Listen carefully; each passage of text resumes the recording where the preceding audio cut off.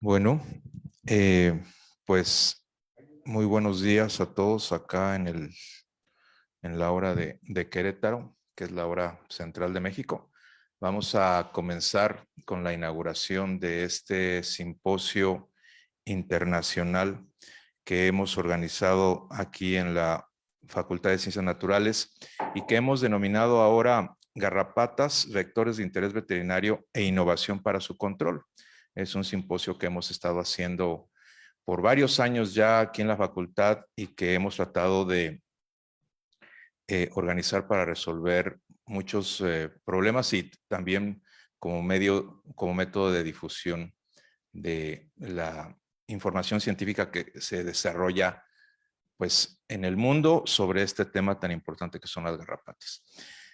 Para comenzar, quiero hacer eh, eh, la presentación de las autoridades que nos acompañan ahora.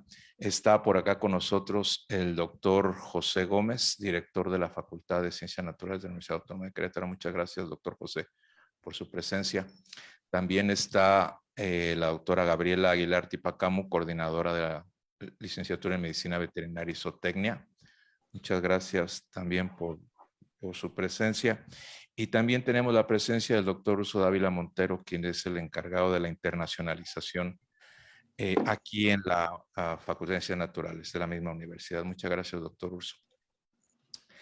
Le quiero ceder la palabra al doctor José para que nos haga favor de inaugurar, pero antes de eso quiero comentarles que este evento ha sido organizado en el marco de un programa que tenemos en el Laboratorio de Inmunología y Vacunas, en donde está colaborando con nosotros la doctora Martina Esperanza Pérez Soria, quien está haciendo una estancia postdoctoral en el laboratorio y quien se comprometió y se animó en realidad a hacer este evento que ha tomado, pues siempre requiere mucho trabajo y la coordinación de este tipo de eventos. Entonces yo le quiero agradecer especialmente a la doctora Martina. Martina, si puedes levantar la mano, estás ahí en el auditorio para la gente te ubique por allá lejos.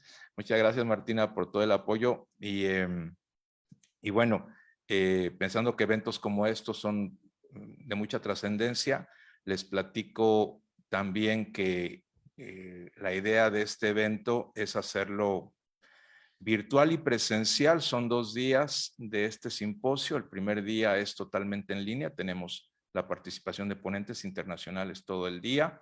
Las presentaciones van a ser en inglés. Los oradores que son de habla española lo van a hacer en español. Yo les pedí también que algunas diapositivas las pusieran en español, si pueden, pero la idea de este primer día es que se haga en el idioma inglés. El segundo día es un simposio, es una segunda parte en español en donde se va a dar presencial aquí en el auditorio. Va a ser el formato, es un poco diferente porque ahora la cámara va a estar apuntando a los ponentes y se va a hacer transmisión directa. Ya no vas a ver transmisión por Zoom como lo estoy haciendo ahora, sino es la transmisión directa y va a ser totalmente en español.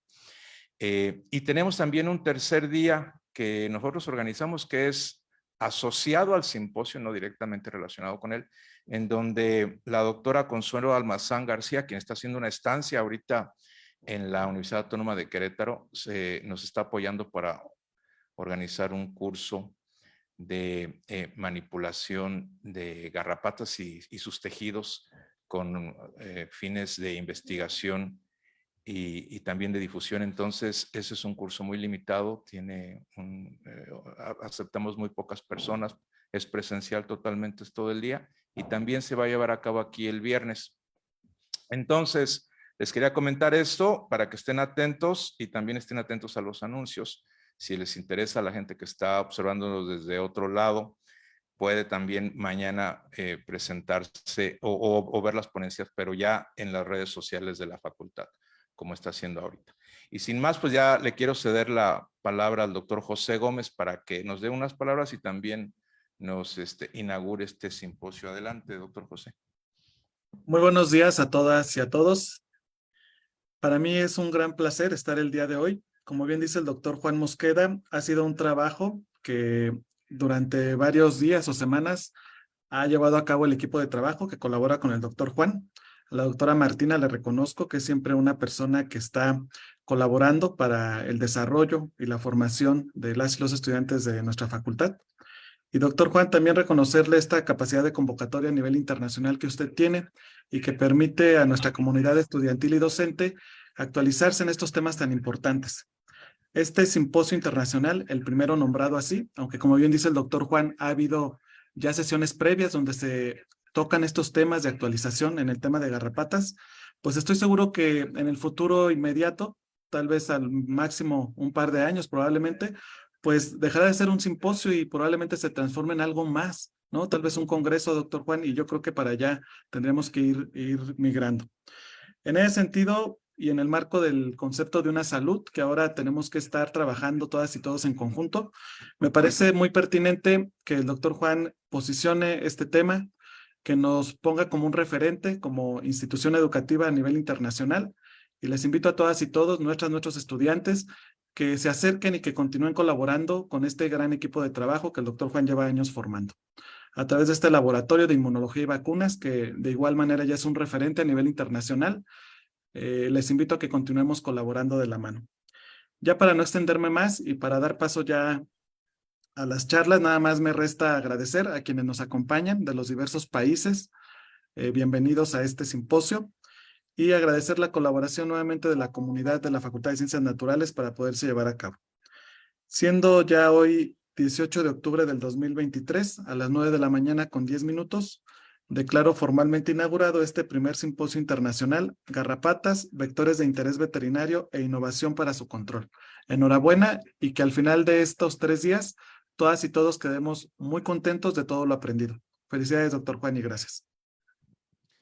Muchísimas gracias, doctor José, y gracias por acompañarnos. Sé que tienen una agenda bien complicada en estos días, pero les agradezco muchísimo la presencia tanto de usted como de la doctora Gabriela Aguilar y del doctor Urso Dávila, quienes siempre nos han apoyado mucho para organizar estos eventos. Muchas gracias. Vamos entonces con eso a comenzar y vamos a tener nuestra primera ponencia del día. Esta ponencia está a cargo del doctor José de la Fuente.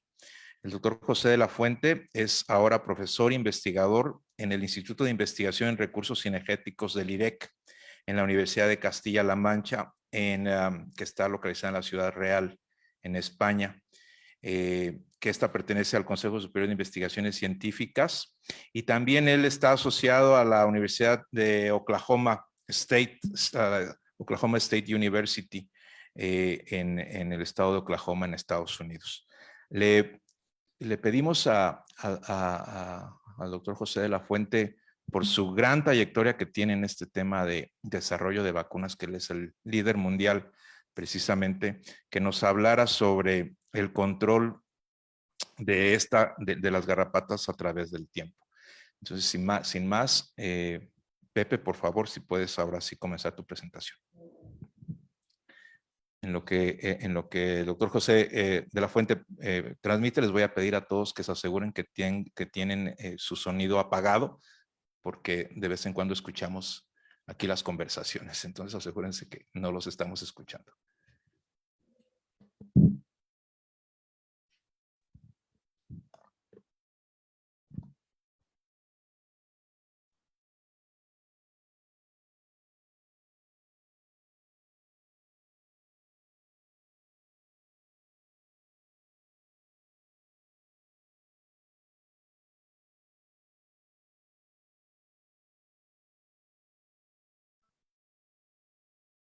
Buenos días a todos. ¿Me escucháis? Sí, se escucha bien, Pepe. Perfecto. ¿Y se ve bien la presentación? Se ve muy bien ahora.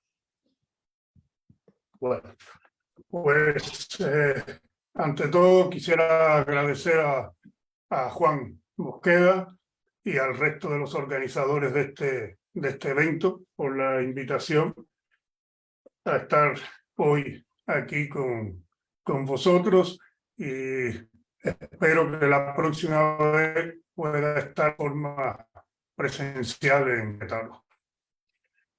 La presentación, como decía Juan, va a centrar un poco en dar una perspectiva sobre cómo ha ido o cómo se ha enfrentado el control de las garrapatas a través del tiempo. Brevemente os presento que nuestro grupo de Sanidad y Biotecnología en el Instituto de Investigación en Recursos Cinegéticos se centra en el estudio de la interacción entre animales domésticos, fauna silvestre, patógenos, vectores y humanos, con una perspectiva de One Health para poder enfrentar el control de las enfermedades infecciosas. En particular, mi grupo, conocido por genómica, proteómica y biotecnología centrado en el control de enfermedades infecciosas, se centra en el estudio de las interacciones moleculares entre hospedadores, vectores y patógenos y en desarrollar algoritmos para traducir esta información básica en intervenciones para el control de las garrapatas y de las enfermedades que transmiten. Las garrapatas, como todos conocéis, es un organismo que se utiliza como modelo para el estudio de las interacciones con hospedadores y patógenos. Es considerado el segundo después de los mosquitos como vector de enfermedades en humanos y el mayor vector para animales domésticos y silvestres. El reto es que las garrapatas son difíciles de controlar.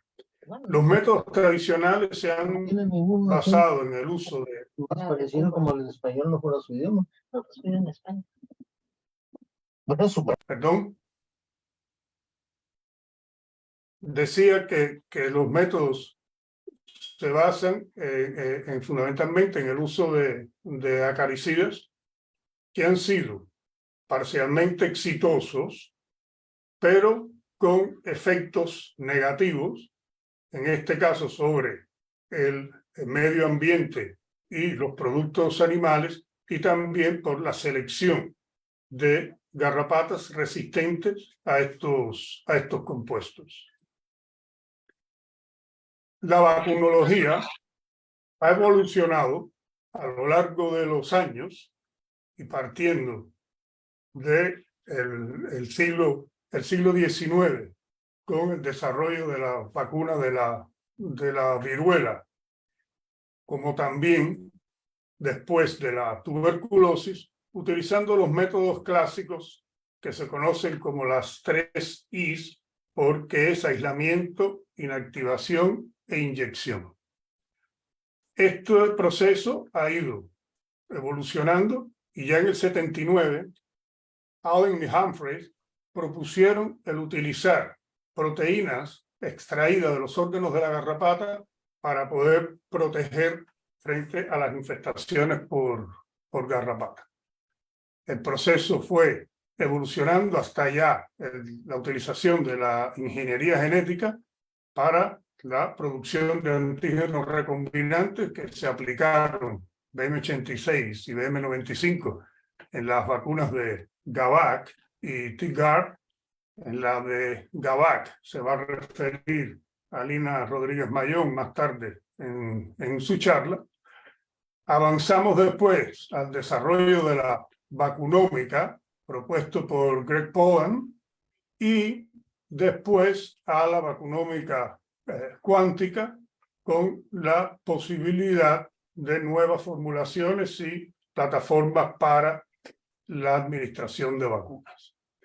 BM86 y BM95, que como decía son los componentes de Gavac y fueron los de Tigard, se basan en el desarrollo de anticuerpos en los animales inmunizados que una vez las garrapatas se alimentan sobre los animales, interactúan con las proteínas diana, afectan su función que se traduce en una reducción en el número de garrapatas y en el ciclo de vida de las garrapatas. Estas vacunas en condiciones de campo llevan a la reducción del número de garrapatas, de la infestación en el tiempo, y también reducen el uso de acaricidas, manteniendo la vacunación. El segundo reto es cómo lograr vacunas que sean eficaces frente a diferentes especies de garrapata. Enfrentar este reto es lo que nos llevó en su día al descubrimiento de la subolecina en Ixodes scapularis, también conocida como 4D8, mediante expresión de librerías de inmunización, y que precisamente formó parte de la tesis de Consuelo Almazán, que vais a tener también mañana aquí en esta reunión. En este caso, el antígeno es intracelular, el antígeno diana, y el mecanismo de protección también está mediado por los anticuerpos inducidos en los animales inmunizados, que las garrapatas cuando se alimentan ingestan, y que por mecanismos aún desconocidos son capaces de entrar en la célula e interactuar con el antígeno diana, en este caso la subolecina, para prevenir su traslocación al núcleo y de esta manera afectar su función, que se traduce también en un efecto sobre las garrapatas y el ciclo de vida. Este antígeno o la inmunización con este antígeno ha demostrado eficacia frente a diferentes vectores, porque es un antígeno muy conservado a lo largo de la evolución, también en diferentes hospedadores, que como veis van de aves a mamíferos, y frente al control no solo de patógenos, sino también, no solo de vector, sino también de los patógenos transmitidos por estos vectores, como es el caso de Plasmodium, Anaplasma, Borrelia o Babesia. En condiciones de campo, este antígeno ha demostrado también eficacia en la reducción de las garrapatas en animales inmunizados, tanto en ovejas como en bovinos, también en la reducción del uso de acaricidas y de la prevalencia de patógenos como anaplasma marginales. Conforme se hizo el trabajo con subolecina, se han hecho con otros antígenos que en los últimos 20 años se han ido identificando y probando en diferentes modelos, como os muestro aquí en un resumen muy sencillo, porque son muchos antígenos en diferentes especies de garrapata a lo largo de estos años. El tercer reto es cómo lograr controlar el impacto que tiene la diversidad genética de las garrapatas. Y para ello hemos propuesto la medicina personalizada basada en estudios regionales con las especies y cepas regionales y basado en los hospedadores para los que está destinado la vacuna, como es este ejemplo de estudios que llevamos haciendo en Uganda en colaboración con la Organización Nacional de Agricultura. De esta manera se puede, utilizando las garrapatas colectadas de la zona diana, evaluar los diferentes antígenos en los hospedadores para los que está dirigida la vacuna, como aparece aquí en Bos indicus y en ganado mixto, para lograr identificar el antígeno que nos da una mejor eficacia frente a las diferentes especies de garrapata en estas condiciones. Esto nos lleva entonces al cuarto reto, que cómo podemos combinar antígenos para mejorar la eficacia de las vacunas. Y en esto nos vamos a centrar en la biología de sistemas mediante la integración de resultados de ómica. Esto nos lleva a la vacunómica, que basado en estas diferentes aproximaciones podemos buscar o desarrollar algoritmos para integrar y analizar esos datos y después que nos permitan la identificación de antígenos protectores. Esta aproximación ya se ha utilizado tanto para la identificación de antígenos protectores para el control de garrapatas, como también para el control de patógenos, como se ilustra aquí con Anaplasma phagocytophilum. Y ha permitido la identificación de antígenos no solo expuestos en la membrana, sino también con precisión de transmembrana e intracelulares.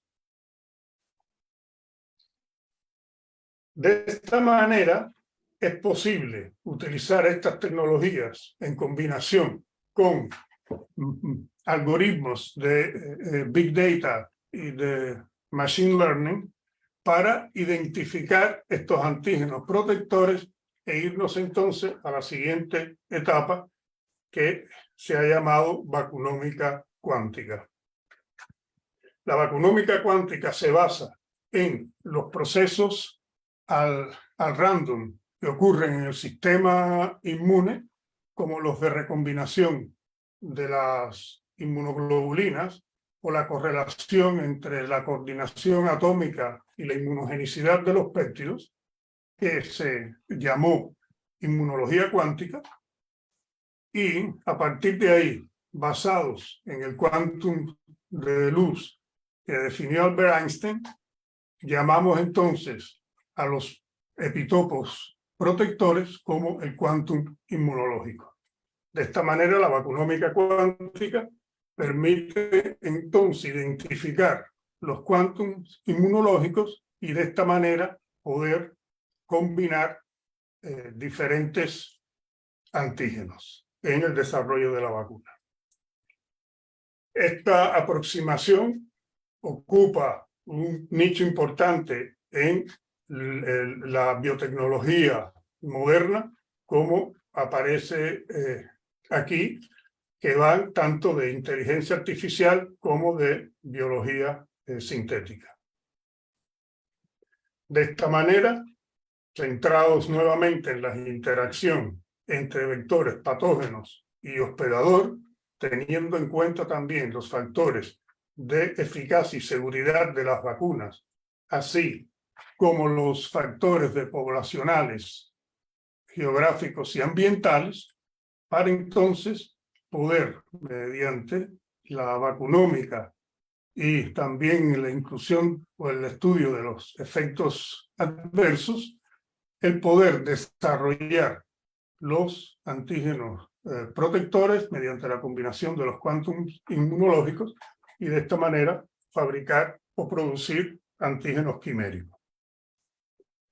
Esta plataforma se ha desarrollado mediante diferentes algoritmos que van tanto in vitro como in music, que también se basan en las interacciones entre proteínas, en predicción in silico de los epitopos protectores o el mapeo de estos epitopos para de los quantums inmunológicos.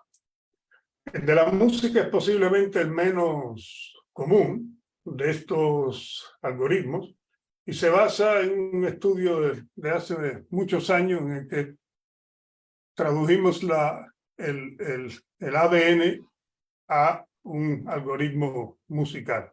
Pero esto permite el identificar las regiones en las que las proteínas interactúan. Insisto que es algo que no es muy común, pero aquí brevemente os lo muestro con el ejemplo de utilizar el antígeno subolesina, que también es conocido como aquirina en otras especies, como aparece aquí que va desde garrapatas hasta peces, que están interpretados a la misma vez por diferentes instrumentos, y de esta manera se identifican las imitaciones musicales que aparecen aquí en amarillo, que pueden ser las zonas de interacción. Y os dejo una breve visión de cómo suena esta reproducción.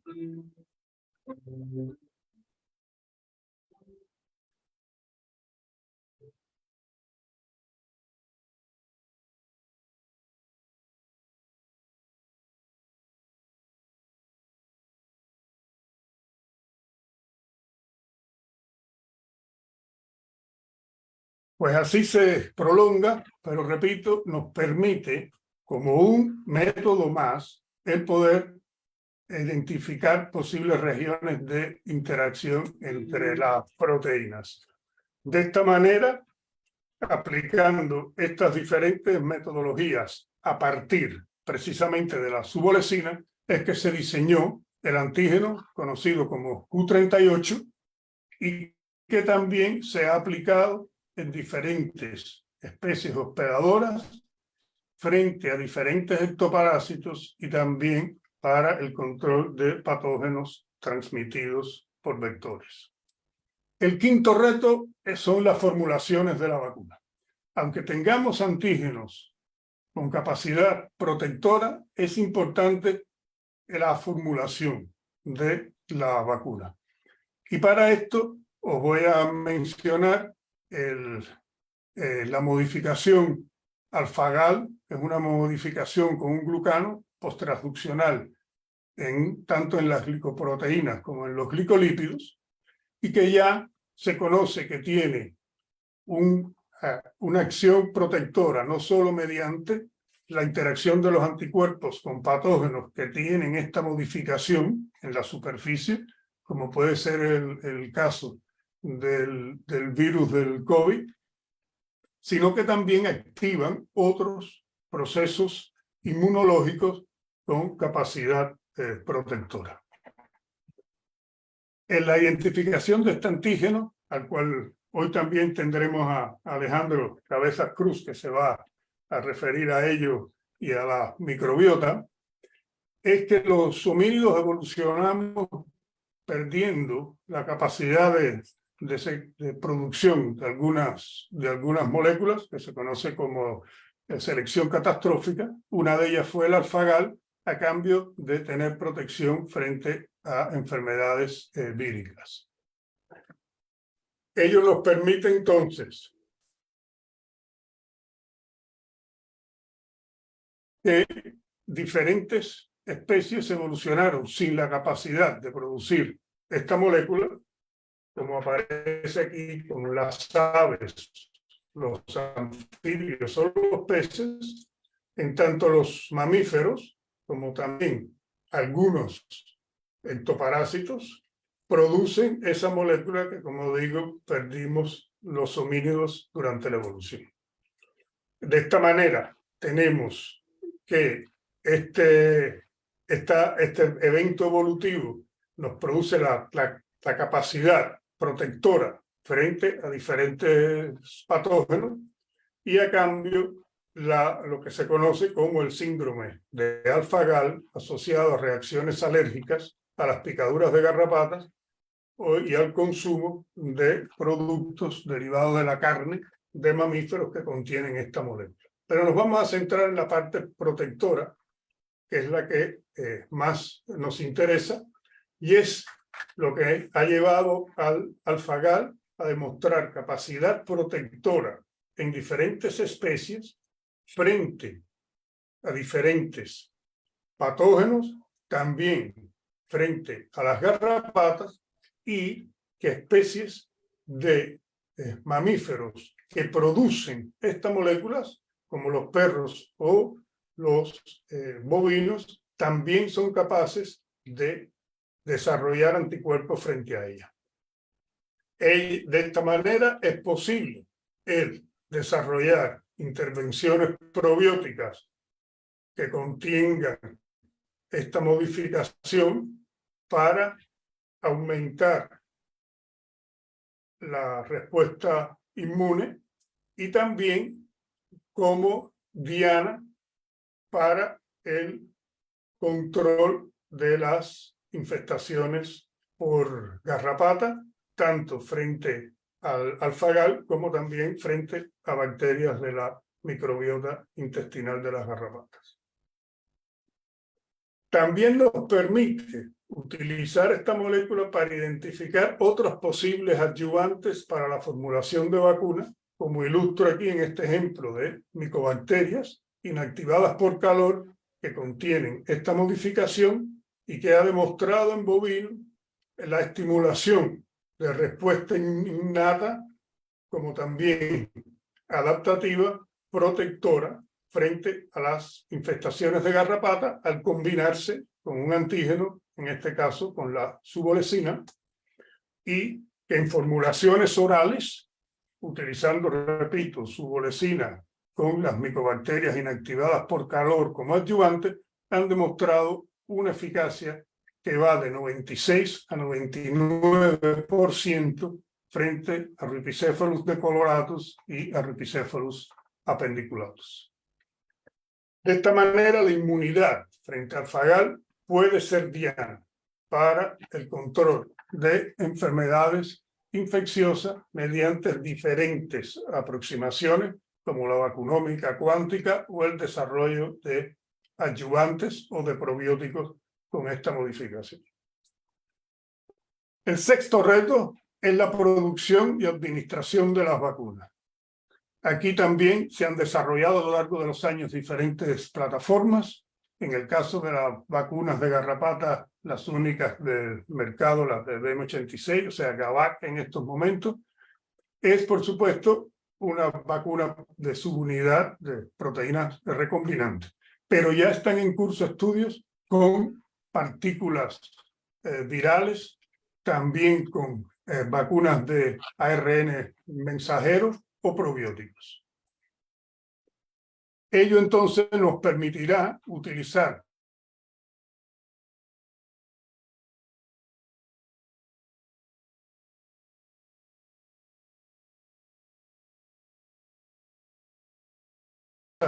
como proyectos que ya están en curso. De esta forma, tenemos entonces el último reto, que es cómo podemos combinar las vacunas con otras intervenciones para el control tanto de garrapatas como de patógenos. Y ello mencionaré la transgénesis, que como saben es la manipulación genética del vector, o la paratransgénesis, que en este caso se modifican simbiontes del vector también para afectar tanto al vector como al patógeno. Ello ya se ha desarrollado en garrapatas, los estudios de Mónica Gulianus, que aplicando la tecnología del CRISPR en garrapatas, y también como oportunidad para manipular el microbioma y el viroma en las garrapatas. La paratransgénesis, que la hemos aplicado con una aproximación conocida como frankenbacteriosis, en la que simplemente se modifica una bacteria comensal de la microbiota, produciendo un antígeno del patógeno que hace que entonces esta bacteria de la microbiota compita con el patógeno dentro de la garrapata y reduzca la infección y por tanto la transmisión del patógeno. Y ello entonces abre la puerta, con mucho camino por recorrer, a la posibilidad de desarrollar vacunas orales y probióticos que se pueden combinar con las vacunas de uso tradicional. Lo que nos lleva entonces a que las diferentes tecnologías se pueden combinar en el futuro con antígenos desarrollados protectores con las últimas tecnologías, administrados con plataformas de administración, con la posibilidad de ser combinados con intervenciones probióticas o para transgénesis y en formulaciones orales. Y con esto quiero agradecer a todos por vuestra atención, a los miembros de mi grupo, a los muchísimos colaboradores que han participado en estos proyectos y que seguimos trabajando para mejorar el desarrollo de vacunas para el control de garrapata. Muchas gracias y quedo pendiente de cualquier pregunta.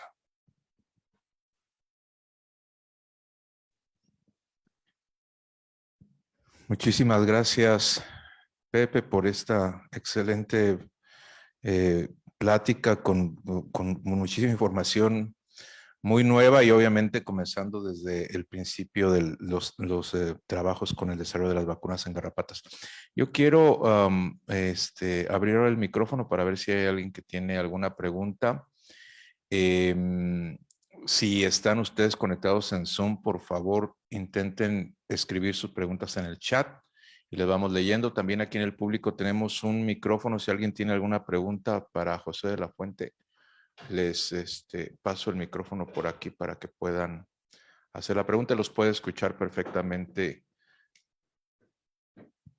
desde allá. Y en lo que la gente va preguntando, Pepe, yo te quiero hacer esta pregunta. Leí obviamente recientemente el trabajo sobre las vacunas de RNA mensajero para garrapata. Te quiero preguntar tú, ¿cómo ves el futuro para estas vacunas? En el entendido de que al menos para COVID, el desafío de las vacunas de RNA mensajero, que son exitosas en cuanto a generar una respuesta inmunitaria, pues es el costo de producción y el costo de almacenaje.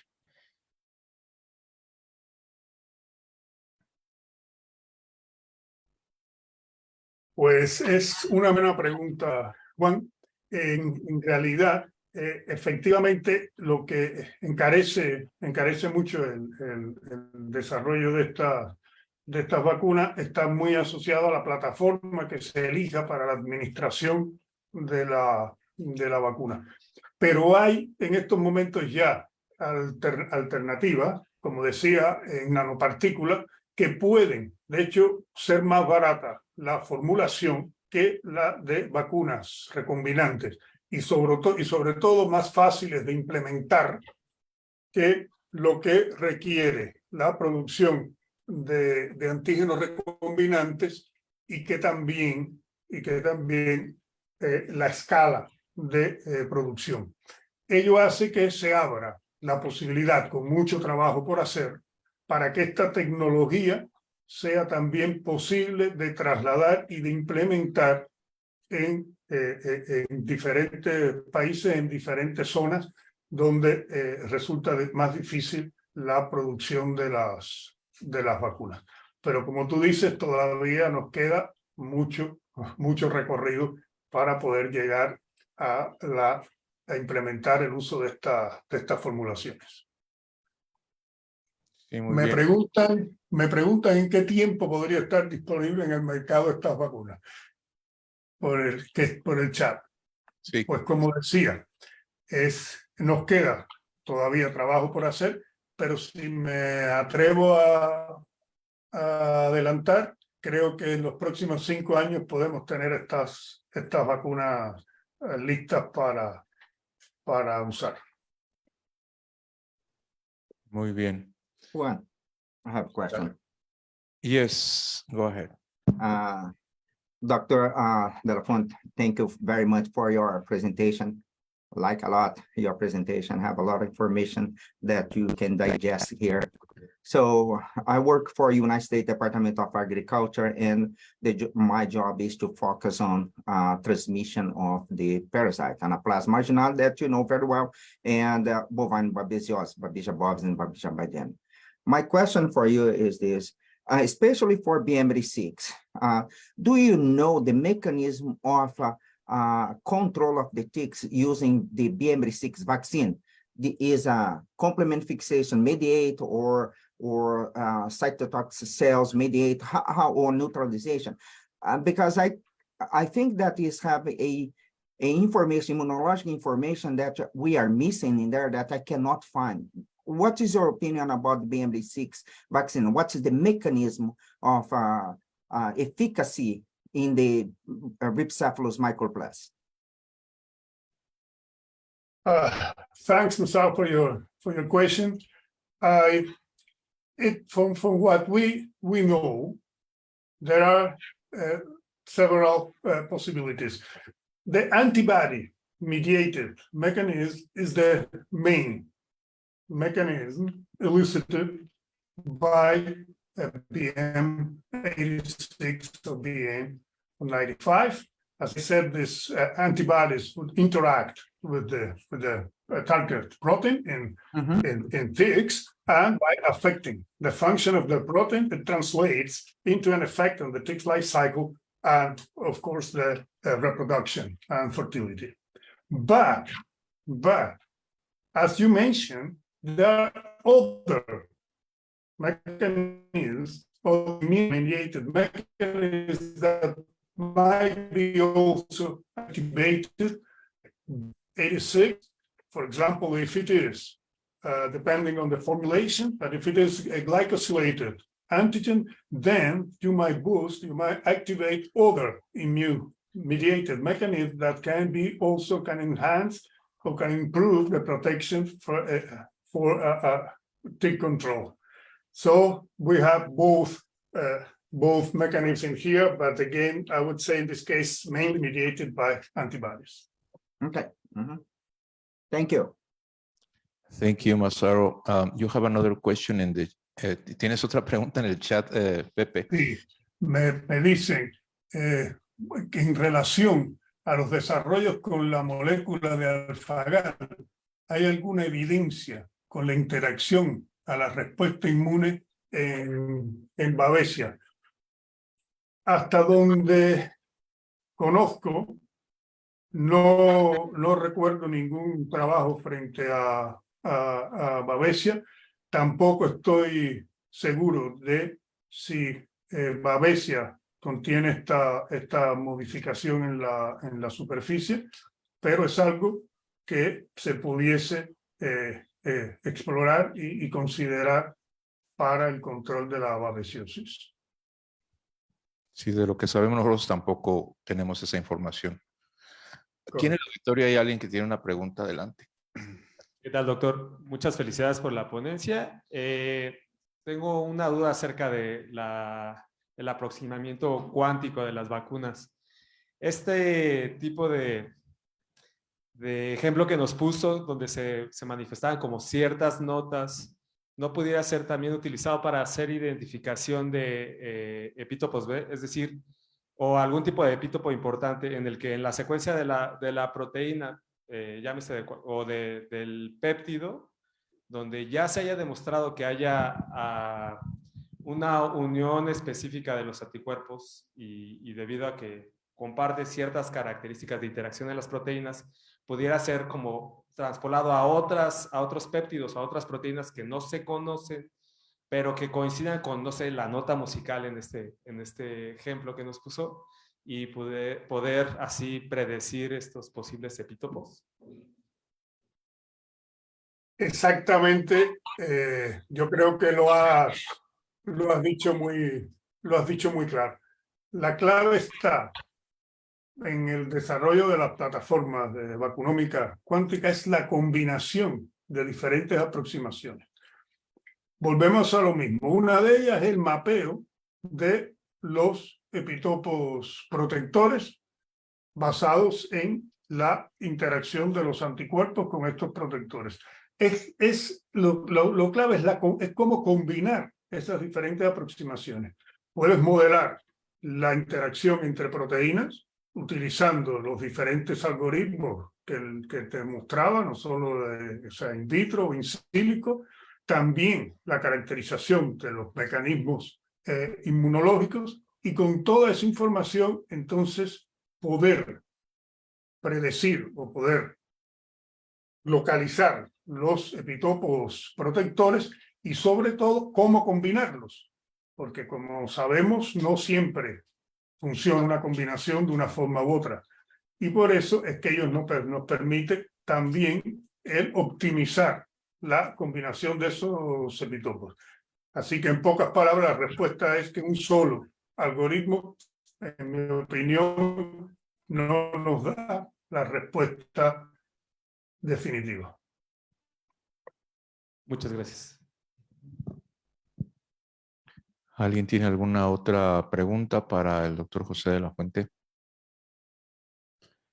Yo creo que ya vamos a poder entonces ir cerrando esta sesión. Yo nada más tengo aquí una pregunta, Pepe, relacionada con este último tema en donde mencionaste las diferentes plataformas para desarrollo de vacunas. Al menos hay ciertas otras tendencias para desarrollar vacunas que se pueden aplicar, por ejemplo, en parches en la piel. ¿Tú crees que eso sea posible para las vacunas contra garrapata, asumiendo que la respuesta inmune es una respuesta también a nivel de piel? Muy buena pregunta. Hay muy poco hecho sobre eso. Cuando te digo muy poco, muy poco, hace años hicimos algunas pruebas. En este caso es muy importante la formulación y el antígeno que se utiliza en la formulación, puesto que hay antígenos que son más fáciles de administrar por esa vía que otros, dependiendo, por supuesto, de la carga del antígeno como también de la configuración. Entonces, no cerraría esa puerta, pero, insisto, tiene limitaciones y lo vería como una forma más de combinar con otras aproximaciones y centrarnos, por ejemplo, si la vamos a aplicar en mascotas, me refiero en perros o en gatos, quizás tengamos más posibilidades del éxito con formulaciones de este tipo que si nos vamos al ganado. Pero, insisto, hay muy poco hecho sobre el tema. Muy bien. Bueno, pues entonces te vamos a agradecer mucho, Pepe, por tu participación. Sé que estás ocupado y sé que ahora ya en España estás en otro horario, ya por la tarde. Me da mucho gusto verte, aunque sea por aquí por el Zoom. Es una pena que no hemos podido coincidir últimamente, pero ojalá podamos vernos pronto. Y muchísimas gracias de nuevo. Gracias a vosotros y efectivamente que continuemos colaborando y que nos veamos pronto. Un saludo a todos. Muchas gracias. Vamos entonces a continuar con nuestra segunda ponencia. Voy a hablar en inglés ahora. I don't know if Joe is around. And there he is. Hi, Joe. Can you hear me? There he is. Hi, Joe. Can you hear me? Yes, I can. Sorry, I had my microphone muted. Let All me right. share screen again. Yeah, go ahead.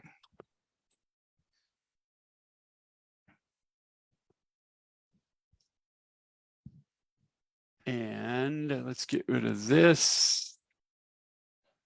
All right. Oops. So our next speaker is Dr. Joseph Boch. He works at the Pathogen and Microbiome Institute at the Northern Arizona University, which is a university in Flagstaff in Arizona in the US. He's gonna he's gonna present a work that he's been doing recently about identifying vaccine targets. Go ahead, Joe. Thank you for giving us this presentation today. Thank you, Juan. And are you able to see my title slide? Yes. Great. And so I thank you for inviting me to speak today. This is great to be here with everybody, learning more about anti-tick vaccines. And at Northern Arizona University, I am a staff scientist at the Pathogen and Microbiome Institute here. And this is a photo of the laboratory building where we work. with the mountains in the background are the San Francisco peaks. So here at the Pathogen and Microbiome Institute, we do a lot of work on bacterial pathogens. And I work in the laboratory of Dave Wagner. And we, in addition to pathogens, we also work on tick and flea vectors of disease. And so you can see our NAU team listed here. We have Nathan Stone, who is a technician who's been with us for 14 years and really works on all of the laboratory techniques and generates great data. And then we have a team of undergraduate students who work on our projects.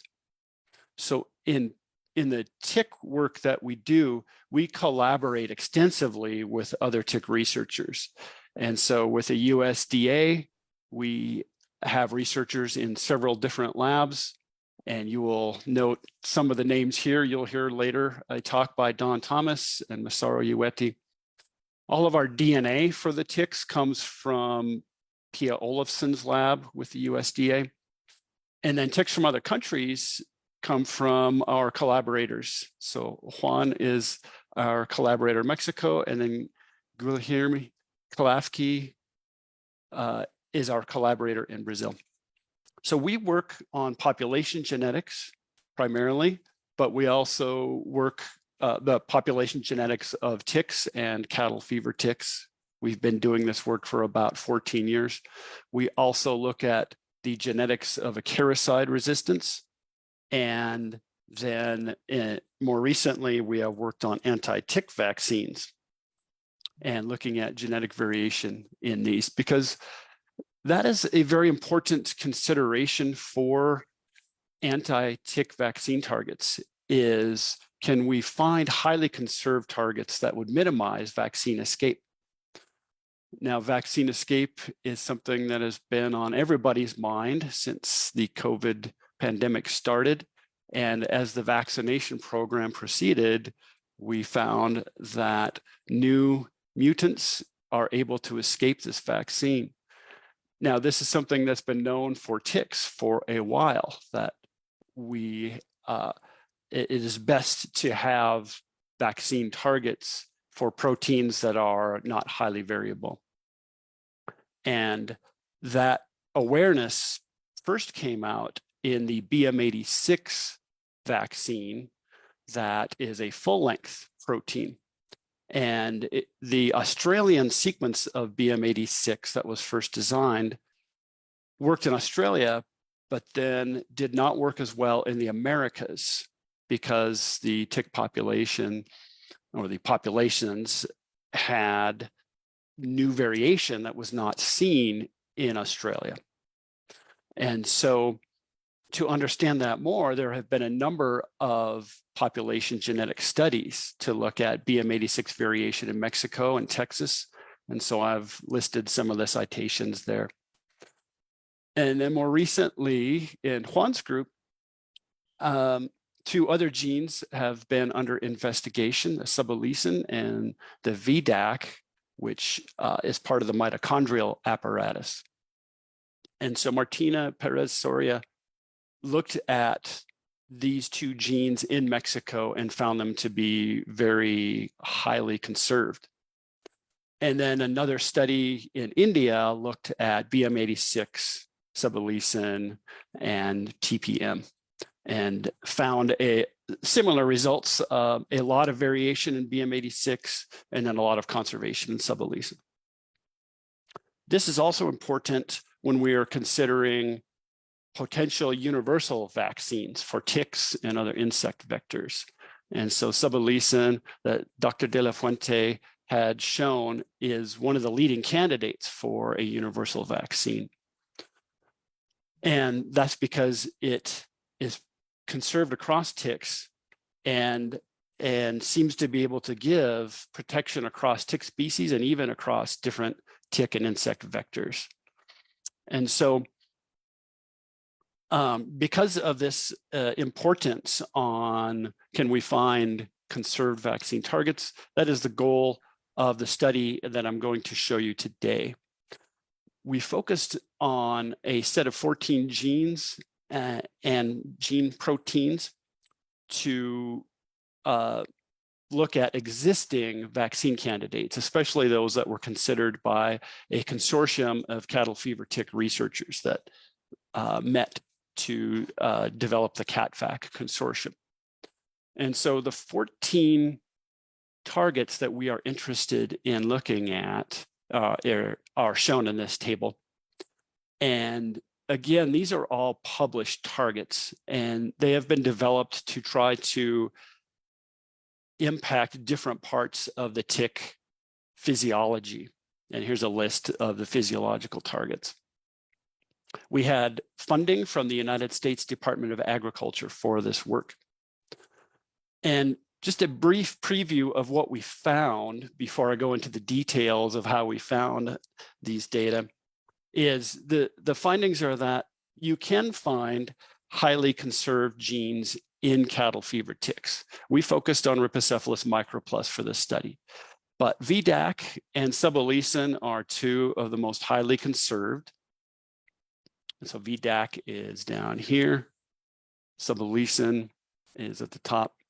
Two others that were very well conserved were vitellogenin receptor, which is important for filling egg yolks for the females, and then aquaporin 2, which is important for water metabolism.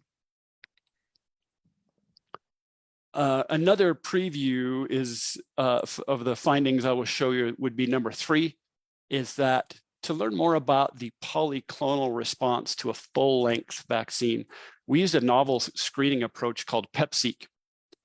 And with PEP-seq, we used that specifically on the BM86 protein that was used to vaccinate cows and horses. And we were able to find specific binding locations for that, for IgG antibodies. I accidentally skipped point number 2, which is in contrast to these highly conserved proteins, it turns out that BM86 is one of the least conserved of the 14 vaccine targets that we included in our study. And that result has been known for a while, but we looked at a larger number of ticks than in past studies and found a lot of diversity in that protein. So those are the main results that I'm going to show you. Here's how we got to those findings. So first, we need to do population genetics. We're going to want a lot of geographic diversity. And so we looked at 167 samples of microplus. And you can see on these 2 maps, all of the yellow locations, the yellow circles showed where we sampled. All of these locations in Mexico were sampled by Juan and were extracted in, the DNA was extracted in the Mosqueda lab at Querétaro. The samples from South America were provided by the USDA through Guy Klafke's work with them. We also sampled a couple of Rhipicephalus annulatus in Texas. We included 12 of those in this study. Each of these yellow circles shows a collection of ticks from a single location, a single cow herd. Each of these has about 30 DNA samples from each location. We sampled 2 or 3 ticks only from each location because we wanted to get as much geographic diversity as possible. So we're very grateful that we were able to collaborate and get all of these DNA samples.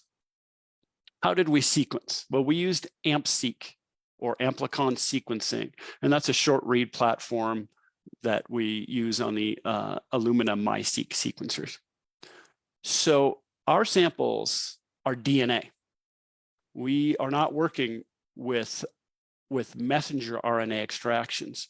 And so we do not have just the important coding sequences to work from. So how do we get around that when we've got this large archive of thousands of DNA samples from Texas and Mexico? Well, we do exon sequencing. And amplicon sequencing, since it's a short read platform, it's ideal for exon sequencing. in the figure, you can see we've got these green boxes that represent exons that are the coding sequences. That's what we're after. But they are separated by these large introns when they're on the chromosome. And those large introns are difficult to sequence across. And we're not trying to do whole genome sequencing. So we are using PCR to target these smaller amplicons. And we can target up to about 300 bases on these short read runs. Then to make the process faster, we multiplex. So each black arrow is a forward and a reverse primer. So we can multiplex these exons and then sequence them so that we can screen for diversity within each exon. At the bottom here, then, once we have those short reads, we can map them to references and do bioinformatic processing using a script that we call ASAP.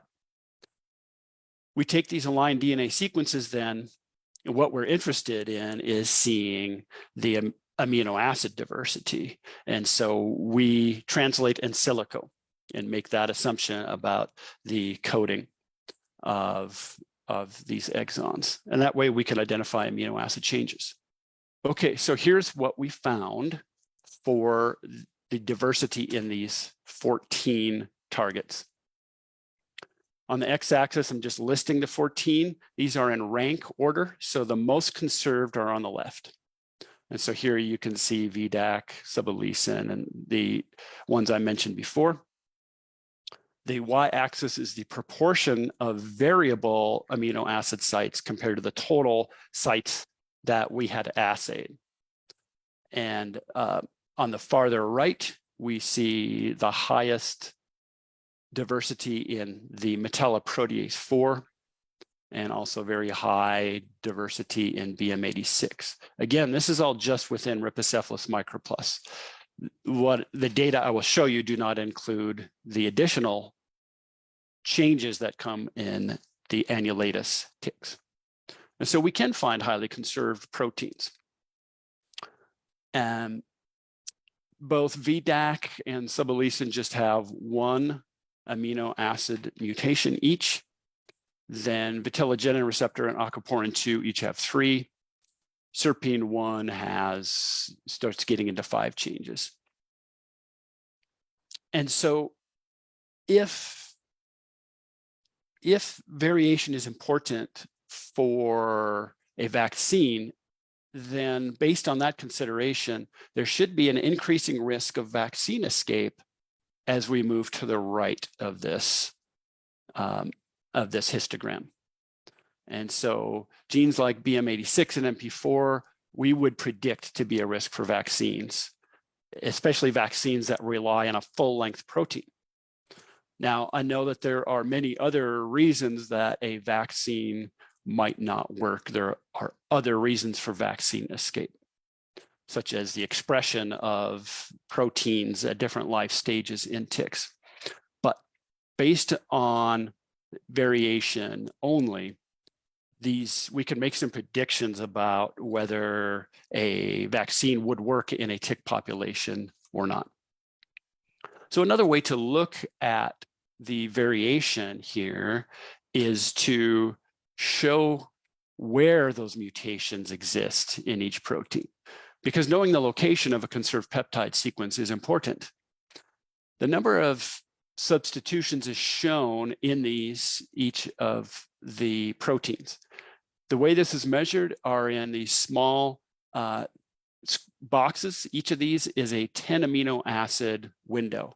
And then we slide that window across the entire protein and show where the variation lies. These are the 14 targets. Again, they are in rank order from the most conserved at the top to the least conserved at the bottom. And you can see BM86 down here with lots of variation. The borders around each of these show which amino acids, which chunks of the protein or domains of the protein we were able to assay. So there are some missing spaces in certain proteins that you'll see. Most of these are very short missing spaces, And the vitellogenin receptor, we only tried to sequence half of the gene. And so that's why there will be large sections missing. In suballicin, I put this blue area here to show we did not successfully sequence the second half of this gene. And so we only know the first part of the protein. And we did find this mutation in it. What else do I want to say? So this is an important slide. I want to spend a little bit of time on it. So VDAC, with the single mutation we found in that protein, that is a common mutation. It turns out it's found throughout Mexico and Texas. It is rare in Puerto Rico and Brazil, and only found in 1 or 2 ticks in our samples from those locations, and we did not find it in Colombia. The suballicin change was widespread in Texas and Mexico. So it is found in the states of Tamaulipas, Zacatecas, Nayarit, and Colima. And so in the vitellogenin receptor, there were also a small number of mutations, but these were common. They were found across all of the countries that we investigated. In aquaporin 2, these 3 amino acid changes were also very commonly distributed, especially throughout Mexico and Texas. All right, so as we work our way down this slide, you'll see we're getting into more and more variation across each protein. Notice how these proteins have mutation hotspots. And we found that in 9 proteins. Places where you get more red boxes, which will be 4 or 5 amino acid mutations in a single 10 amino acid window. And also places where you have a string of windows that have amino acid changes all in a row. And so that is important. It's a very common thing in genes and proteins to have mutations that are aggregated, and knowing where these hotspots are allows us to find conserved locations within each of these genes, such as in BM86. Even with all its variation, there are still a few conserved locations that could possibly be used to fine-tune a vaccine against BM86 or against any of these other targets. And so knowing this information will be important, we hope, for future vaccine development. Now, what we don't know about these proteins is which epitopes would be protective. So an epitope is going to be anywhere from 8 to 12 amino acids in length. And that's where an IgG antibody would bind. So you can get antibody binding at anywhere along these proteins, but getting a protective response is important. Because of that, we used the PEP-seq procedure on BM86 to learn more about the BM86 protein and the immune response to it. And the PEP-seq is short. It's a method that's the short. It's an abbreviation for peptide sequencing. So what it does is it's a way to discover IgG antibody epitopes through a high throughput screen. It's a new twist on an old immunological technique. And so what we do is, instead of looking at one peptide at a time, we're able to make a synthetic peptide library. So this is shown under point 1, where this is a set of pooled peptides. We can have up to 90,000 peptides in a single tube. But that means we need a way to identify these. And we do that with a unique DNA barcode, which is shown as this little stem. So in the synthetic peptide libraries, we use 29 amino acid lengths. We also offset each of these individual peptides by 6 amino acids, and then we walk our way across the full-length protein. The second part that is needed for this is we need antibodies from a vaccinated host so that we can pull down the antigens or the peptides that are in this synthetic peptide library. And so in this study, we have serum from both cattle and horses that were vaccinated with full-length BM86 protein. And these were from different projects at USDA that we were able to get extra serum from to run this first trial. Because these peptides are 29 amino acids, they're fairly short, so we are only looking at linear epitopes in this PepSeq run. When we do an IgG pull down and we are able to bind synthetic peptides to an antibody, then we are able to enrich ones. If you have lots of antibodies for a particular peptide in the BM86 protein, then we can pull those down.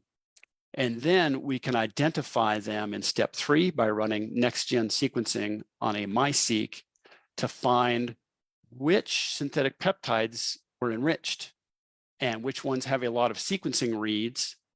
That serves as our quantitation of high binding versus low binding or even no reactivity with synthetic peptides.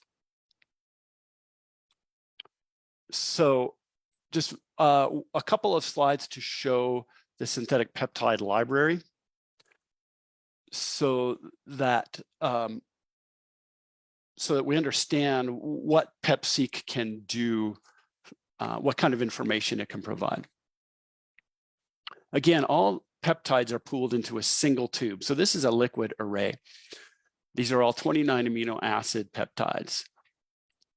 And what I'm showing here is an example of 29 amino acid peptides with a DNA tag. And these DNA tags change across each of these unique peptides.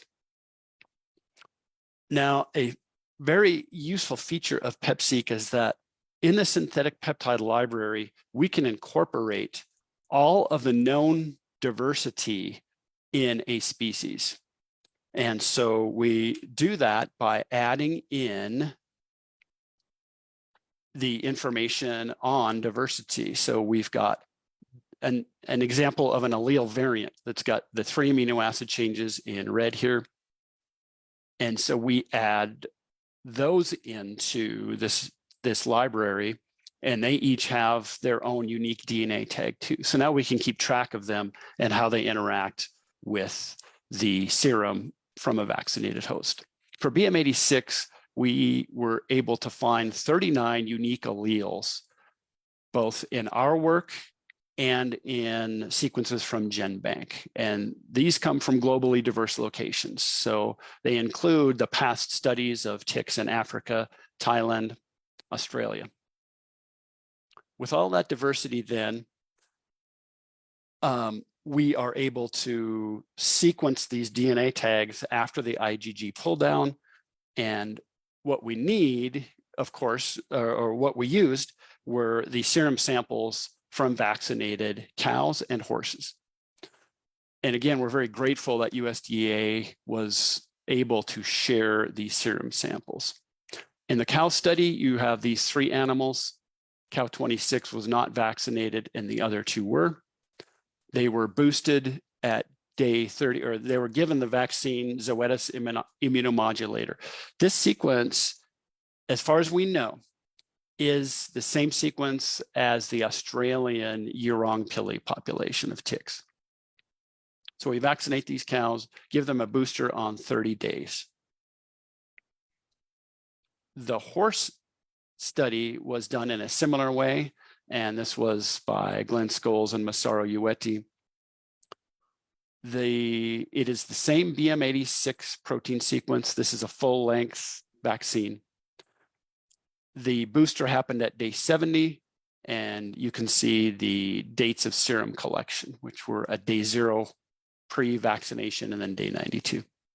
So I'll use the icons to track the data that I will show you now. So first, you can see these three main peaks. And these are locations within BM86 that IgG antibodies are reactive with these locations. And again, these are 29 amino acid peptides that IgG antibodies are binding to. What are these peaks in the end? So on the x-axis, we've got the position of the amino acid. On the y-axis is a z-score. That is simply a comparison of the number of DNA tag sequence reads in a vaccinated host versus a negative control that's in the PEP-seq library. So really a z-score is the number of standard deviations of how many reads were gathered for that peptide. Now, the other thing we need to do is set a threshold. This is a discovery technique, or in this experiment, it was a discovery technique. So we set this z-score to a level of 10, and that's why we are looking at these three peaks. And so this is the first time we've ever shown these type of data for a full-length BM86 vaccine. And it's very intriguing to see where the polyclonal response is hitting. This graph is just from one cow. It's cow 30 at day 38. So this cow has been boosted and was sampled 8 days after the boosting. This work these data were collected by our collaborators at TGen in Phoenix, Arizona, led by John Alton, who's the PI, and then the analysis, the data were collected by Sierra Henson and Aaron Kelly on his team. So these are an example of the data that will show us the polyclonal response in the host. In addition, we have information on multiple hosts. So we've got 2 cows that are available to compare, and then the 3 horses. And so you can see on the peptide number 1, we had 1 of 2 bovines, 1 of 2 cows that had a strong response here to peptide 1. Peptide 2 was just 1 cow and none of the horses. And then peptide 3 had a response in 4 out of these 5 hosts. Now we can bring in, now that we know the locations that seem to raise the antibody response in the vaccinated hosts, we can look at the diversity that we incorporated into the peptide library. And so when we look on the right, so on the left would be the sequences in the peptide 3 region. On the right are reactivity with antibodies, just a plus or a minus, whether we found a peak for that host or not. You can see cow 1 had a very low response, or cow 34. Cow 30 did have reactivity with the top 7 sequences, and so did the first 2 horses. But these alleles, the first 6, are very similar to the top sequence, which is the vaccine strain sequence of the Australian allele. When we get to these bottom sequences, which are more diverse, we see less reactivity, or really no reactivity. So something about this combination of changes had a major effect on the ability to bind to those. So this would be an example, if this is a protective epitope, this would be an example of a risk for vaccine escape. And let's see, that's what I just covered in this. I'm going to keep going so that I can show you a few more bits of data here.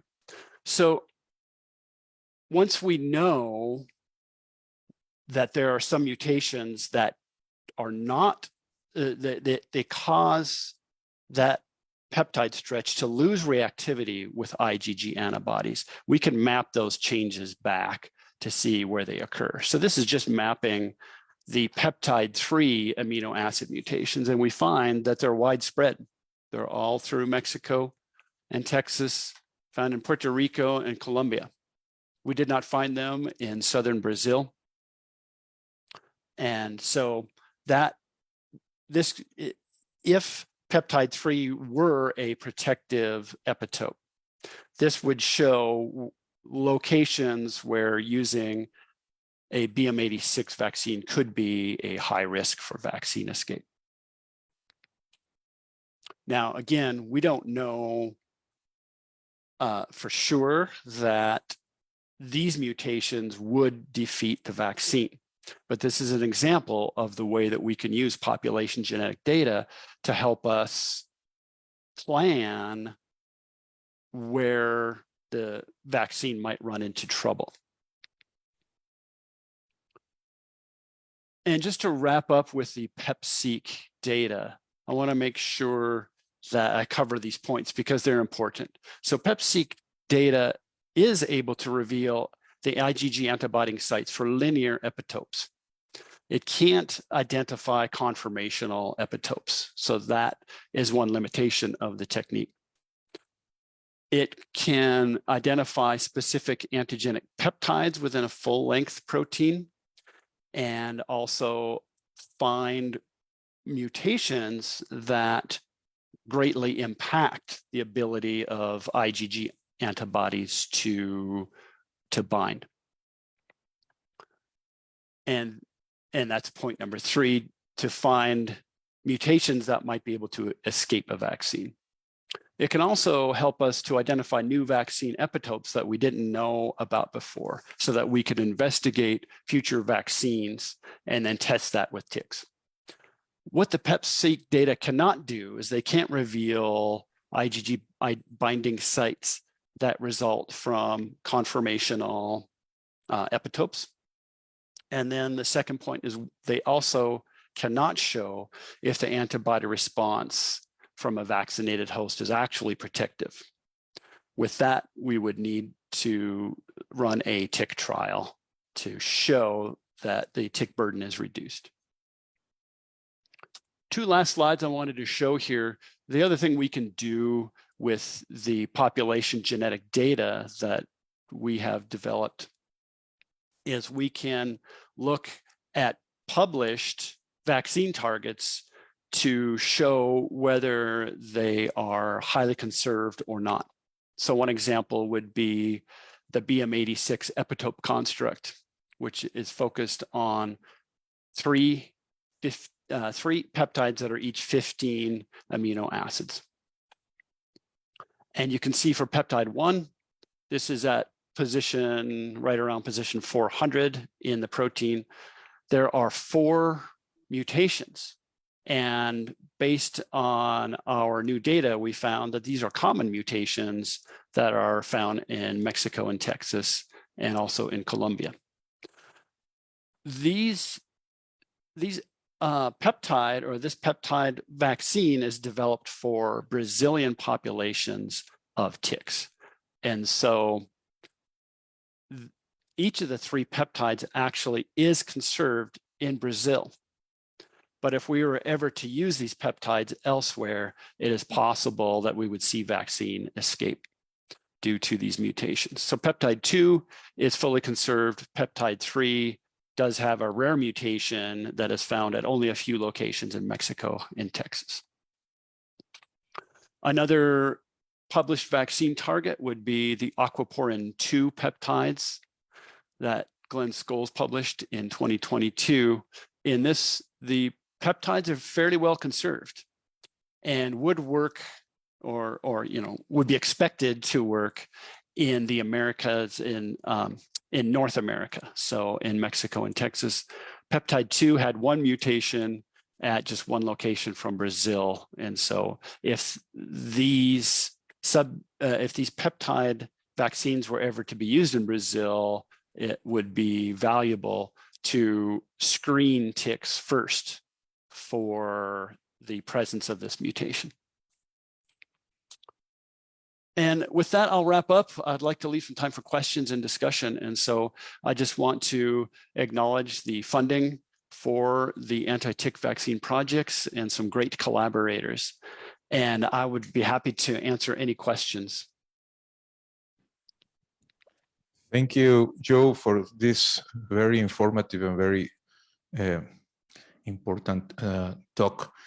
There is actually a question from Isabel from Brazil. She's presenting later on. I don't know if you want to address that question on the chat, or shall I read it to you?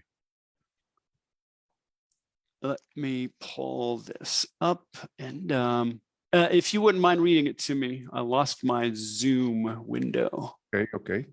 So it says, question for Dr. Bush, very important topic for any vaccine. Do you think that increasing the number of antigens formulating a tick vaccine can decrease the risk of vaccine escapes, even if some of the antigens are not well conserved? Yes, using multiple targets is an idea that researchers are starting to investigate. And it makes sense to use different targets because you can affect different parts of the tick physiology. Now, if one of the targets has a lot of mutations, that could mean that one target is not really all that effective. But hopefully, if you have another target in the vaccine, or maybe 2 to 3 other targets, that would overcome the loss of one target. But of course, that all has to be investigated and validated. But it certainly is a good idea to use multiple targets to help have some insurance that the vaccine would work on most ticks. Does that address your question? Okay. Let me see if Isabel has another. That's all right. She says yes. I have a question. Yeah, go ahead, Massaro. Hey, Joe, how are you doing? I'm doing good. Thank you, Massaro. Yeah, I have a question. So you mentioned about that variation of, let's talk about BMR6, okay? BMR6 can immune evade the the challenge or the vaccine. I agree completely, but there are other factors that we need to put in consideration. For instance, your PET-seq, you were mentioned about the linear epitope, but there is another thing that I was interesting. If you measure different animals, each animal responds different. Did you see if they have a different epitope that they respond or not? For this is the question for bovine. Now, between horse and cattle, did they respond for different epitopes? Good. I'll start with the second part of that, Massaro. So we did see differences between the cows and horses. And for the cows, I showed you 3 peaks. The horses only had the first peak and the third peak. And they really did not develop reactivity with that second peptide location. So there is, that is hinting at a difference across host organisms. Now, even though we had a very small number of animals, just 5 to look at, there was variation in reactivity across those. And you probably picked that up on the reactivity columns. Some horses had a very strong response. We saw a lot of plus symbols across many sequences. And one of the horses had a very poor response to that third peak, peptide 3 peak. The cows also showed variation, although the cows were sampled on different days. So the one cow that did not have a strong reaction to anything had not been boosted yet. It was sampled at day 28. Mhm. And so variation among individuals was very obvious in the PEP-seq data set. And that is one of my concerns about in getting a sufficient immune response with a full-length BM86 protein. At least in the experimental conditions with a small number of animals, we saw a lot of variation with that. And so it makes me wonder, what is it like when it's in the field and being deployed on an entire cattle herd? Yes. Mhm. So any vaccine target will have to take into consideration that variation among hosts and the variation in immune response. Did that address your first question too, Yes. Ms. Saro? Yes, yes. Mhm. Okay, thank you. Right. Last question from Isabel Santos. Can you read that, Joe, or shall I read it? No, if you could read it. I'm sorry, I lost my Zoom window. It's all right. It's all right.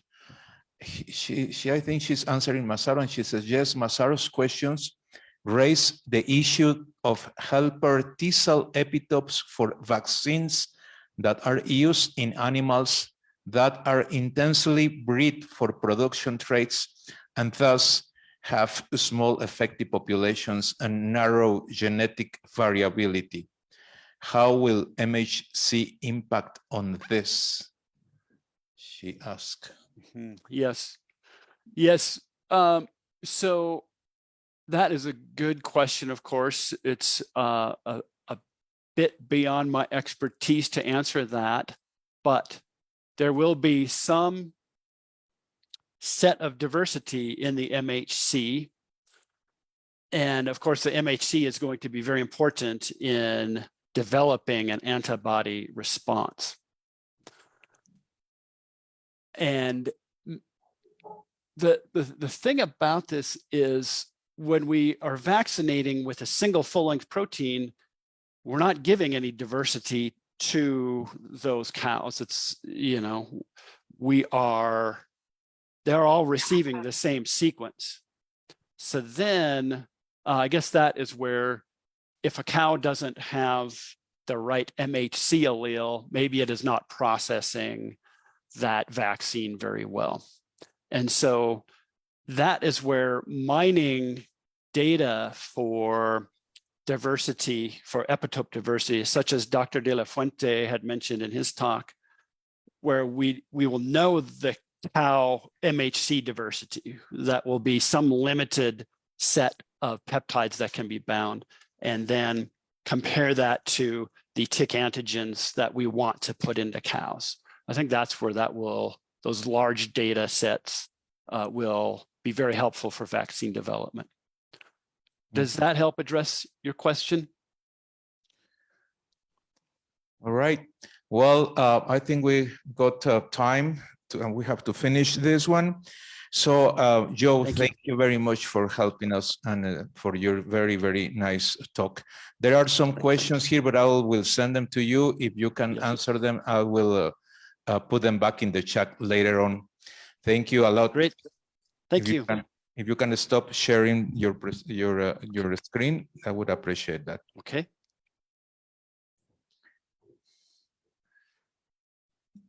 Alejandro, are you around? Yes, I'm here. All right.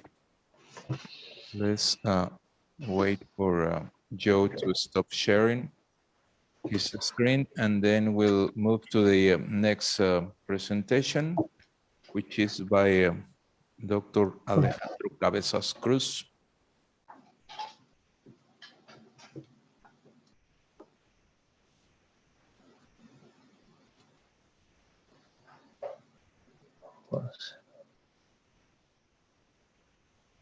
All right, I apologize, and I will, I'll leave the meeting so that I can pull that off.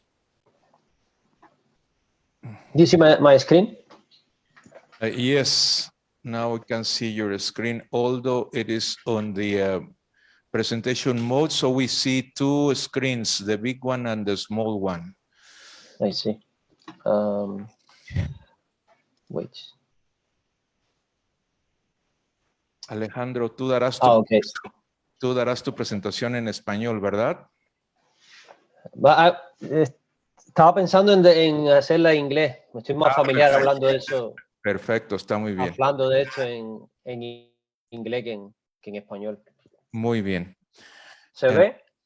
Se ve, La presentación completa. estamos esperando que se presente ya que se ponga en modo presentación, pero ya se ve sin las dos pantallas. ¿Tú la ves en modo presentación? Yes. No, No. we still see, we don't see the two screens, but we see your screen without the presenting mode, which is probably because you're using two screens and you have to reverse the screens. Wait. Let me change this. Les quiero presentar al doctor Alejandro Cabezas Cruz. Él trabaja para el National Research Institute for Agriculture, Food and Environment, del Biology, Molecular and Immunology Parasite. Algo así en francés, pero ya nos dirá Alejandro en Mausson-Alfort, en Francia. Él nos va a hablar de las vacunas bloqueadoras de la transmisión de patógenos y la microbiota como blanco de acción. Adelante, Alejandro, aunque todavía vemos su presentación en forma de diapositivas individuales, pero adelante. ¿Todavía se ve diapositivas individuales? Sí, yes.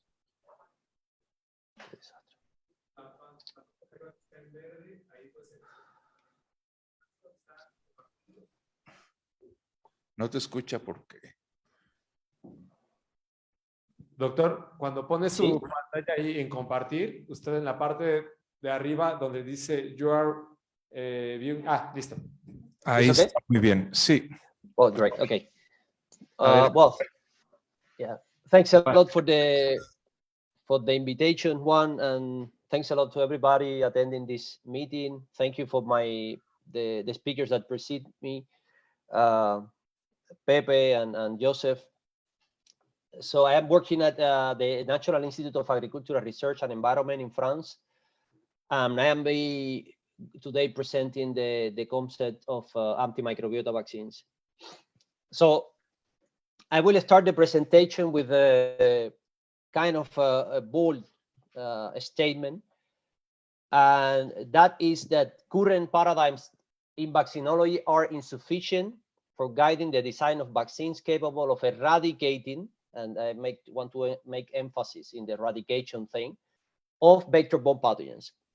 And I am not making that claim just to highlight what I am going to present or the proposal to that, but this paradigm has been the dominant paradigm on vaccine development for 150 years, since the experiments and of Louis Pasteur, Jenner, and we have not really been able to develop vaccines that help us eradicate vector-borne pathogens. For example, we have for non-vector-borne pathogens a lot of examples that we develop vaccination strategies in the full population, and we can eradicate the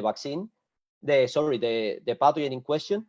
In case of vector-borne diseases, for example, one of the highlights could be malaria, in which tons of research has been poured onto the control of malaria through vaccination, and still we have no one vaccine that we could rely on for the eradication. So for me, there is an exhaustion on the approach and the concepts we are using to develop those vaccines, which is characterized by a technical obsession with developing a specific immune response against the pathogen in question.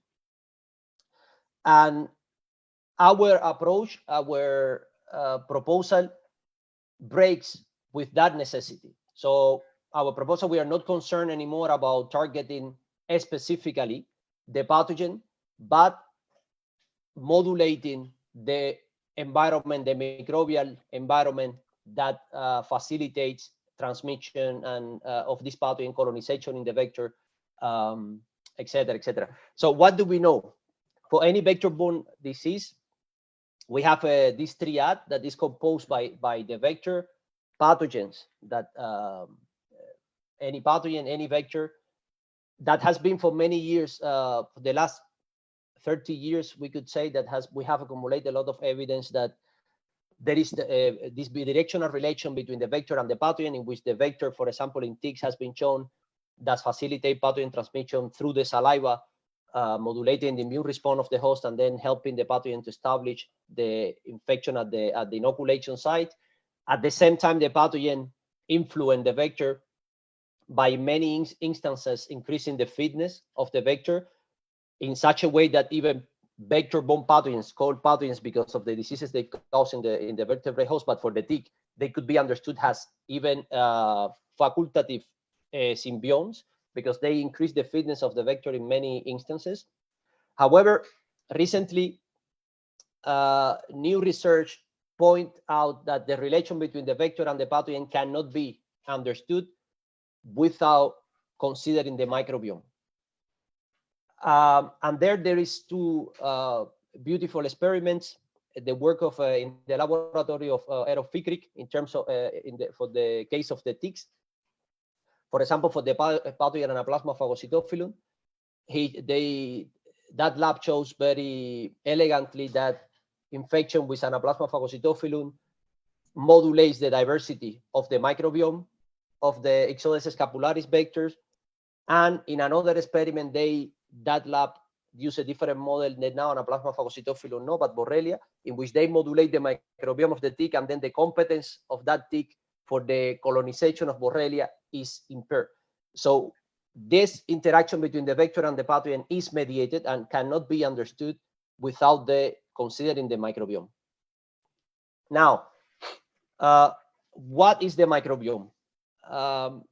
The concept of microbiome itself and the use of the concept of microbiome is an elusive concept. So it, at least for the definition of microbiome associated with vectors, it resists a simple definition. For example, one of the first problems start by saying that the microbiome, in many definitions that you find on the microbiome, is living microorganism within animals, including within animals, the vectors, including bacteria, fungi, protozoa, and viruses. However, many researchers and in the literature argue that viruses are not living microorganisms. So then we have a problem that the living part of that concept is not properly describing what is included, or at least without dispute and arguing. A second part is that the methodologies of next generation sequencing that we use to characterize the microbiome, we identify DNA sequences that could be contained, of course, in living microorganisms of bacteria, fungi, and protozoa, but also dead bacteria. So we could be identified within what we are calling the microbiome. We are included with the technology we are using mostly for the characterization of the microbiome, microbes that could be dead. So then again, it's problematic with the living component of the definition of the microbiome. As a third issue could be associated with what do we include in the microbiome? Are the pathogens that are transmitted by vectors should be included in the microbiome? If the answer to that question is not simple, and you see in works, for example, these two examples of paper that I mentioned here, they try to, some researchers, they try to differentiate and distinguish between non-pathogenic microorganisms and the pathogens, meaning that following that definition, the pathogen will not be included within the microbiome. However, as I said before, some of those pathogens are facultative symbiont of the tick.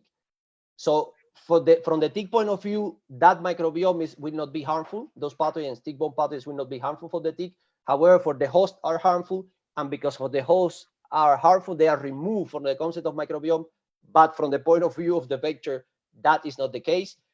To try to solve that issue, concepts such as pathobiome have emerged.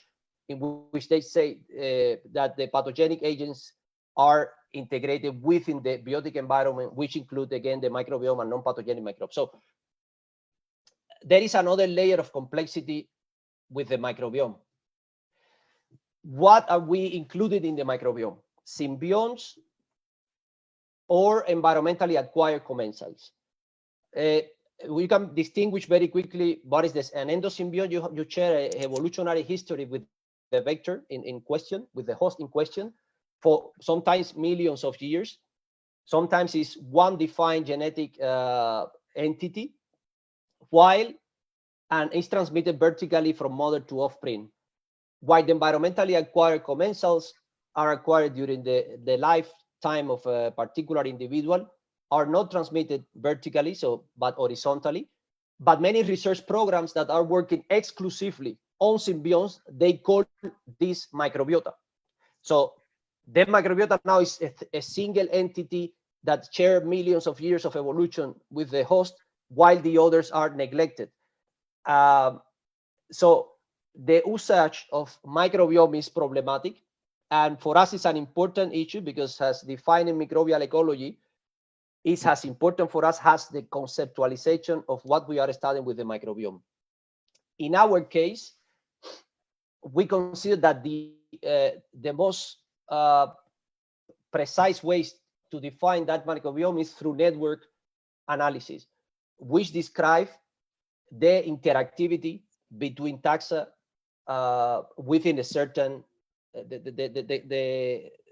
let's say, the summatory of bacterial taxa, in our case, that interact with each other and can be described in both endosymbionts, pathogens, environmentally acquired commensal. So it's a functional concept that includes all the components, bacterial components that are in that cohabiting the vector. And plus, for the aim of the antimicrobiota vaccines, networks allow us to identify key members in that microbial community. So in that microbial community, not all the members are equivalent. You have some members that are more important than others, and the network analysis help you to identify which are the key players for that complex assembly. Now, the network is not also the ultimate solution, because the microbial community that we describe with the network is an abstract microbial community. So it's a microbial community that, let's say, is ideal, but it does not exist in any individual.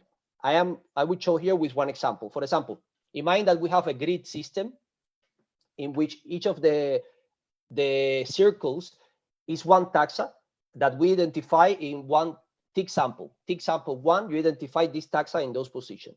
Then you have tick sample 2, and you identify different taxa. Now this green new taxa appeared, other disappear, and the 3 on the top, they remain the blue. And then in the tick sample 3, the one blue in the middle disappeared, these 2 red emerge.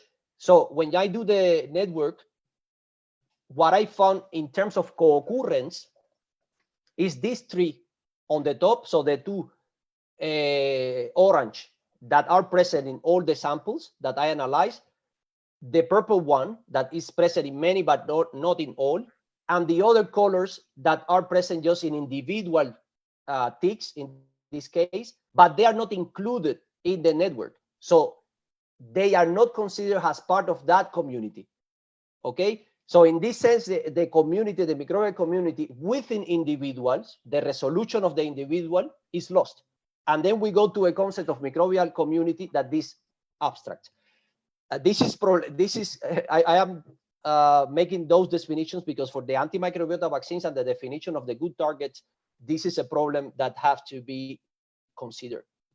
So due to this problem is that we propose this use of the concept of microbiome, or the word microbiome, like this on the literature, that is a philosophical approach to define a word that is necessary but not sufficient to describe what we are describing. This is not an idea I had. So this was proposed by Martin Heidegger and Jacques Derrida.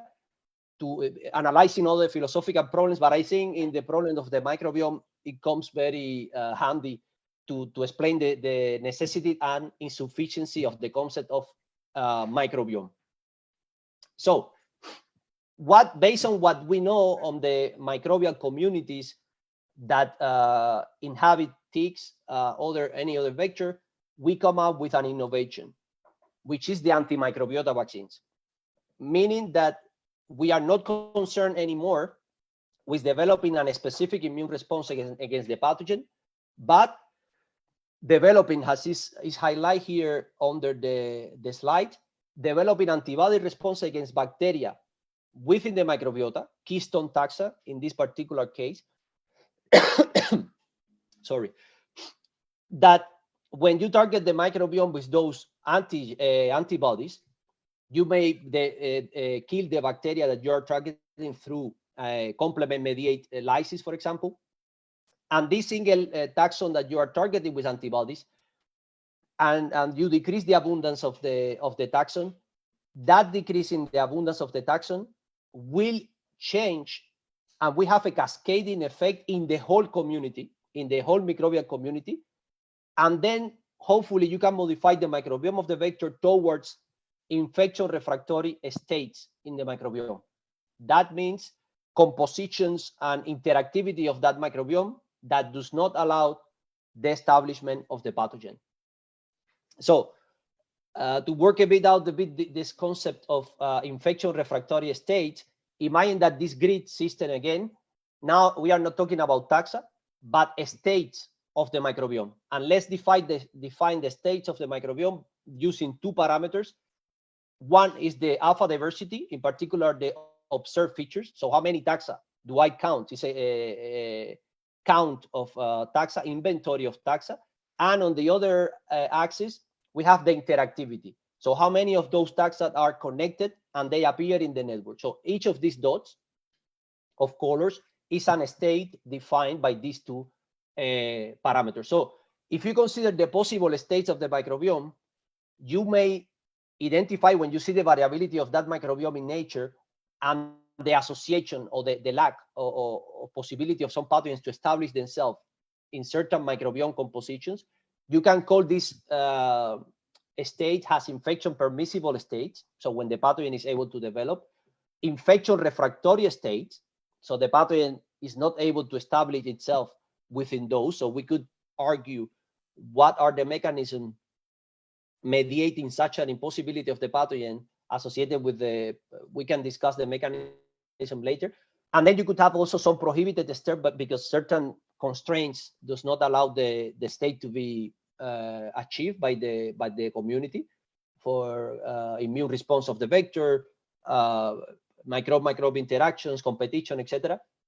But so in this landscape with the antimicrobiota vaccines, our idea is to try to change infection permissible states in the microbiome towards this region of infection refractory state. That can you see here, there could be a diversity of them, but we would like to move toward this induction of those states to block pathogen transmission, colonization, etc. Now, the challenge there among hundreds of taxa that you have bacterial taxa, so we are not talking about fungi, we are not talking about protozoa because we are focusing bacteria. We have not yet handled really the complexity of the microbiome of the tick. The challenge is to identify what is the right bacteria to induce those infection refractory states. And then we are proposing that we need to move to certain new ways of analyzing the data we are producing. And we are proposing the use of artificial intelligence to be able to pinpoint what bacteria are really key into an instrumental to target through antibodies to vaccination to induce the infection refractory states. So for this, we are applying to one particular problem in our laboratory, which is Borrelia abscelli, that we have the model in the lab. And what we propose is to do a tomography of community assembly. So the community assembly is the arrival of each microbes into the community is something that can be described in time.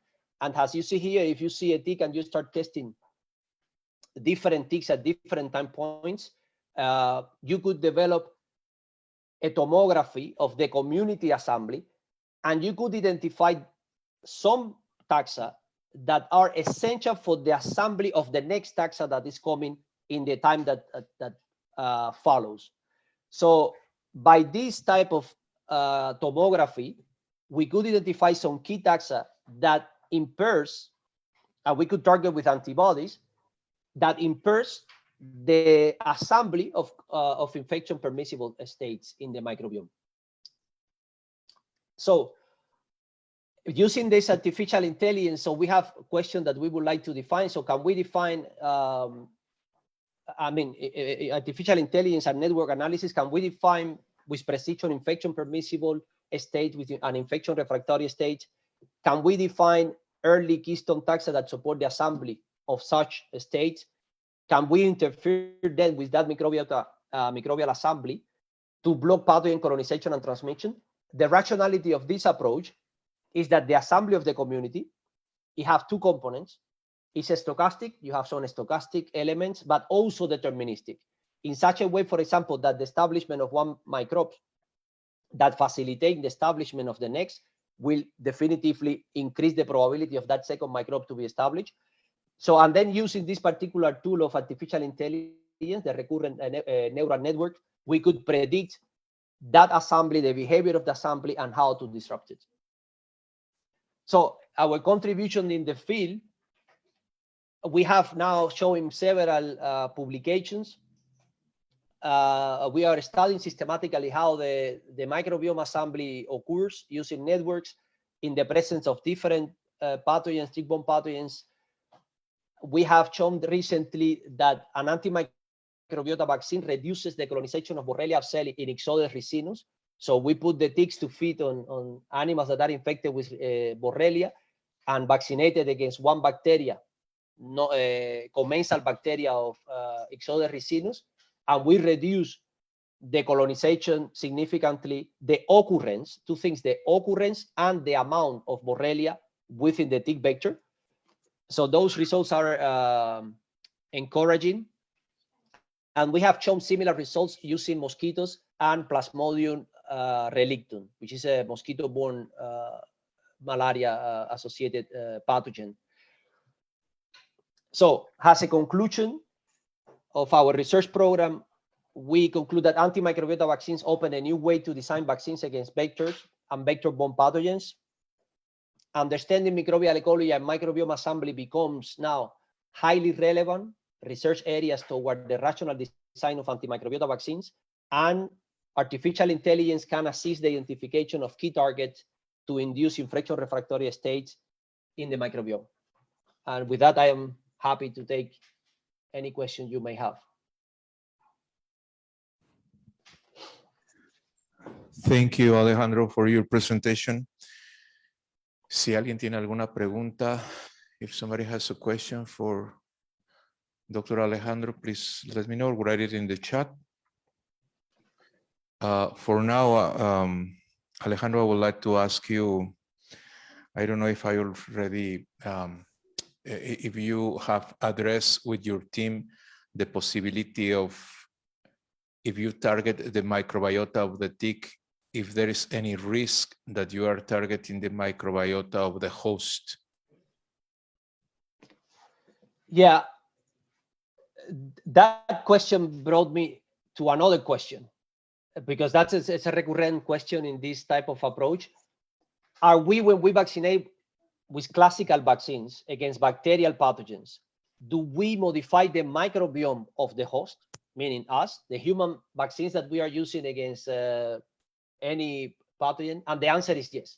So it's an area that is not really a lot of research on it, but it's an emerging, there is emerging evidence that when we vaccinate against any pathogen, you induce modulations in the microbiome of the host. Because, for example, when you vaccinate against bacteria pathogen, you may have epitopes that are shared and they cross-react between bacteria of the microbiota of the host. So the problem of affecting the microbiota of the host is not a problem exclusively concerned by antimicrobiota vaccines, but by any vaccine. So that's the first point. Second point, to try to rationally avoid this type of cross-reactivity with the host microbiome, we could design vaccines against bacteria that occur only, or strains of bacteria that occur in the vector and not in the host, and or proteins associated with those strains that are present in the vector and not in the host. But again, that's a problem that is general to any vaccination approach. Okay, thank you. Ivan has a question for you. Sí. In the chat, let me see. ¿Qué sistema de inteligencia artificial planean utilizar para usar la investigación en redes microbianas? En caso de ser un algoritmo nuevo, ¿cómo obtendrían los datos para entrenar el algoritmo? Esencial. Iván, buena pregunta. Bueno, el approach que nosotros estamos proponiendo es Recurrent Neural Networks, que es el approach que usa el chatbot, el ChatGPT, porque la respuesta a cualquier pregunta contiene una memoria de la respuesta al estado anterior del sistema, ¿no? Entonces, en ese sentido, nosotros pensamos que obteniendo una secuencia de data en diferentes estadios de garrapatas infectadas o no infectadas, con determinados diferentes patógenos y obteniendo varias datasets de microbioma, nosotros pudiéramos identificar cuáles son los estadios del microbioma que reducen la colonización, las cantidades de patógenos en la garrapata, y con eso entrenar el algoritmo para que después el algoritmo sea capaz de que tú le das un dataset de microbioma y él pueda identificar, hacer un pinpoint de cuáles son los taxones que facilitan el establecimiento de ese assembly en su completitud, ¿no? Entonces eso es lo que nosotros estamos planeando en este momento. Todavía estamos un poco en pañales, pero utilizamos, por ejemplo, una herramienta de Artificial Intelligence y logramos hacer un assessment taxonómico de la garrapata, de garrapatas, usando solamente la microbiota. No utilizamos material genético de la garrapata, simplemente pusimos la composición, entrenamos el algoritmo con composición de esta garrapata, y después pusimos una composición de microbiota y te dice, es esta garrapata, con un 99% de exactitud. Entonces, los algoritmos de inteligencia artificial realmente tienen un gran poder analítico y creo que el futuro está asociado con la aplicación de esos algoritmos a diferentes problemas.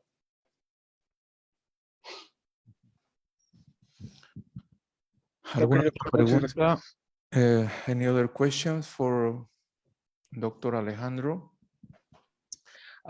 Quizá aquí el punto también, Alejandro, sería ver si al menos en el microbioma de las distintas especies de garrapatas será posible identificar una vacuna que afecte varias especies, o tendrá que ser también una vacuna específica del microbioma de cada especie. Yo creo que se pueden encontrar bacterias, hay taxones que se pueden sobrelapar entre una especie y otra. Sin embargo, cuando tú piensas, por ejemplo, en el control de Babesia, uno tiene identificado que Rhipicephalus microplo va a ser uno de las garrapatas más importantes. Es decir, para determinados patógenos puede que se identifique bien claro cuál es la garrapata que habría que identificar las vacunas más importantes.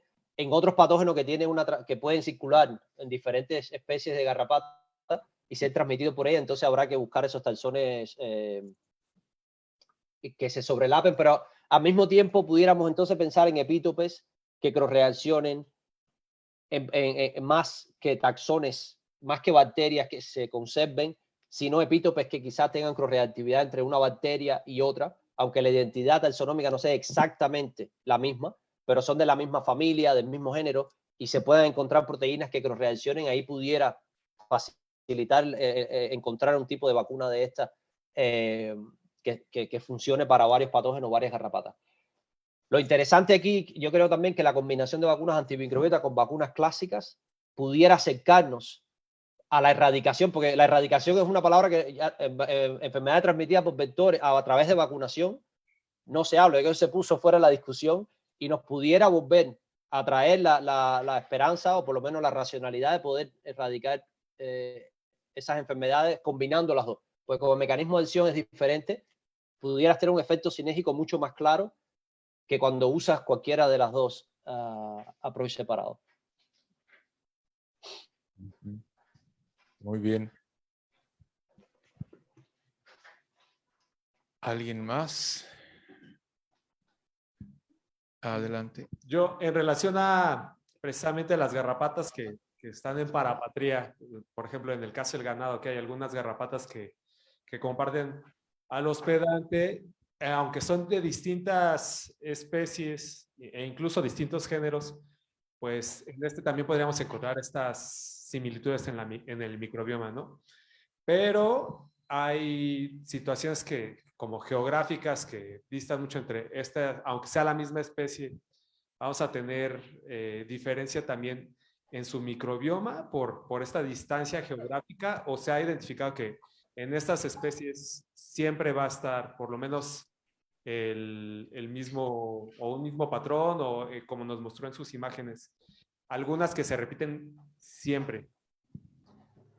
Es una pregunta, por supuesto, y es el mismo reto que Joseph estaba diciendo anteriormente en el sentido de la variabilidad genética. Ahí hay una colisión de problemas técnicos en un approach y el otro. Ahora, cuando uno hace un análisis de la microbiota y tú empiezas a hacer un muestreo, a medida que más garrapata tú muestreas, la diversidad de esa microbiota aumenta proporcionalmente al esfuerzo de muestreo. Mientras más tú muestreas, más incrementa el número de taxas que tú puedes encontrar. Sin embargo, el número de pathways metabólicas y proteínas asociadas con ellas no tiene ese patrón. Cuando tú muestreas las primeras 5 garrapatas, ya tú llegas a un plató de que aumentas la garrapata, más garrapatas samplea y las funciones se mantienen igual. Lo que nos está diciendo que pueden haber targets moleculares, proteínas, que están conservadas en todas las bacterias, porque están involucradas en pathways que son esenciales para la sobrevida de un microbio, y que pudieran entonces usarse para identificar targets vacunales que sean conservados. Independientemente de la variabilidad taxonómica, la proteína estaría conservada y la función conservada en diferentes bacterias. Eso podría ser un approach para resolver este problema que tú estabas planteando. Muchas gracias. No, a ti. Y otra pregunta aquí en el chat, Alejandro. El doctor Noé Soberanes, a quien le mando muchos saludos. ¿Es viable a futuro tener una vacuna que actúa contra el microbioma, entre paréntesis, enfermedades, y contra el vector? Sí, por ejemplo, contra el vector, un approach que yo creo que va a ser interesante usar es el uso de simbiontes, el endosimbionte exclusivamente hablando, porque el endosimbionte está asociado con el vector por millones de años, facilita y complementa la nutrición del vector, y si usted hace un targeting de ese simbión pudiera causar un daño fundamental en el vector. Ese indirectamente podría afectar el patógeno, ¿ok? Pues sí, se podría pensar en una vacuna que targeteara las dos cosas, el vector y el patógeno. Por ejemplo, les voy a poner un ejemplo, les voy a dar una información de unos colaboradores. Estamos haciendo un experimento con el sea lice, que es la garrapata de los peces. En otras palabras, se puede... Y con una vacuna targeteando la microbiota del sea lice, la eficacia de la vacunación fue mejor que usando un antígeno contra el sea lice. Claro. All right. Muy bien. Aquí hay una última pregunta en el chat de la doctora Rosa Estela. ¿Han considerado el uso de antibióticos para la modulación de la microbiota? Sí. Ahora, el uso de antibióticos como estrategia para modular la microbiota entra en colisión con el problema del antibiótico resistente y la reducción de antibióticos, etcétera, etcétera. Ahí había un problema. Como estrategia, ahora como estrategia experimental, los antibióticos se usan hoy sistemáticamente para probar el concepto que la microbiota es esencial para el vector. Sin embargo, la actividad de los antibióticos no es específica. no hay un antibiótico, entonces que tú estás eliminando el taxón específico si no estás eliminando ese y otros a los cuales puedes tener un efecto. Entonces el efecto que estás viendo es la sumatoria de varios taxones que estás eliminando con el antibiótico. Entonces habría que tener cuidado en las conclusiones que uno saca de los experimentos con antibióticos. Por ejemplo, los resultados que si eso con el endosimbión y la coxiela y ornitodoros se aplica la tetraciclina, entonces dice que mata la coxiela y la garrapata se muere. Pero no estás matando solamente la coxiela con eso, estás matando otras cosas que están en la microbiota, que son los comensales aquellos. Sin embargo, la conclusión se saca exclusivamente con respecto al simbionte. Entonces, bueno, eso en el wording que uno usa tiene que tener cuidado con esas cosas. Pero nada, son elementos a considerar. Muchas gracias a todos. Muchísimas gracias, Alejandro, como siempre, con tu participación muy interesante sobre este nuevo tema de vacunas para evitar la transmisión de patógenos, teniendo como blanco la microbiota. Te agradezco mucho por tu tiempo y por darnos la oportunidad de presentar aquí. Gracias, Juan. A todos. Gracias. Vamos entonces a continuar. Tenemos la última presentación antes del descanso y le quiero preguntar a la doctora Alina si anda por ahí. Sí, aquí estoy. Muy bien, Alina, si quieres ir compartiendo tu presentación, en lo que yo voy comentándoles a todos que la doctora Alina Rodríguez Mayón, ella trabaja en el Centro de Ingeniería Genética y Biotecnología en La Habana, en Cuba. La doctora Alina, como ustedes saben, el Centro de Ingeniería Genética y Biotecnología en Cuba es pues el centro líder que produce la vacuna Gabac desde hace ya muchísimos años y que la distribuye a muchos países.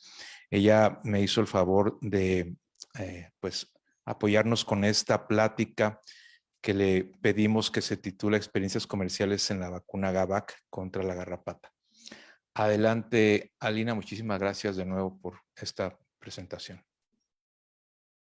Bueno, ante todo yo quisiera agradecer, bueno, los organizadores del evento que me hayan invitado a dar esta charla.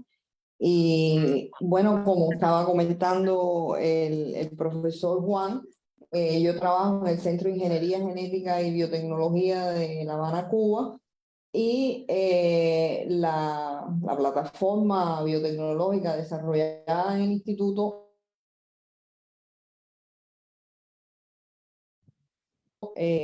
nos candidatos vacunales con Como que se cortó, Alina.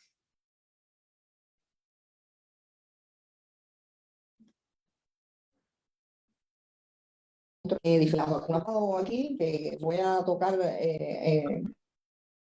muy rápidamente. He sido siempre el principal método de control de las garrapatas y cuando el químico es efectivo, se puede llegar hasta un 98% de efectividad de eliminar las garrapatas, pero que están sobre el animal. Es decir, cuando uno hace un baño acaricida, uno no afecta la población de garrapatas que está en los pastos. Estás afectando un 98% de las garrapatas que están sobre el animal.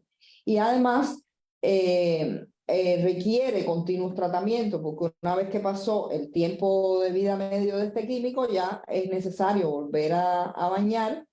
Y además estos tratamientos continuos generan garrapatas, cepas de garrapatas resistentes a estos químicos. La velocidad, sabemos que la velocidad con que las garrapatas desarrollan esta resistencia a los químicos es mucho más grande que la velocidad que nosotros tenemos de desarrollar nuevos químicos. Por eso estamos con el uso indiscriminado de estos químicos, con el mal empleo, con las dosis efectivas, podemos llegar a quedarnos sin químicos efectivos contra las garrapatas. Además de, bueno, ya sabemos, la contaminación ambiental y la contaminación de los alimentos. Por su parte, el control inmunológico está presente en la naturaleza, es decir, los primeros desarrolladores de vacunas contra garrapatas estaban mirando la existencia en la naturaleza de especies de hospederos que son naturalmente resistentes a garrapatas y pensaron en mimetizar eso a partir de encontrar antígenos que fueran efectivos y que hicieran a los hospederos sensibles hacerlos resistentes a través de la inmunización. Este método pudiera ser efectivo contra cualquier genotipo de garrapata que ya sea resistente a cualquier químico y por tanto al tener un efecto sobre disminuir la infestación de garrapata, demora o elimina la aparición, uno usa menos químicos y por tanto elimina la resistencia o demora el que aparezca la resistencia en las garrapatas. Ahí cuando uno está usando un método inmunológico está afectando no solo las garrapatas que están sobre el animal, sino que hay una afectación en las poblaciones porque uno está afectando el potencial reproductivo de la garrapata. Tiene la desventaja de que requiere repetidas inmunizaciones, pero es un método que es más amigable con el ambiente. Ahora, ¿cuál es el reto que tenemos entonces los que trabajamos en los desarrolladores de vacunas antigarrapatas? Porque, como había mencionado el doctor Pepe, las garrapatas son organismos multicelulares complejos, es decir, que no es como un microorganismo que tiene una sola célula. Aquí las garrapatas tienen diferentes tejidos y cada tejido tiene su representación antigénica, por tanto, seleccionar un antígeno que pueda afectar los diferentes tejidos de las garrapatas es un reto realmente científico. Además de que las garrapatas tienen diferentes estadios de vida y no expresan los mismos antígenos durante todo ese ciclo de vida. Es decir, puede haber antígenos que están muy altamente expresados en larvas, pero después no en ninfa o después no en adultos. Por tanto, hay que encontrar ese antígeno que sea capaz de afectar los diferentes estadios. Y además, el otro reto importante es que las garrapatas están en contacto con el sistema inmune del hospedero que uno va a inmunizar solo durante la alimentación. Y esto constituye, por supuesto, un reto importante porque uno tiene un espacio limitado en el cual tener un efecto sobre la garrapata. Ahora, ¿cómo vamos a lograr un control inmunológico efectivo? Depende de qué estamos hablando. Es decir, puede ser en la industria de los bovinos, por ejemplo, uno se contenta con lograr un nivel aceptable económico de garrapata que no afecte la producción y además a veces es deseable mantener un pequeño número de garrapatas que garanticen un equilibrio enzótico para las enfermedades hemoparasitarias. Sin embargo, cuando estamos hablando de mascotas, es deseable el efecto knockdown que nosotros conocemos de las vacunas, es decir, te vacunas y no hay infestación de garrapata, porque lo deseable es no tener ninguna garrapata sobre el animal para que éste no adquiera enfermedades transmitidas por garrapata. Pero en el caso de las vacunas contra garrapatas, nosotros tenemos la necesidad de cambiar nuestra mente en cuanto a que no son vacunas clásicas, no son vacunas knockdown, que tienen el efecto igual que en los químicos. Si uno baña, no hay garrapata por un periodo de tiempo en que dure la presencia de ese químico. En el caso de las garrapatas, tú vacunas, desarrollas una respuesta inmune, pero necesitas que la garrapata se alimente sobre el animal para tener el efecto. Por tanto, no vas a tener el efecto knockdown que vas a estar viendo en los químicos. Y como a semejanza de la resistencia natural, que permitió el desarrollo de esta vía inmunológica, la inmunización del hospedero causa disminución en la alimentación, en la oviposición y en la fertilidad. Por tanto, se plantea que hay un efecto sobre la población de garrapatas porque estamos afectando la capacidad de obtener una cantidad de larvas en la próxima generación después que la garrapata se alimentó sobre el animal vacunado. Al final, después de varias generaciones alimentándose sobre animales vacunados, vamos a tener una reducción en la infestación de garrapata, producto de la disminución de la población. Por tanto, se reduce la necesidad de usar los químicos, por tanto, se elimina la resistencia o se disminuye y disminuye la contaminación, disminuyen además paralelamente en nuestra experiencia de la aplicación de vacunas en campo, decrece la incidencia de enfermedades hemoparasitarias y por supuesto el costo del control de las garrapatas. Entonces, como se ha mencionado hasta ahora, las vacunas comerciales antigarrapatas, la mayoría, han estado basadas en BM86, que fue desarrollada contra Rhipicephalus microplus, ya que este antígeno fue aislado de esta garrapata.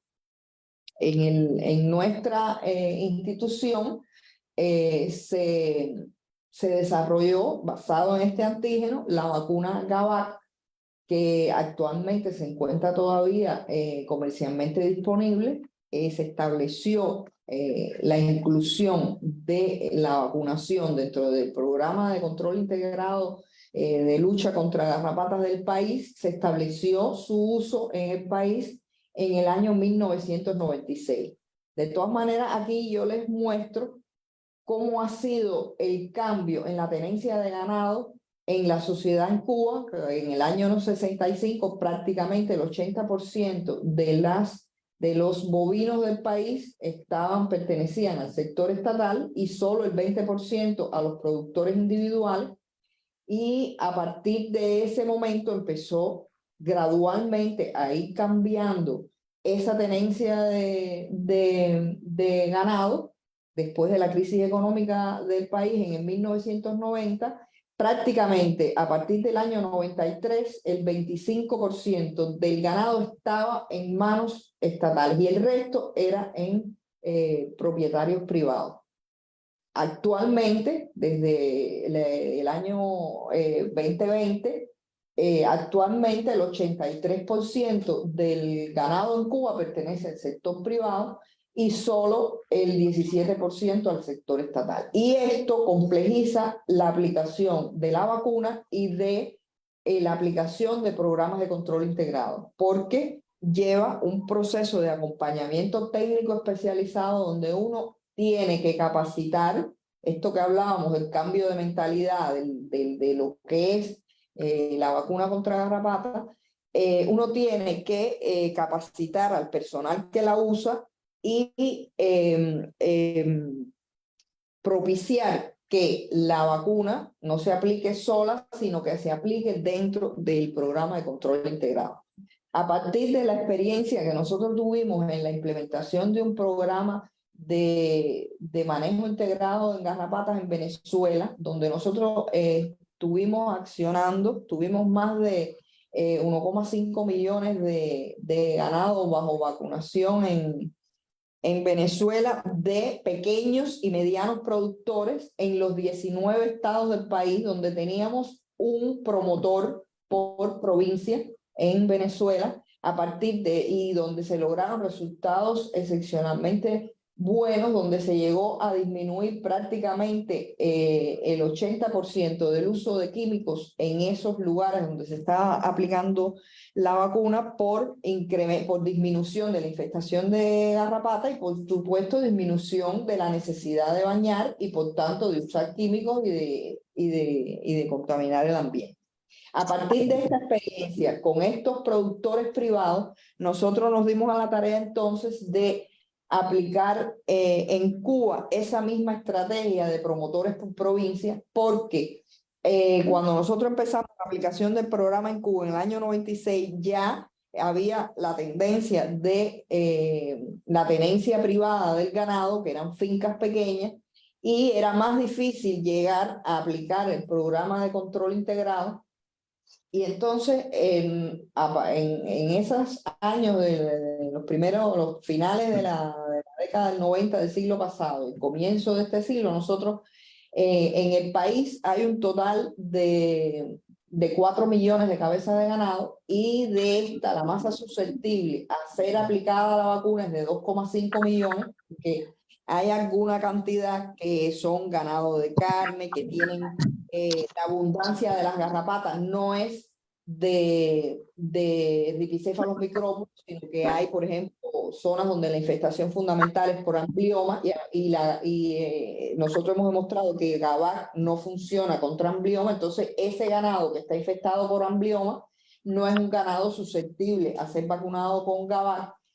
Y de eso nosotros habíamos logrado hasta el año 2015-2016 solo tener incorporado bajo programa con el uso de aproximadamente 500.000 animales. Y a partir de nuestra experiencia en el 2016 en Venezuela con los productores privados, vinimos a establecer el mismo sistema de promoción por provincia en el país y llegamos en el 2020, llegamos a tener 1,5 millones de animales bajo programa, vacunados con GABAR.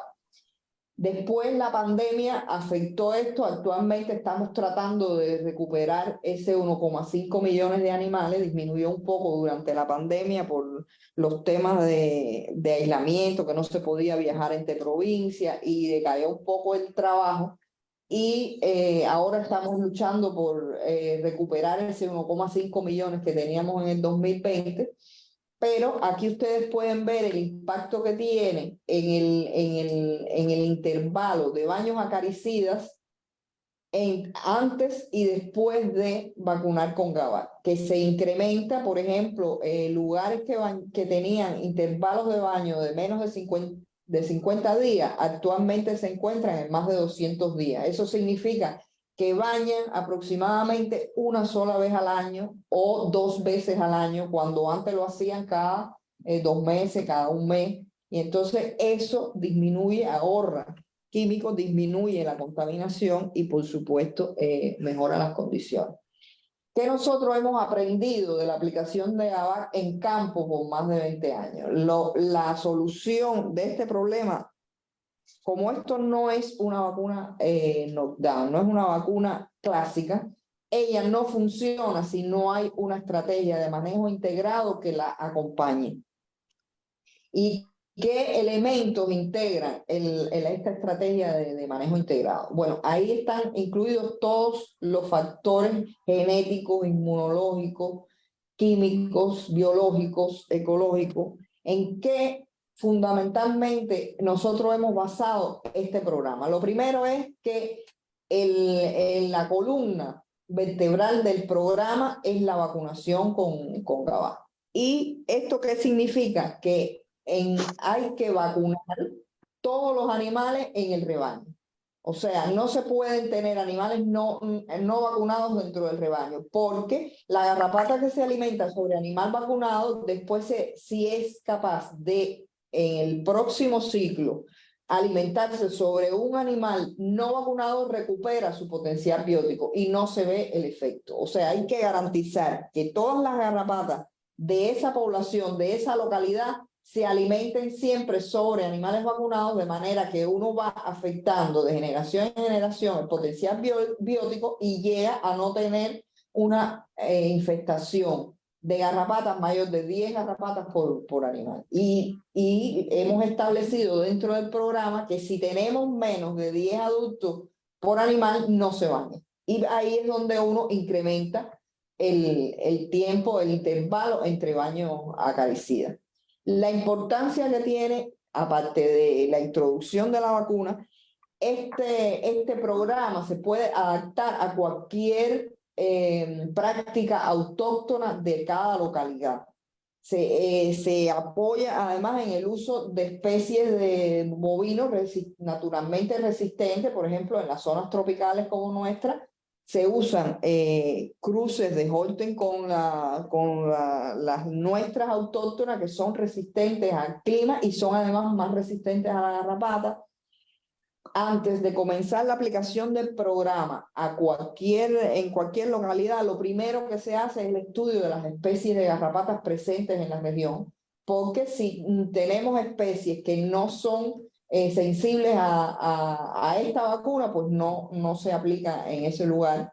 Estudiamos además la resistencia de esa población de garrapatas en la localidad a los diferentes químicos. Cuando uno empieza a aplicar el programa, empieza a aplicar la vacunación, no se pueden usar químicos a los cuales las garrapatas muestran resistencia. O sea, si se va a hacer, se incrementa el tiempo entre baños acaricidas de 25 días a 200 días. Ese que se va a hacer a los 200 días tiene que ser con un químico que tenga una eficacia demostrada en la localidad en la cual se va a aplicar ese programa.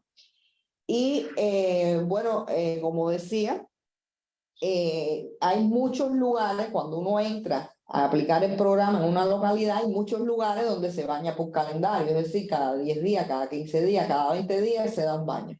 Lo primero que hay que establecer es que no se hacen baños acaricidas por calendario, sino por intensidad de infestación. Y eso implica que uno tiene que capacitar a las personas que van a usar el programa en el conteo de garrapata, en ver la intensidad de infestación para decidir si se baña o no. Por tanto, yo decía que Gavar en condiciones de campo ha mostrado que es un producto seguro, efectivo, ecológico, pero el éxito del programa está muy relacionado primero con las buenas prácticas de producción y la calidad y la robustez de las preparaciones de la vacuna, que siempre es la misma, el control de calidad estricto de la vacuna, y muy importante el soporte técnico especializado, es decir, que cuando uno va a entrar con el programa en las localidades, nosotros hemos visto que tenemos éxito cuando vamos con un promotor que capacita a las personas que lo usan, que establece las pautas, las disciplinas que hay que tener para no salirse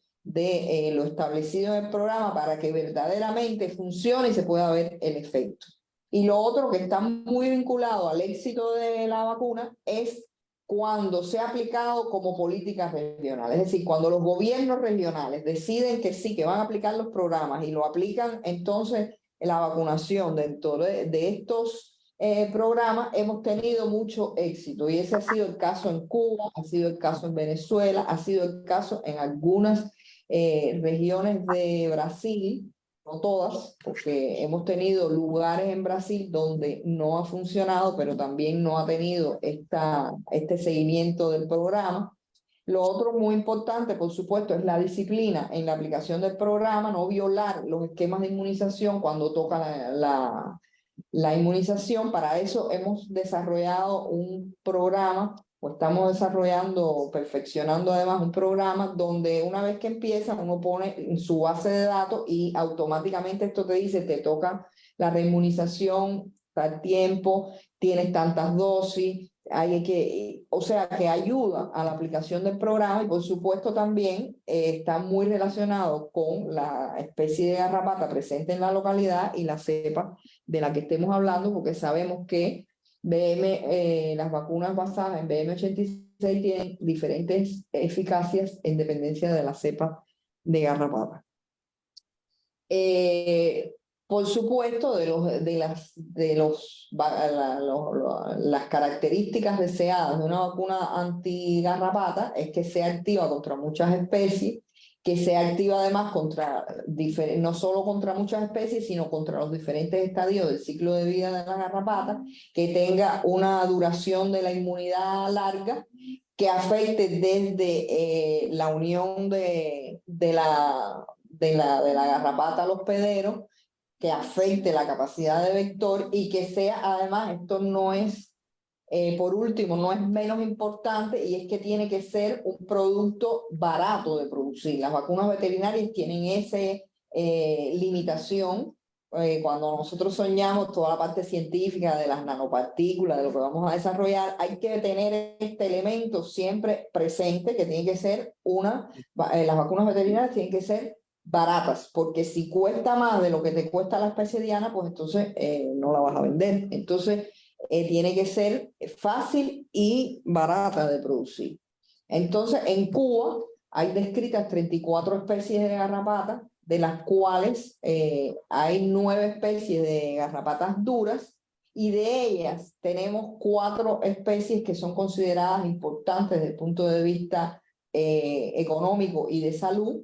Tenemos micrópulos, que es la que afecta al ganado bovino. Tenemos sanguíneos del linaje tropical, o Lignae, como hace poco que se reclasificó, que afecta a perros y es muy importante desde el punto de vista de salud pública, porque además de perros también se encuentra en diferentes hospederos, incluidos los humanos, y transmiten enfermedades zoonóticas. Tenemos Amblyomma mixtum, que vive en ambientes cercanos a los domésticos y infecta una gran variedad de hospederos, sobre todo en sus estadios de larva y ninfa, y de Dermacentor nittens, que es el principal vector de piroplasmosis al ganado en Cuba, fundamentalmente bovinos y equidos.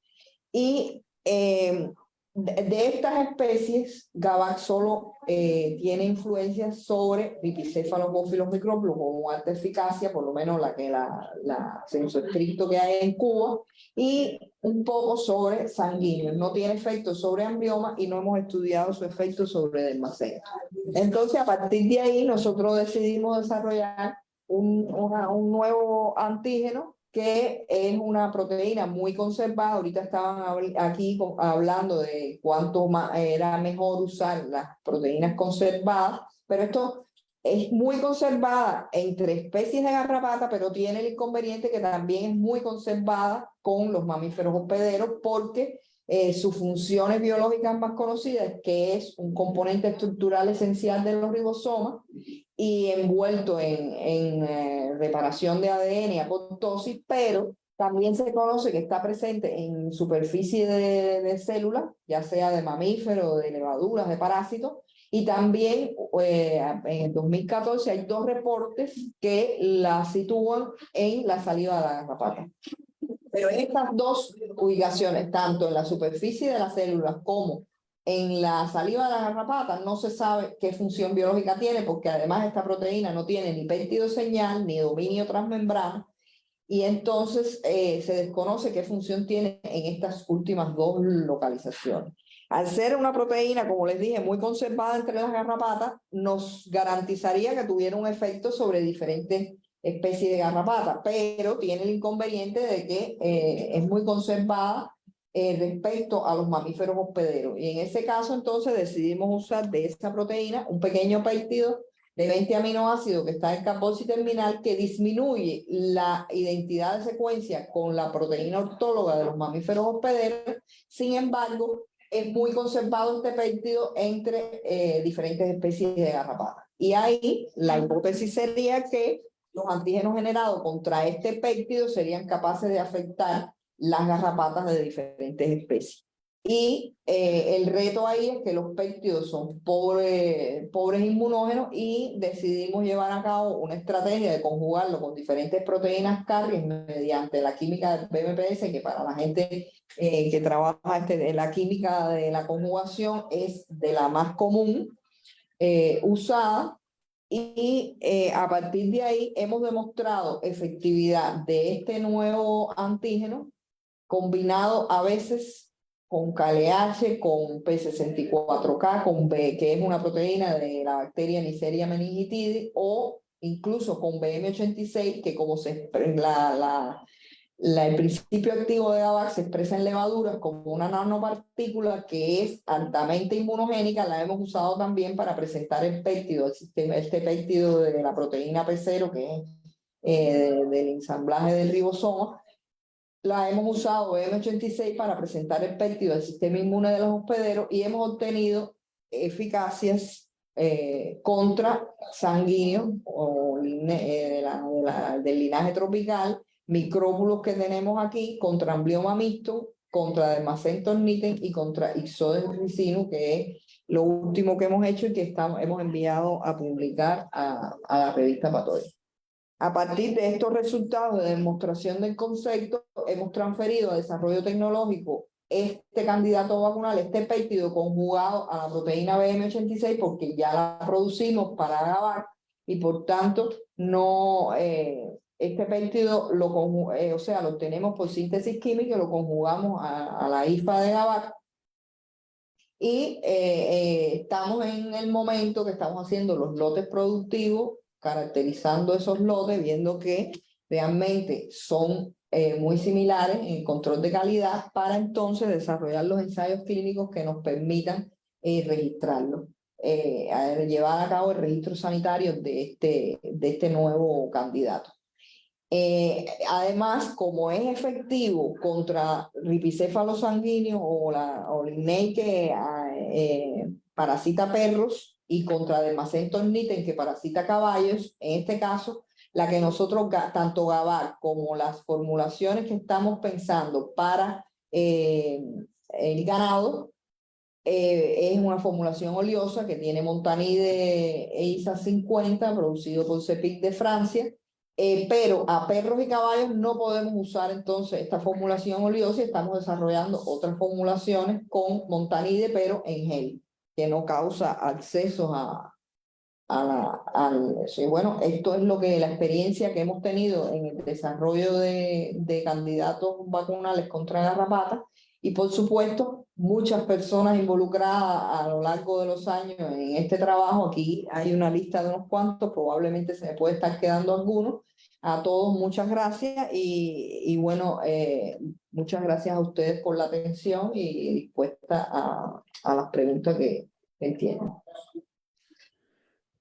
Muchísimas gracias, Alina, por la presentación muy didáctica y sobre todo con información importante sobre el desarrollo de estas vacunas. Vamos a esperar a ver si hay por ahí alguna pregunta. Acá en el auditorio tenemos 2 preguntas. Adelante. Buenas tardes. Sí, tengo unas dudas con respecto a las edades de vacunación. ¿Qué estrategia o a partir de qué edad están vacunando? Y otra, sí es cierto que se hacen más abiertos los baños para el control de garrapatas, pero ¿cuánto es el costo-beneficio en el utilizar estos químicos y también aplicar la vacuna con los químicos? Bueno, la vacunación, el programa se establece que a partir de los 15 días de nacido ya se pueden vacunar los terneros y las dosis de vacunación son 2 dosis iniciales y con un intervalo de 28 días o 4 semanas entre estas 2 dosis.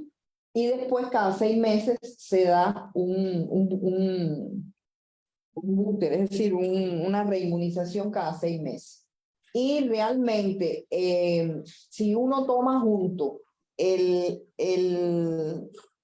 costo que tiene los químicos comparado con el costo que tiene la vacuna, o sea, pensar de hacer un baño cada 21 días, cada mes, si uno tiene en cuenta el costo del químico más el costo del estrés, porque eso causa estrés en los animales. Además hay que esperar el tiempo residual en que dura el químico, en el cual no se puede ordeñar, no puedes, tampoco la carne no la puedes usar en ese periodo de tiempo.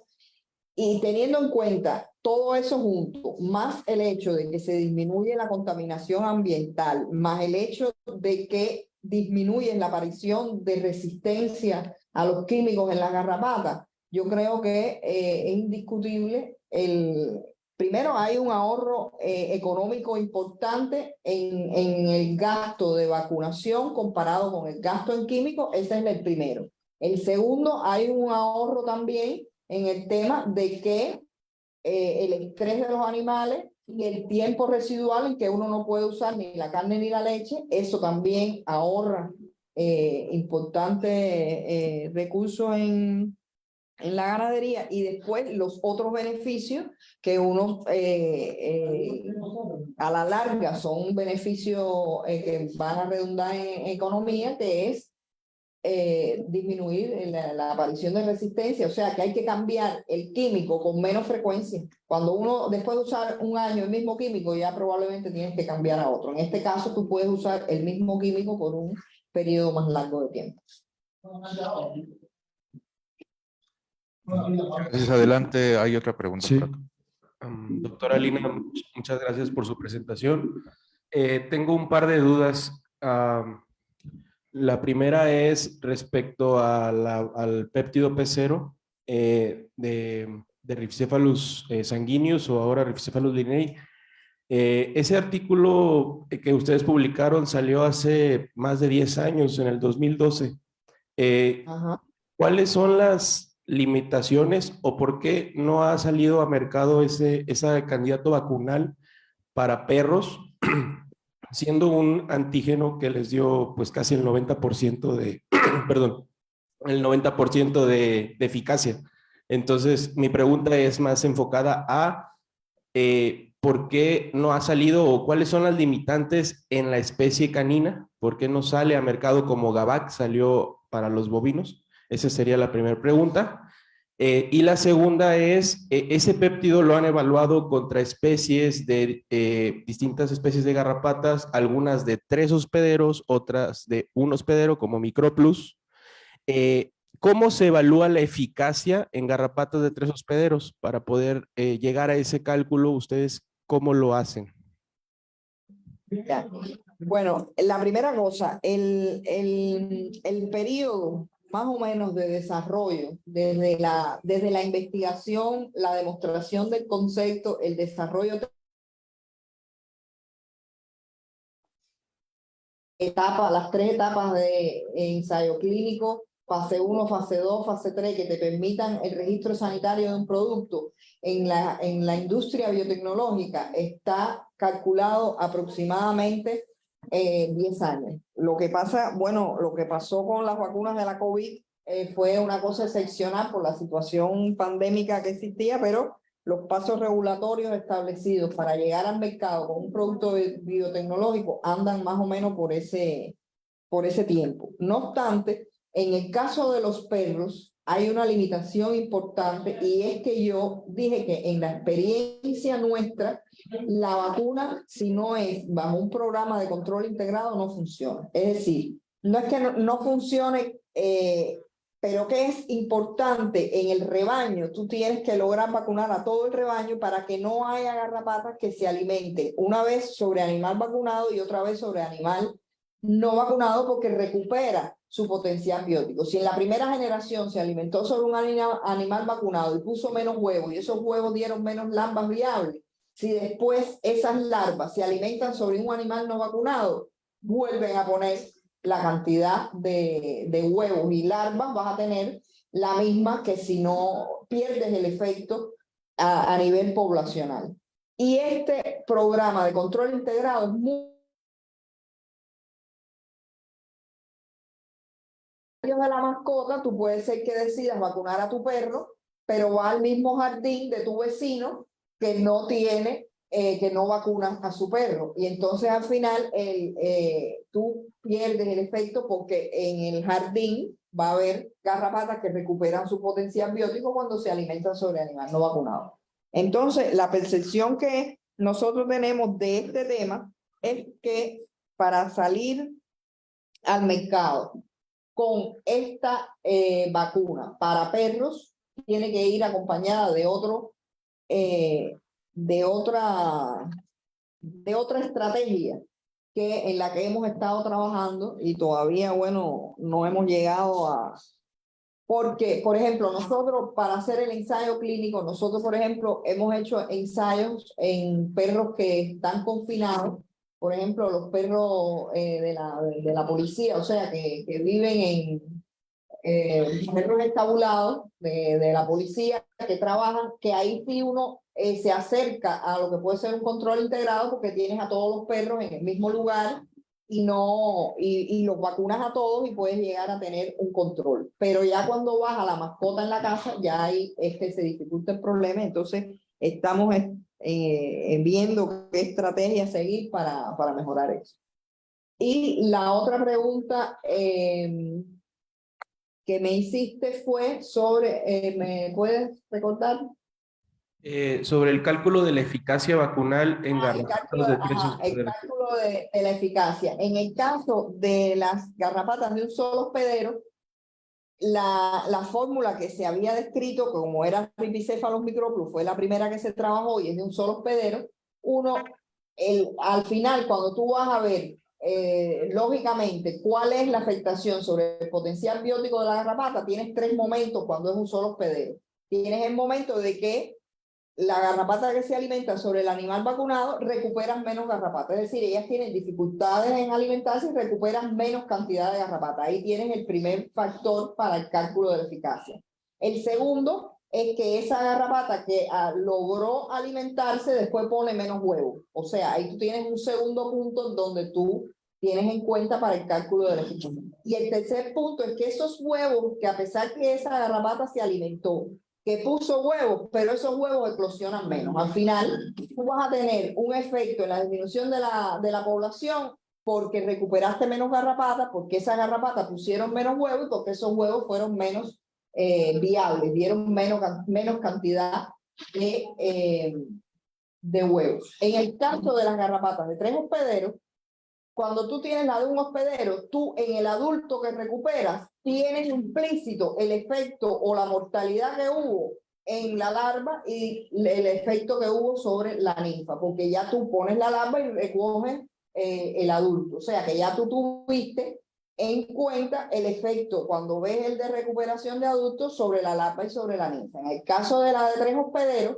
lo ideal sería coger la larva, alimentarla sobre el animal vacunado, recogerla, volverla a alimentar como ninfa sobre el animal vacunado y después volverla a alimentar sobre el adulto y hacer el mismo cálculo que haces con un hospedero. Pero ese experimento sería infinito porque estamos hablando de prácticamente 3-4 meses que dura el ciclo de vida de una garrapata de 3. Alina, muchas gracias. Ya nos estamos quedando corto el tiempo. Aquí hay 2 preguntas que te quiero leer en el chat. Una dice, una pregunta de la doctora Rosa Estrella, dice si la proteína P0 es una proteína moonlighting. Y la segunda de Antonio Betancourt de Colombia dice el que es un comentario: cualquier vacuna antes de ser introducida al mercado debe acompañarse de una amplia capacitación al usuario, porque los ganaderos esperan que la vacuna muestre su eficacia en una forma inmediata y de 100%. Por esa falta de expectativa, algunos han pensado que las vacunas contra garrapata no funcionan. Antonio Betancourt de Colombia. No sé qué puedas comentar al respecto. Ya, gracias. Bueno, entonces para terminar lo que le estaba diciendo, se hace un reto simultáneo con los 3 estadios y se tienen en cuenta los efectos sobre cada uno y se hace un cálculo general de efectos sobre larva, sobre ninfa y sobre adulto.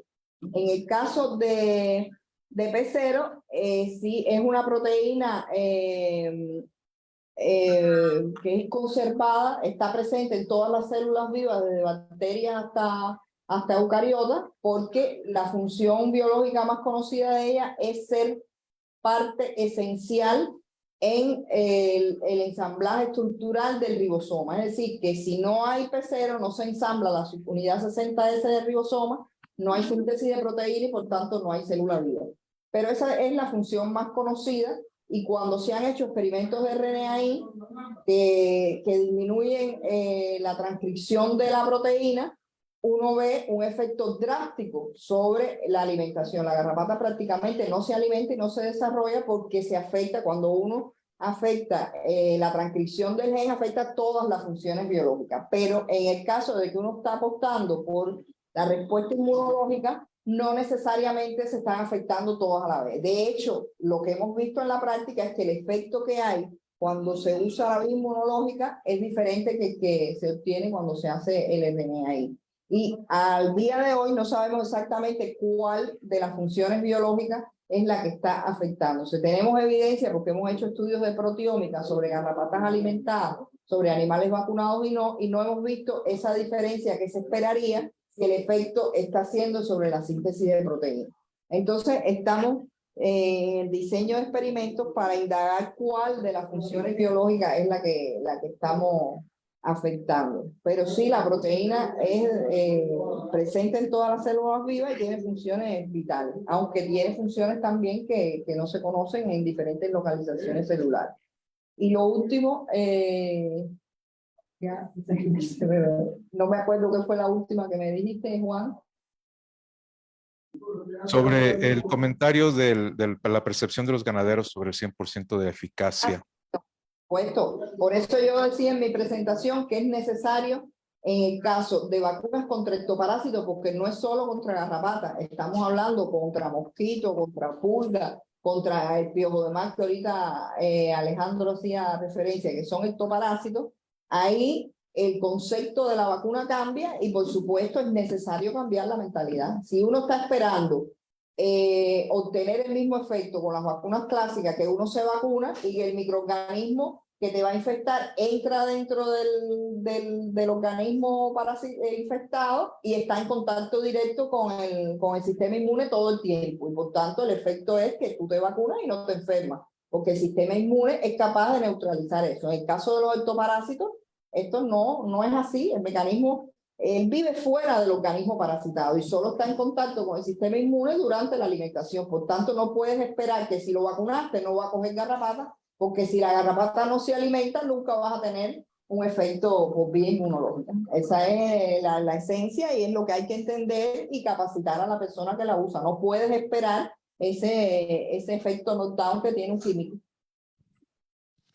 Pues muchísimas gracias. Si alguien tiene alguna pregunta, por favor, háganmela aquí en el chat y yo se la paso a la doctora Alina. Vamos a tener que terminar por cuestiones de tiempo. Nos vemos, por favor, en un momento para la siguiente plática, después de este descanso, que es a las 12:10. Muchísimas gracias. Gracias, Alina. Esperamos verte pronto. Gracias a ustedes.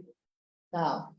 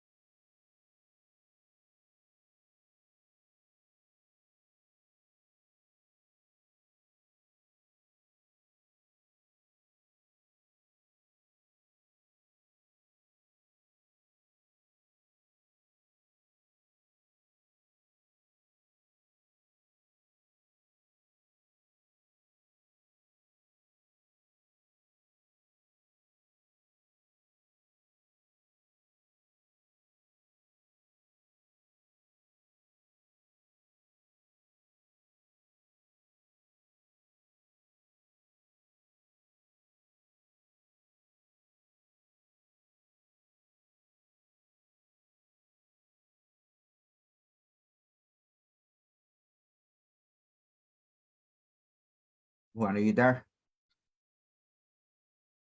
Massaro, can you hear me? Yes, I can. Can you hear me? Yes. Good.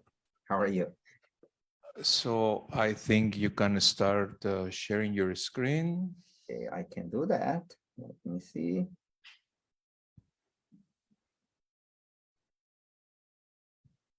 Can you see the screen? The title? Right. Then let me start with introducing you. Mm-hmm. So to continue with the symposium, after this break, let me introduce you to Dr. Massaro Ueti, who works at the Agricultural Research Service at USDA in Washington State, in the United States. Dr. Massaro has been working recently on developing in vitro systems for tick feeding, which is the topic that he's gonna give us today.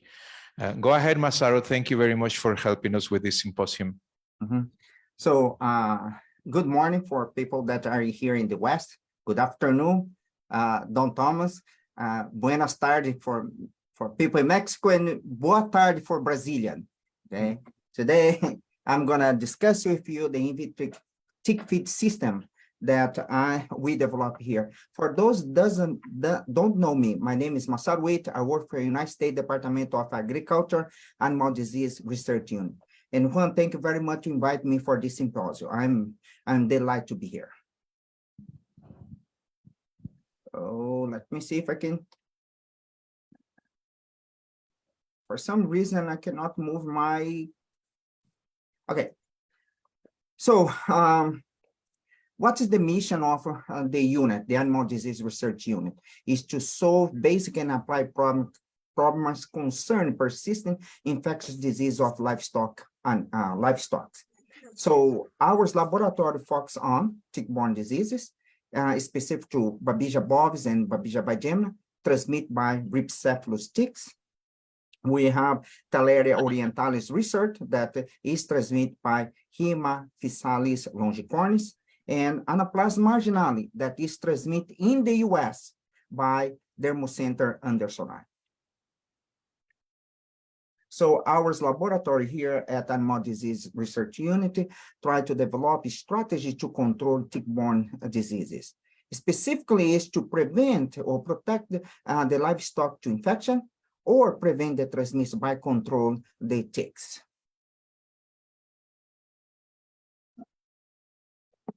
However, our research costs a lot of money and also a lot of animals. And here we need to have a specialized facility to do this experiment.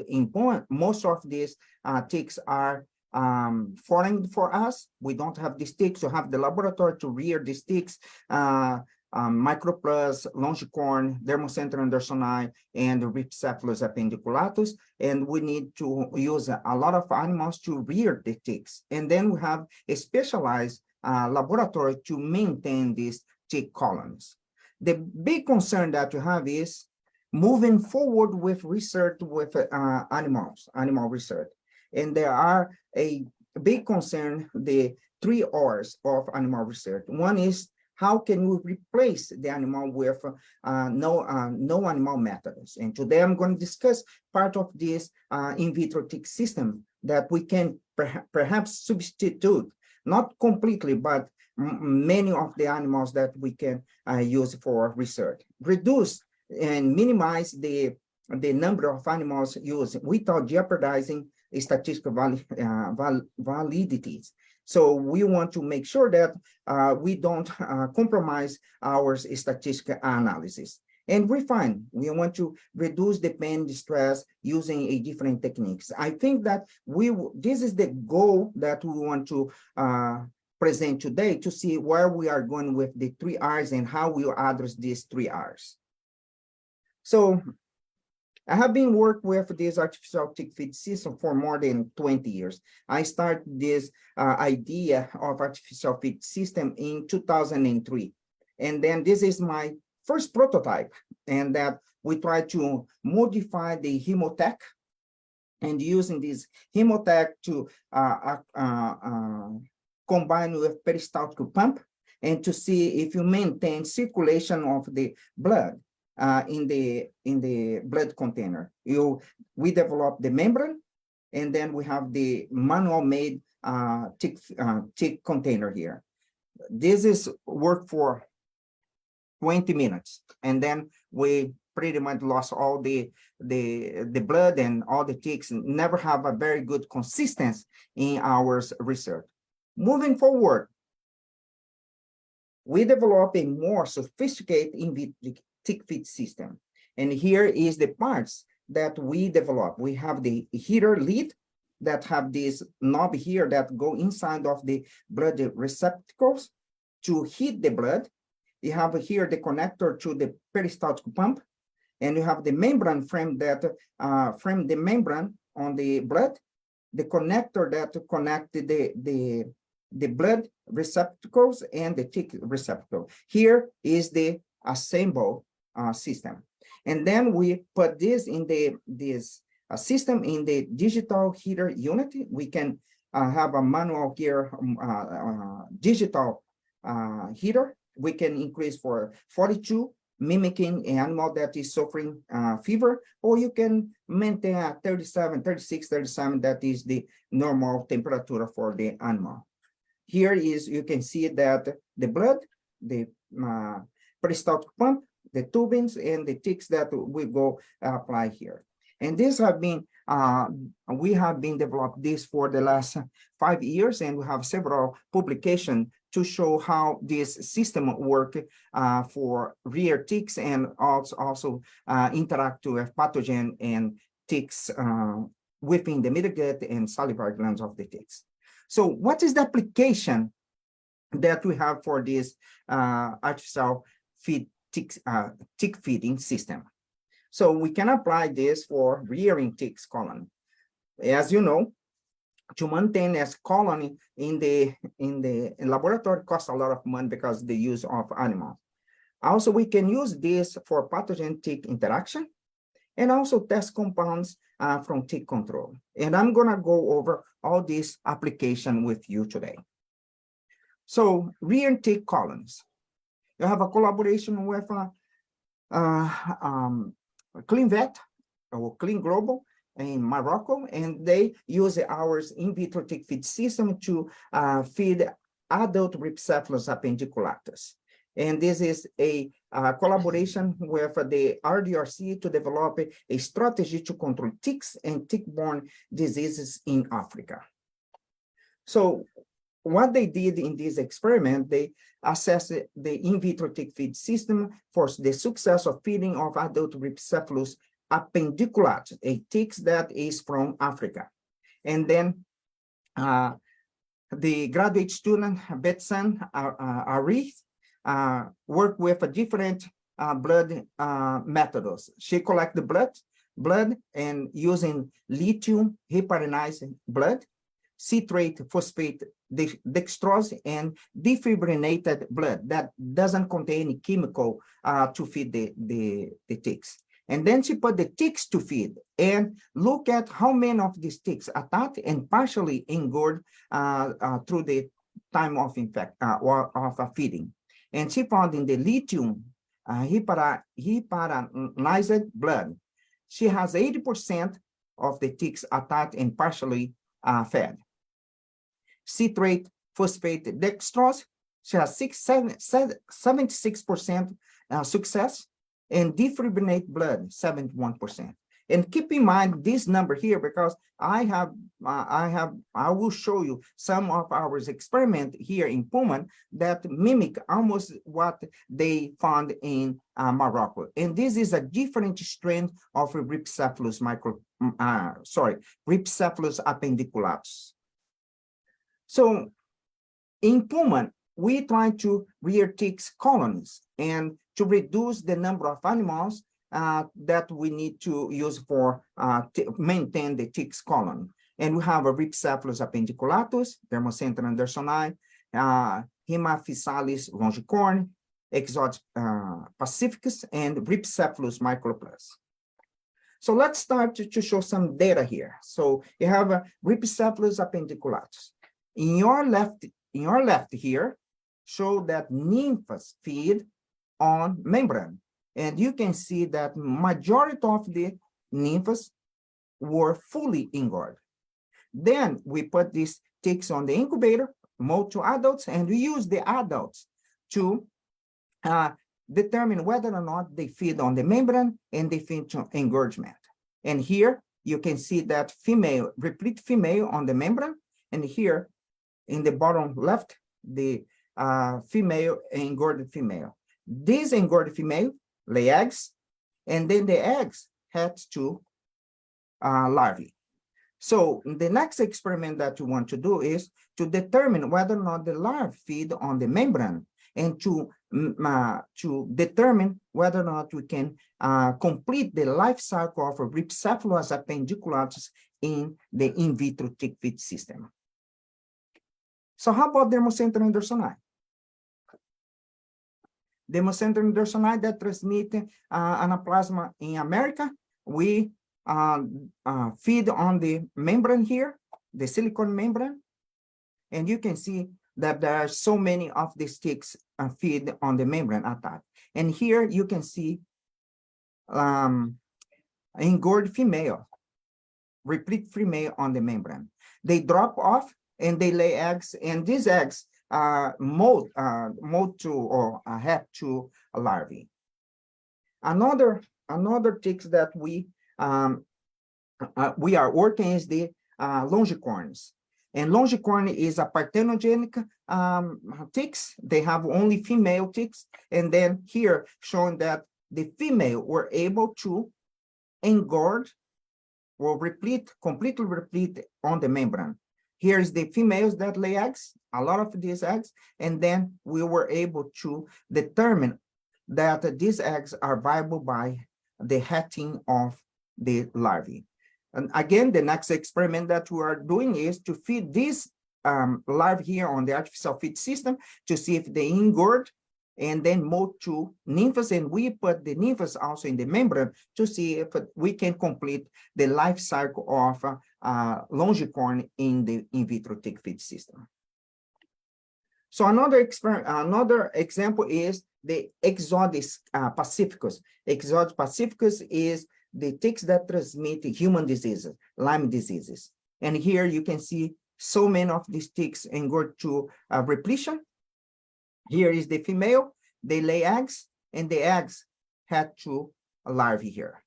And again, we are trying to develop a thinner membrane to make sure that the larvae are able to feed on the artificial feed system. So how about Rhipicephalus microplus? That is transmit Babesia bovis and Babesia vagina. We have been working with this Rhipicephalus microplus. We have a very little success to feed the Rhipicephalus microplus. However, you can see here that we have several ticks here that have been attacked. Few females engorged, and then we have females that are fully replete and partial replete females, and they lay eggs. The problem with this experiment, after they lay eggs, all the eggs get fungus, and then we need to throw away all the experiment. We could not determine whether or not the eggs can hatch to nymphs or larvae. So we are trying to improve this system for Rhipicephalus microplus and see if we can improve our attachment and also recover of replete females. So the next application that I want to discuss with you is pathogen-tick interaction. We have two publications that show the interaction between Anaplasma marginale and Dermocentra andersoni, and the other one is the Thaleria parvo with a Rhipicephalus appendiculatus. Let's start with the first one, that's Anaplasma marginale Dermocentra andersoni interaction. In this experiment, we inoculate one animal with blood stabulate. when the animal starts to have a high parasitemia or bacteremia, we collect the blood from this animal and add in different concentration, different level of bacteria in each of these devices here. 10 to the 9, 10 to the 8, 10 to the 7, 10 to the 6. Let the ticks feed for 7 days. Collect all the ticks, incubate them to digest the blood. And then we did the tick transmission in the in vitro tick feed system. And we want to see if we can stimulate the development of Anaplasma marginalis in the salivary glands, and also if they can secrete the bacteria, Anaplasma, into the membrane. We collected the blood from the membrane and inoculating the animal to see if the Anaplasma that have been secreted in the blood is viable to infected mammalian host. So we look at first the attachment, tick attachment in the acquisition feed and also during the transmission feed using the artificial feed system.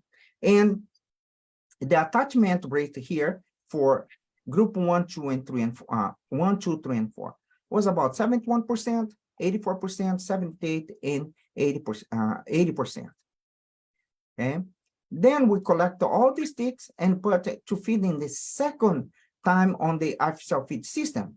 And nicely here is that they still feed for the percentage of tick attachment rate is similar to what we saw in the acquisition feed, 77%, 80%, 82, 82%. And this attachment also is similar to the first publication that I mentioned to you that was developed in Morocco by Clean Global. We are very confident that the artificial feed system worked for Dermocentrum andersoni and also for Rhipicephalus appendiculatus. So then we want to see if the ticks acquire the bacteria. And then what we saw here in our experiment that during the acquisition feed, after 7 days feed on the infected blood, 72% of the ticks were infected, 4% for group 2 that have 10 to the 8 infected RBC.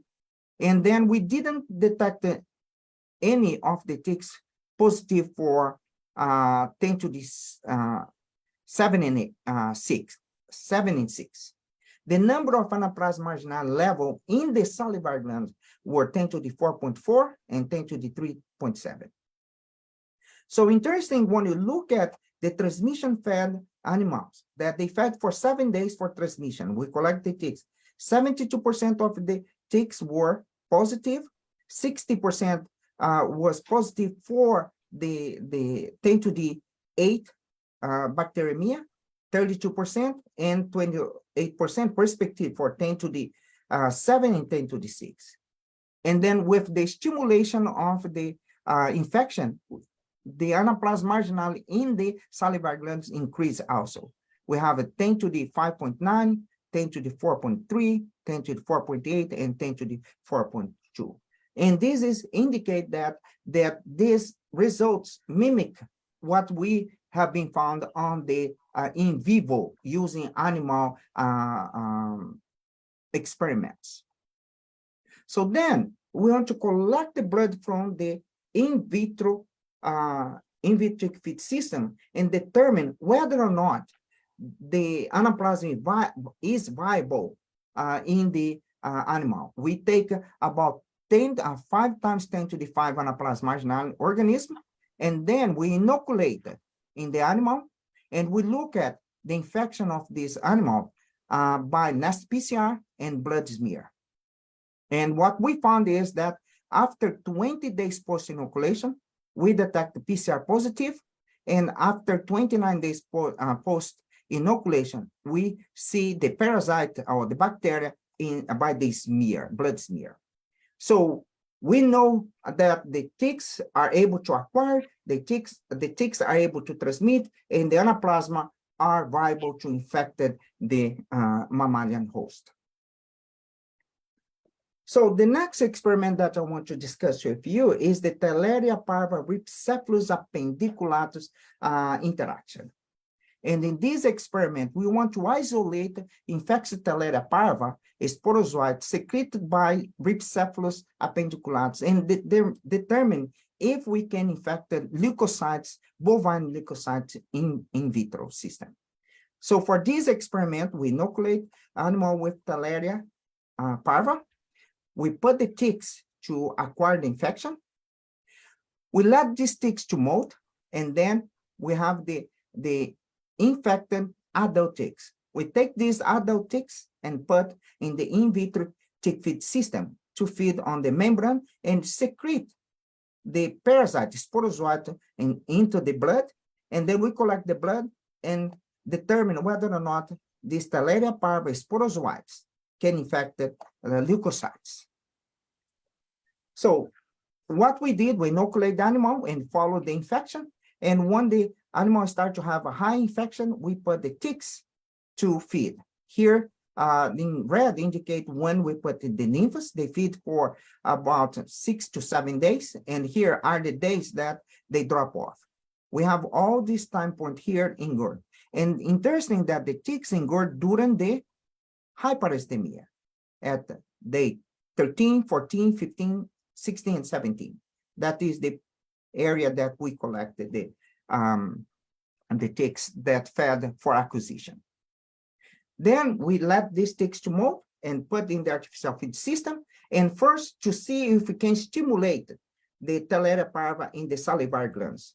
What we see here is that 23 ticks that from these 100 ticks were collected, salivary glands were dissected, and we determined that only 2 of these 23 were negative for Theileria parva. And we know that now we have a system that we have infected ticks that you can use for transmission. So then we go and collect the blood and see if the sporozoite from Theileria parva can infect the lymphocytes. So we collect the blood, have the culture, PBMCs, and then infected with the blood secreted sporozoites. And then what you see here is the infection of PBMC, the formation of microcytomes. We did dilute the sporozoites to see if what is the level of sporozoite that can infect PBMC. We have a 10 to the 5 sporozoite, 10 to the 4, 10 to the 3, and 10 to the 2. As you can see here, 10 to the 5 infected the PBMC, 10 to the 4, and 10 to the 3. 10 to the 2 failed to infect the PBMCs. And all these cells that were infected with 10 to the 5, 4, and 3 immortalized. And we can continue growing these cells for about 3 months. So we know that at this point, we have the system set up for isolation, Theileria parva sporozoite, infection with anaplasma, and hopefully that this system will help us to develop a infection for Babesia bovis and other pathogens that infect the livestock.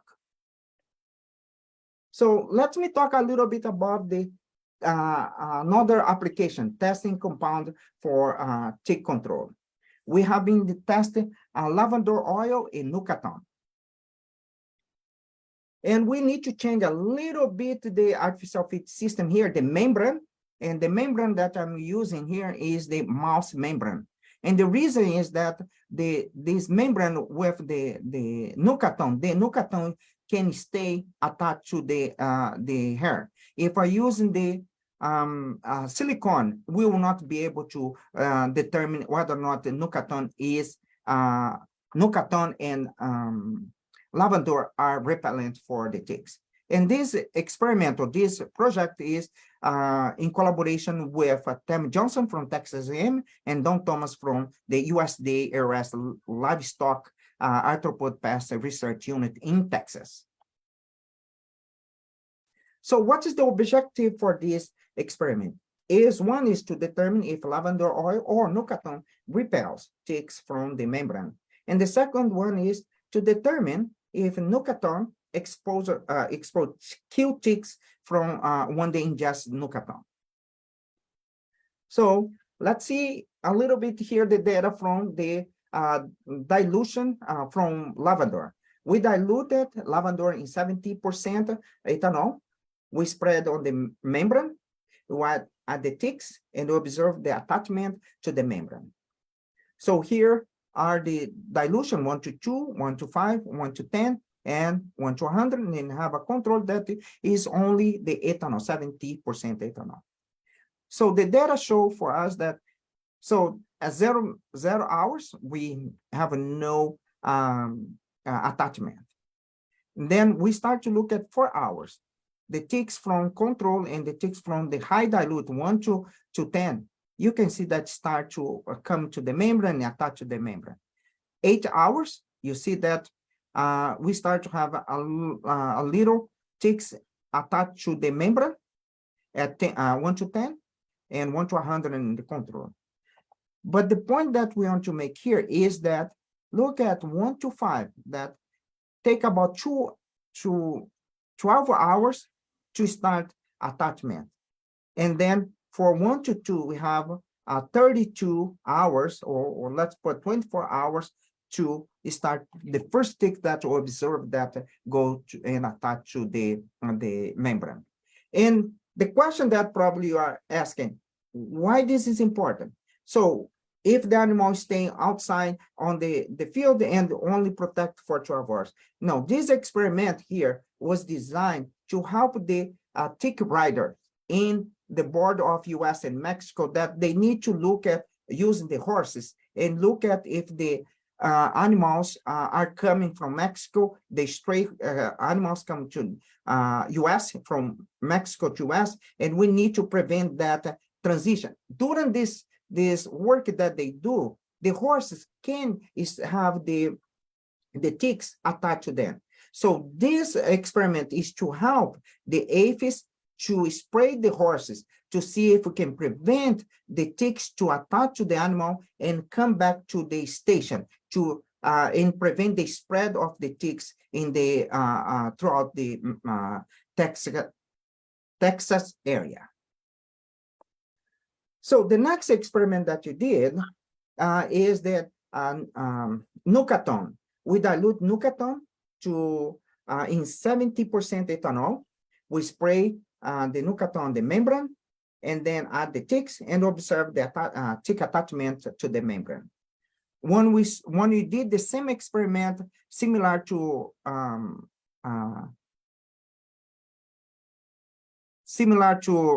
lavender, we look at the attachment for these ticks, and at 4 hours we start to have attachment from these ticks to the membrane, indicate that neither concentration 0.2% or 0.02% works for repel the ticks.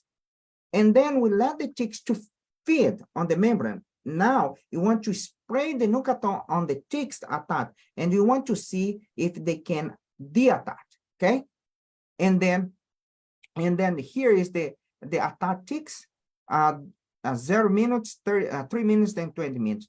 Have no difference between the control and the two dilution 0.2% and 0.02%. Indicate that applying the nucatone on the ticks did not induce them to deattach. So the next experiment that you want to do is, what if you put nucatone on the blood and see if they induce the attachment?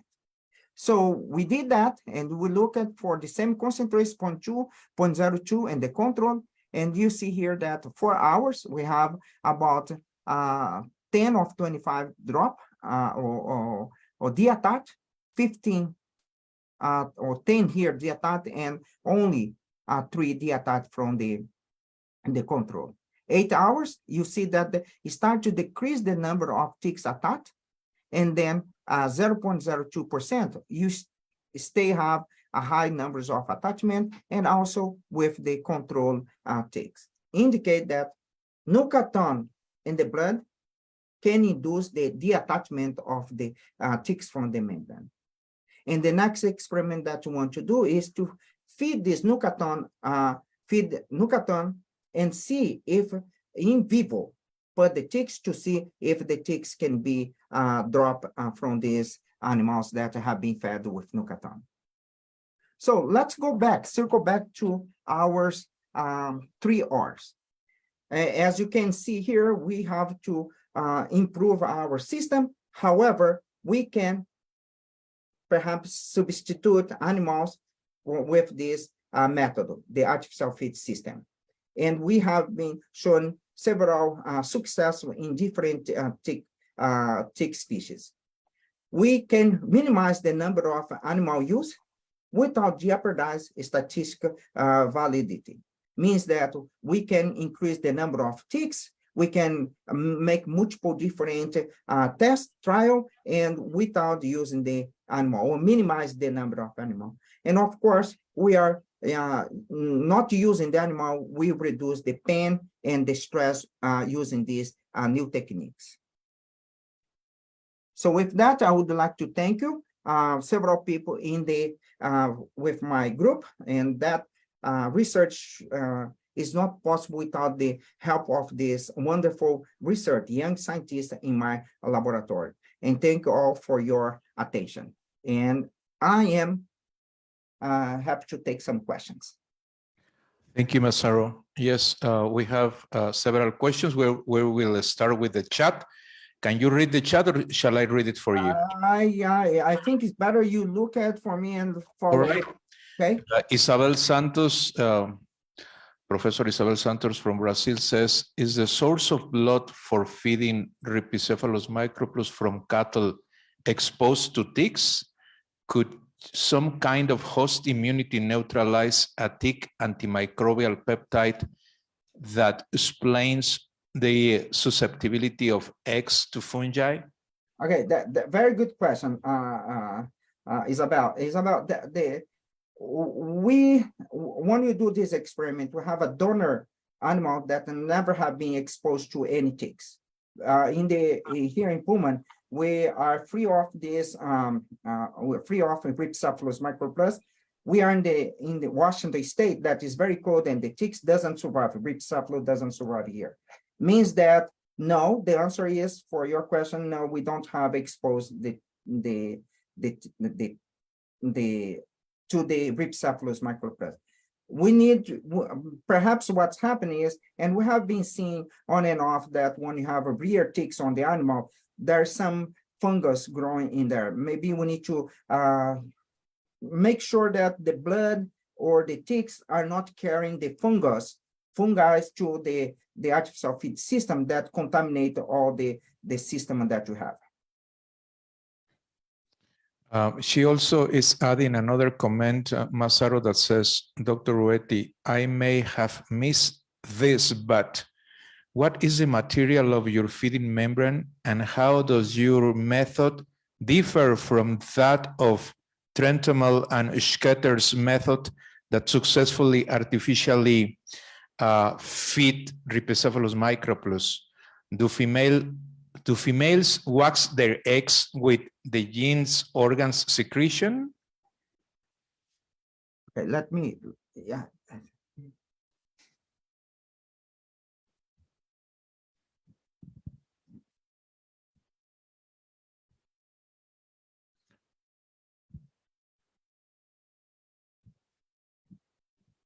It's okay. So the membrane, answer your question, is about, yes, the membrane is similar to Dr. Schuller's membrane. He used gold bead membrane, and with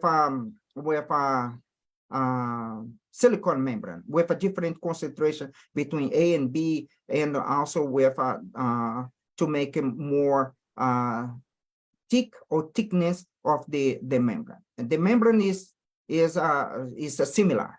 And the next question here is, do female wax their eggs with a gene's organs secretion? Well, in the normal conditions, when we do the in vivo, yes, okay, but in the tick in the in vitro tick feed system, we did not. I cannot conclude that, but I can guess that yes, they will wax their eggs with the genes organ secretion. I think that I can certain say that it is because when you did with the longicorns and with other Rhipicephalus appendiculatus, yes, we did see that wax on the eggs. We have another questions here in the auditorium, Massaro. Go ahead, Diego. Hi, Massaro, is Diego over here. Hi, Diego. Hi, nice talk. Thank you. I'm wondering about if there is any difference between the gene expression when you feed these ticks in the artificial system, and if you have compared the transcriptome of ticks when it is expressed, I mean, when it is fed in vivo systems. This because I don't know if it is a naive question, but maybe it's related with the fact that some parasites need some proteins expressed during the feeding, and there is something that is not in the artificial system, which is the circadian cycles or hormones that are related with light and dark cycles during the life of the host. Do you know something about it? So, Diego, answer our question. We didn't compare ticks from artificial feed system, fed on artificial feed system, and from in vivo. And I think that is very good question. The way that I see it is that you saw that we have some variation in the tick attachment, the tick engorgement, all these things, and also is associated with the adaptation of these ticks to the membrane. If we continue these ticks to feed on the membrane, perhaps you can start to increase the efficiency in the artificial feed system. Means that I need to try to adjust or adapt these ticks to the artificial feed system. Okay, so saying that, maybe the next experiment that we should do is what you are saying: compare in vivo infestation in the animals, feed on the animal, and with these new adapted ticks to see if there is any differences in the gene expression. And we are doing that? No, we are not doing that, because I think there is so many things that you need to figure out before you move to that question that you're asking, because I think there is too many unknown questions before you do that type of experiment. But it's a very good idea, Diego, to understand the difference between the in vivo versus in vitro tick feeding.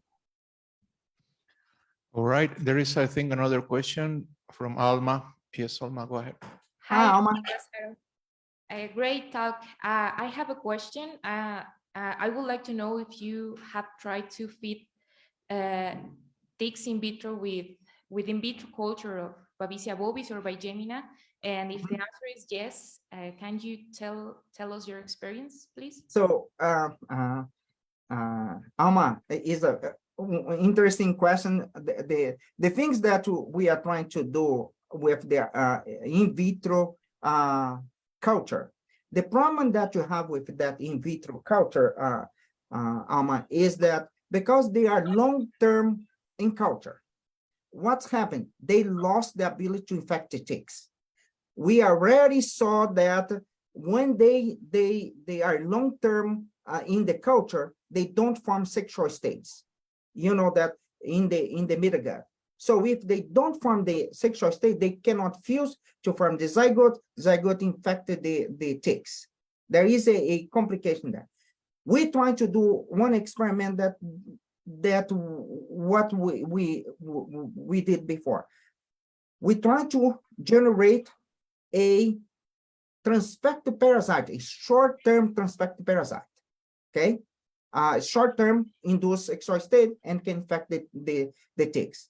And then we're trying to put that in transfect parasite express GFP in the in vitro culture to see if the ticks, in this case, Rhipicephalus microplus, can acquire the infected GFP parasites and see if they can infect it. We are in the process to do that, but that will take time because of the transfected parasites to grow, and then sometimes you need to test whether or not these transfected parasites transform sexual state before we start to do the experiment that you mentioned. Thank you very much. I think we don't have more questions. So I really can appreciate, Masaru, that you took time to give us this very important talk on tick feeding systems. Thank you very much. Have a good day. Thank you. Can you please stop sharing your presentation? Oh, yeah.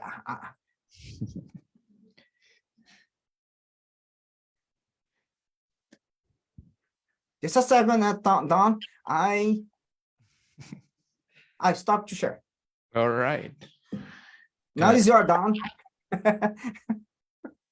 Hi, Don. Can you hear me, Don? Yes.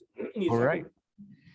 So if you can start sharing your presentation, please. Our next speaker is Dr. Donald Thomas from the Kipling Bushland U.S. Livestock Insects Research Laboratory at the USDA department in Texas, in the US. And he's going to talk us about some experiments regarding acaricides combined with vaccination for the control of Rhipicephalus ticks. And Don, he's going to present in English, but I think his slides are going to be in Spanish. So go ahead, Don. Thank you very much. Right. Well, thank you, Juan. Thank you for inviting me, especially because I'm not a vaccine expert. And so I will welcome any comments from those of you who are. The work I'm going to talk about was done in our lab. It's our experience with the BM86. And I want to, this is done with a number of colleagues, especially Charluza Rocho did this for her master's thesis with the combination of the moxidectin and BM86. So the BM86, we've heard from previous speakers. It's actually a concealed antigen because it's an antigen that does not actually naturally would not come into contact with the host because it's part of the midgut, I guess, unless a cow was to actually eat a tick, I guess. But otherwise, it works because by injecting the antigen into the animal, it makes antibodies, which then the tick takes up when it feeds on the blood. So it was called BM86 because it was found in Buophilus microplus in 1986 in Australia, but then it turns out that the tick that was called Buophilus microplus is actually now recognized as a different species, Buophilus australis. And so that was the basis for the antigen that was used in the Australian version of BM86, which is called tick guard. And then later, when Gavac was developed, that was actually made from that involved the real Buophilus microplus. Now, as we heard from Don Pepe and from Joe, BM86 is actually a very polymorphic protein, so it varies a lot, both between species and among populations within a species. And so it's thought that that's probably one reason why you get a lot of difference in the efficacy in different regions into different species.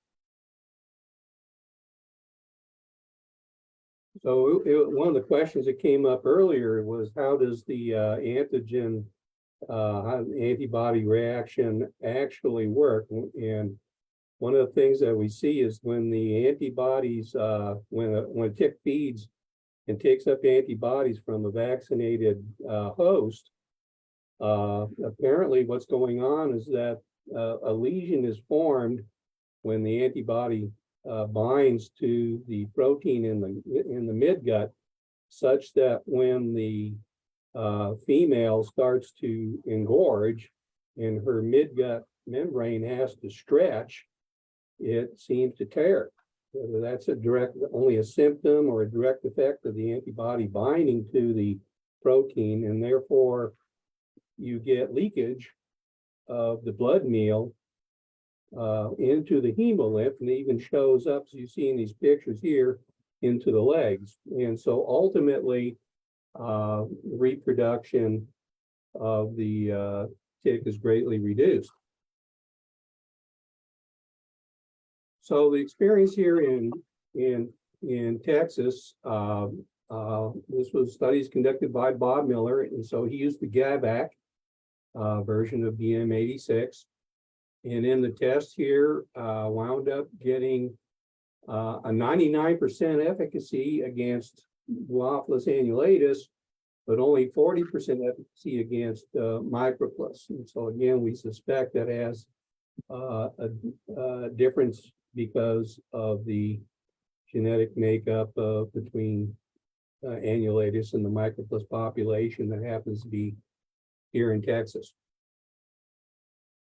Now, this is work that was shared with us from with Peter Willardson in Australia, who was the first to try a combination of using the tick guard version of BM86 with cydectin, which is a compound which has moxidectin as active ingredient.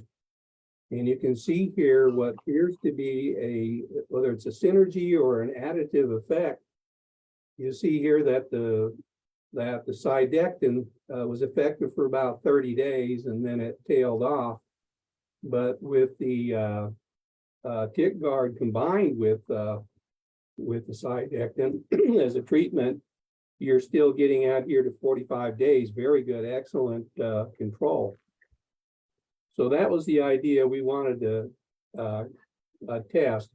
There were also concerns that there could be the opposite. There could be some interference when you use both the immunization and the caricide. And ever since, especially since 2016, we now require all of the cattle in the Mexican border zone to be vaccinated at least once a year. Well, the history with the moxidectin, it was first approved for veterinary use in the United States back in 2001 as a treatment for heartworm in dogs. And it, about the same time, is approved for use in 9 other countries. It comes in a formulation which protects the dog, called ProHeart 6, because it protects dogs for 6 months against heartworm. And there's yet another formulation which they call ProHeart 12, which gives protection for out 12 months. So this is quite remarkable. Apparently, it's related to the chemical structure of the moxidectin. If you compare moxidectin to ivermectin, you'll see the difference is that moxidectin lacks the disaccharide, so it lacks that sugar moiety. So we think of it as the unsweet ivermectin. So it's good if you're on a diet, I guess. That's the sin azúcar. And so as a consequence, it is metabolized very differently. And one of, for example, ivermectin, which is usually effective against worms for about a month, it's secreted, metabolized and secreted through the feces. Whereas moxidectin, it's actually, when it's metabolized, it's taken up in the fat. And then from the fat, it's eventually released and it's excreted through the skin. And so by going into the skin, it makes it very effective against the ectoparasite, against the ticks. And furthermore, when one animal in the herd rubs against another animal, it can spread the moxidectin from one animal to another in the herd. And so because it's not secreted in through the feces, it's a lot more environmentally friendly, especially towards your dung beetles, and you depend on dung beetles for controlling your dung paths. It is so safe that it's been it's been approved as an organic insecticide by our National Organic Research Board, and since 2012, with the limitation not so much in beef animals, but in breeder animals and in dairy animals, only when they're not actually lactating. And again, it is so safe that it is recommended, approved by the World Health Organization for human use, especially for control in Africa against onchocerciasis. So our first experience using moxidectin here in Texas was experiments conducted by Ron Davey using a 1% injectable formulation, and compared it to ivermectin. These were studies that were done in stanchion cattle in a barn, and you can see from the numbers here how much better the moxidectin does as a residual. By the time you get out to 3 weeks, it's 4 times more effective than the ivermectin. And again, that has to do with the way it's metabolized and the way the residual effect that you get. But even in the first week, you get a higher control of fever ticks using the moxidectin compared to ivermectin. Now, there's 2 formulations that are on the market. The 1% formulation, which Ron tested, and then there's also a 10% formulation that's available in Mexico. So we acquired some of this, and and Ron did a test and found that you got 99.9% control for out to 44 to 53 days. And this shows here the kinetics of the moxidectin in the serum as it's being slowly released from the fat. And you see, we find that at this very low level, 8 parts per billion, you're still getting 99% control against the ticks. So this is something we wanted to move out of the barn and out into the pasture and see if we could actually eradicate, which is our ultimate goal, a fever tick infestation in a pasture. So we set up 2 pastures, 1 control and 1 treatment, both of which were infested with fever ticks. We released, to start with, it took almost a year to get the pastures infested high enough to actually conduct the trial. But once we did, then we set out 4 cattle in each pasture and began inspecting them for ticks on a weekly basis. The moxidectin recommends that you actually inject it through the ear. And the reason for doing that is just to protect the hide, because you're sticking that needle into the jugular or wherever subcutaneous a lot, there is some damage to the hide. And then taking blood on a weekly basis to measure the serum levels. And this is what we see, the level of moxidectin after the first injection.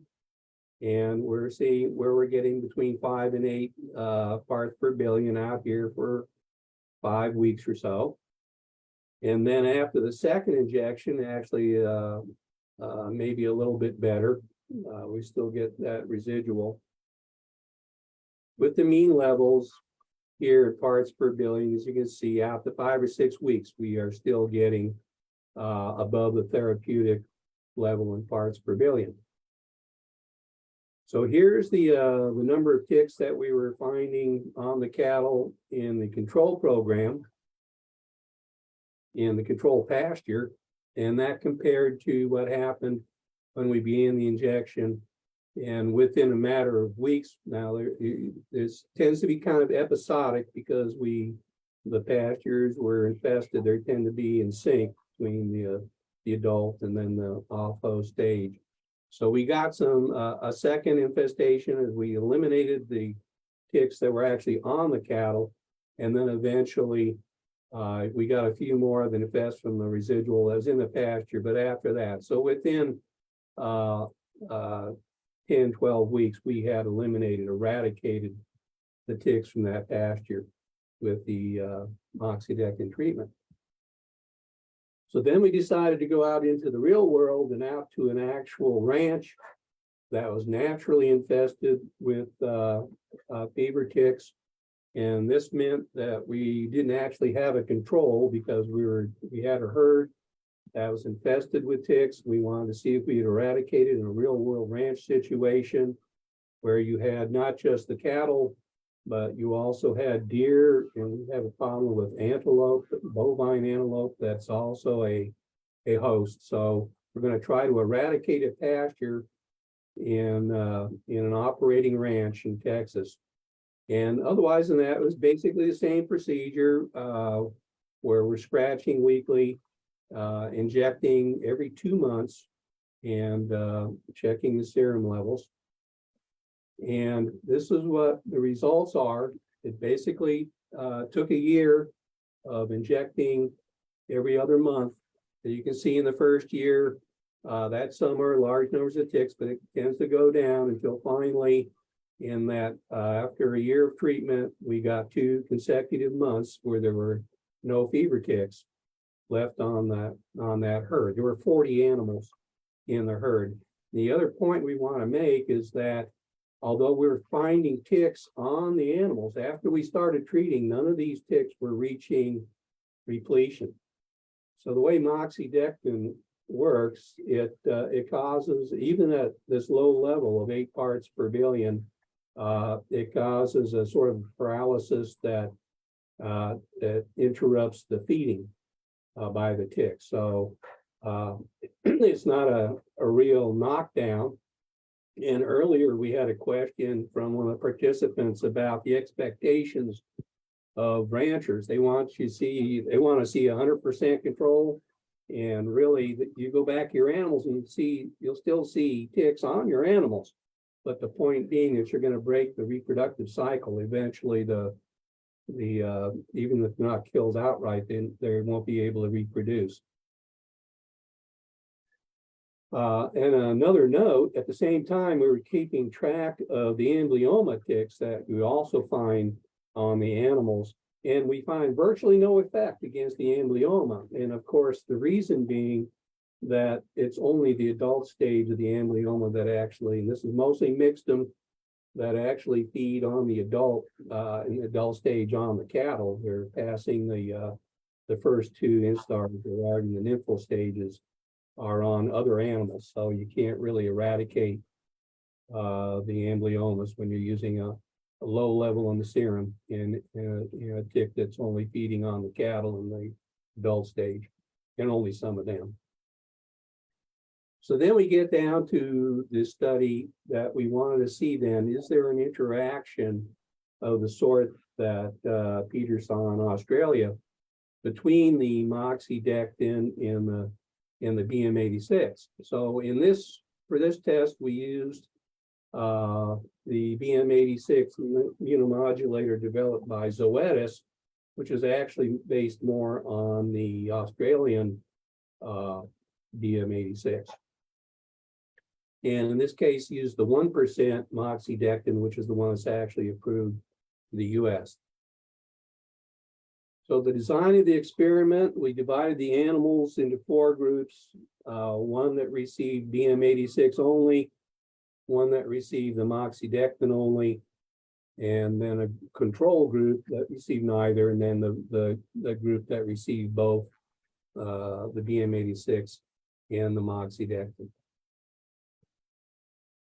We're taking a lysis, testing for the reaction, the antibodies in the animals during the test. And you can see here is about day 44 where you, as you build up. So we gave a booster at day 28.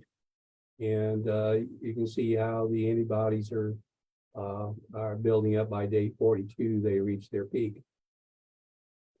And then for the basic raw results, in terms of adults, you can see that the that the BM86 moxidectin combination was the best of the treatments in terms of the numbers of adults. And these are the cumulative total number of adults that we find over the duration of the experiment. Also, with the larvae production using the index of fecundity, we see an 81% reduction in the tick larvae with a combination of the BM86 and the moxidectin being the better of the treatment. So whether that's an additive or a synergy, we do find a better result with the combination over either by themselves. So the final conclusions are, as you can see here, I'm repeating what I just said, 81% reduction in the larva, and that it's effective, a good residual out to 116 days, still having therapeutic value. And again, you're not seeing replete females during the treatment, and that the combination is best together than it is for either of the treatments by themselves. And so our suggestion has been for the eradication program that you do have to boost at 28 days, and that you would continue with the booster every 6 months for the program. So that's all I have. Thank you for your attention, and I'll entertain any questions to the extent that I can. Thank you very much, Don. Very interesting experiments that you had. I don't know if is anybody that has any question, alguna pregunta para el Dr. Don. We have a question here in the auditorium. ¿Lo traduzco o? Sí, por favor. Las garrapatas que él colecta son garrapatas repletas, ya llenas de sangre, o garrapatas semirrepletas. Don Francisco Ibáñez asked you whether the ticks, when you collect them for your studies, are they engorged or semi-engorged females? Okay. Yeah, if you're asking if we scratch the animals, those that are in the treatment group are not when they get moxidectin, so they're not they don't reach repletion, but they do with the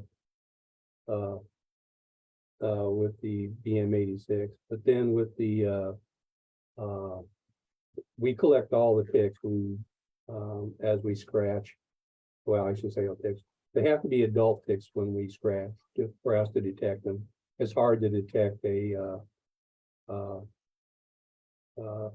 nymph or a larva. Okay. Dice que en realidad cuando colecta las garrapatas del grupo vacunado, sí colecta repletas. Cuando las colecta del grupo tratado con moxidectina, no están repletas, pero que el requisito es que ellos solamente colectan adultas.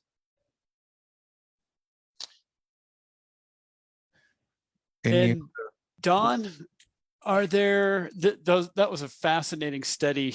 And I was wondering if there are any ranch locations that are using the recommended dosage, where you said it's a good idea to boost at day 28, but then every 6 months instead of once a year. Is there anybody experimenting with that?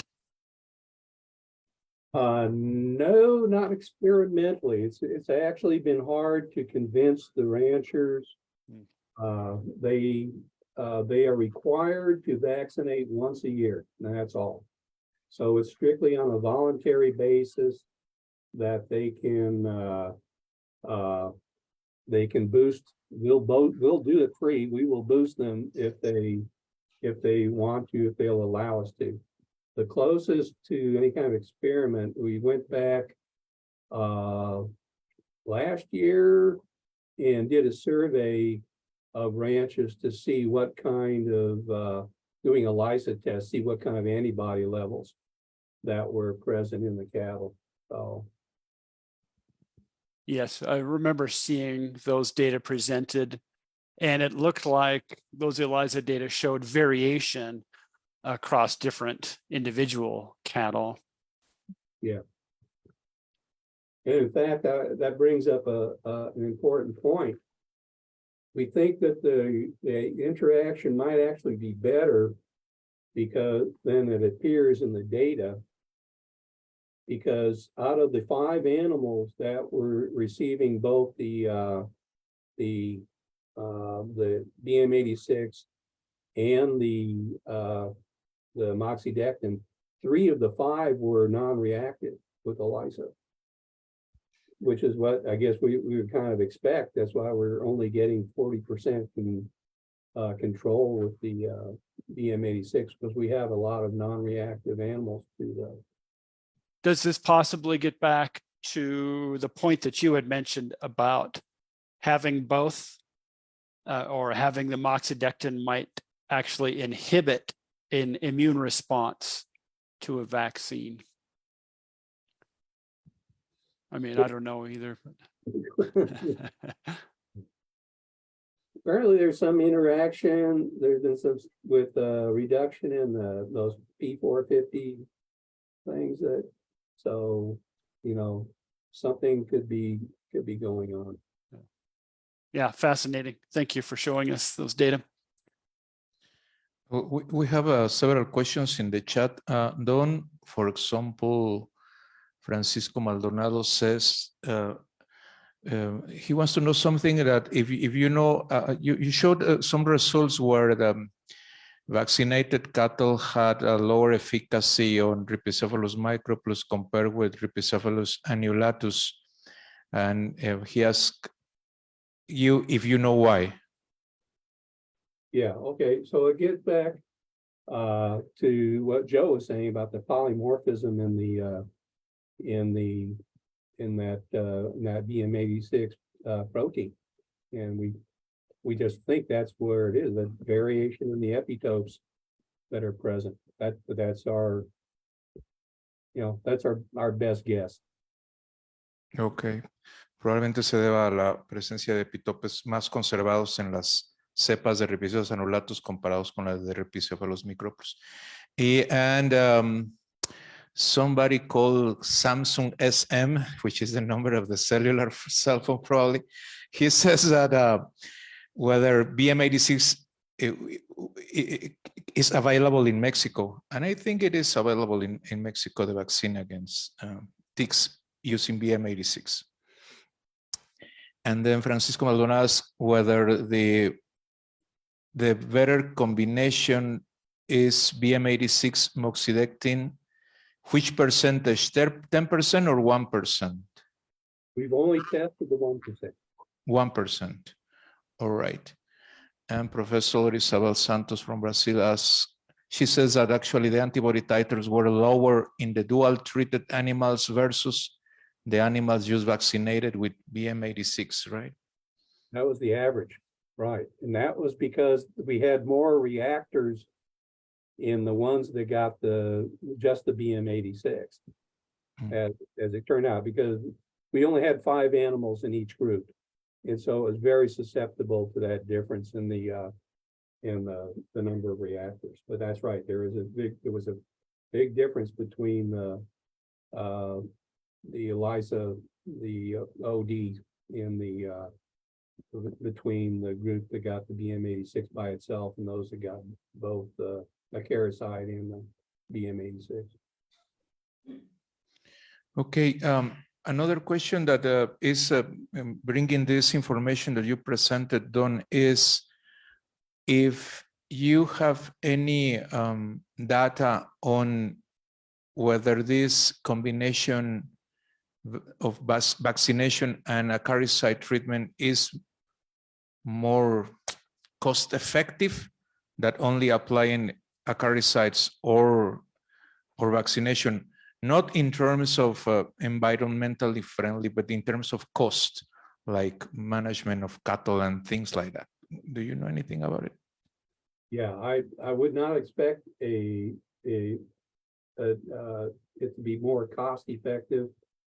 We see it more as an idea in terms of resistance management. So maybe a long-term benefit. And I just thought of something. I want to respond back to Joe's question as to whether or not there was interference, because a point that's important. If you look at that graph, you'll see a consistent difference in the ELISA values and those that got the DM86 by itself, and then those that got the DM86 with the acaricide. But remember that the acaricide was not actually applied until 60 days. Mm-hmm. Right. Yeah. Good point, Don. Okay, great. This was not due to the acaricide. All right. Dr. Noé Soberanes says that, yeah, he's answering the question whether the BM86 vaccine, it is registered in Mexico, and it is based on a local tick strain from Mexico, the one that is registered in Mexico. If I remember right, it is from Tamaulipas strain. Okay. Any other questions here? No. All right. If nobody has a question, I just want to appreciate Don's time for giving us his presentation with a very informative talk. Thank you very much, Don. All right. We are some minutes ahead of time, but I think it is, I can start asking Isabel if she can start sharing her presentation, if she's ready. And if you don't know Dr. Isabel Kidney Ferreira de Miranda Santos, she is very well known for her studies on tick immunology and vaccines. I actually tried to convince her to give us a talk on the vaccine that she's developing, but she says she cannot give us right now information on that. But she is talking about a very important aspect of tick vaccine, which is the presence of antibodies against the tick targets on the animals that that are being evaluated during these vaccine trials. Professor Isabel is, she works at the Ribeirão Preto School of Medicine at the University of Sao Paulo in Brazil. And thank you very much, Isabel, for giving us this talk, especially because I asked you in a very short period of time. So first of all, can you hear me? Can you see my screen? We can see your screen. It is not yet on the presentation form, but we can very well. Okay. It's not the presentation form yet. Wow. For me, it is. Yeah, probably because you need to do something. We can use plain to her. Probably it's the same problem. Yeah. Português. Eu vou falar em português para você. Na parte da cima da apresentação, você vai ver aí uma coisa verde. Então, e aí pode escolher a coisa que quer compartilhar. Mais para cima, se você for, dirige aí o... Eu não sei como se fala aí em português. Aí. Isabel, na parte de cima, você dá uma olhadinha no view. Na parte de cima. Acima. View. Para cima, para cima. Well, I am para cima, but I can't see what you want me to see. No meio da pantalla completa. There's new share. I see new share. Aí. Okay. And select a window I want to share. So I've selected it, share. Okay. And now I'm going to, so I'm sharing my screen to myself with the full presentation. If you choose the arrow in the section that share, you can see an arrow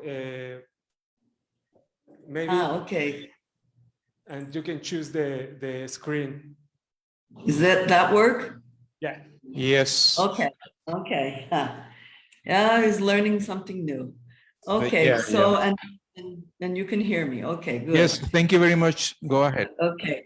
So I'd like to thank the organizers for inviting me. I had this information organized in my brain because I'm writing a grant about it. So it wasn't too hard, Juan, to accept your invitation, and I'm very honored by it. And it's very useful for me to hear all the presentations today.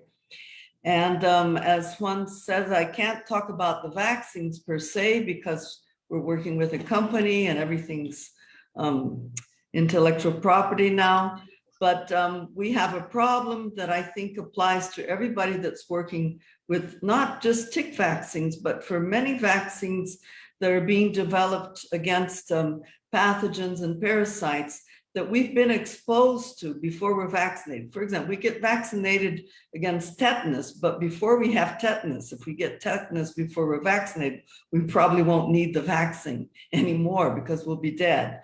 So this problem that I'm going to talk about, the advances in knowledge concerning malaria and COVID and influenza really helped me think about this problem. But first of all, I'd like to make my manifesto, and I've seen through other people's presentations here that we agree the tick is a very complex organism. In the case of the cattle tick, the only thing that it does in its biology that makes our life easier is that it's a single host tick. So it makes things easy, but it has 2 lifestyles, 3 developmental stages, sexual reproduction. It has a huge genome that we don't understand biologically why this is so. And it also has high levels of all hematophagus arthropods. José Ribeiro at NIH has shown this, have high levels of mutations in genes encoding factors for parasitism and immunity of the parasite. And so I have IC here as immunobiological control. All these factors, Alejandro has talked about controlling the tick through the host microbiota, but the microbiota of the host and possibly the vector also can affect immunobiological control. But the bottom line I want to make here is that I don't believe just the vaccine will control cattle ticks. We're going to have a veritable blitzkrieg to take care of it with a biological control, repellents, and microbiota vaccines and other things. So that's just the point I want to make. And in the case of my vaccines, I can tell you that they're based on salivary antigens. I think it makes sense to target salivary antigens because they are the mediators of parasitism. The tick is telling us that it's a very important target. The tick saliva has over 40 functional families.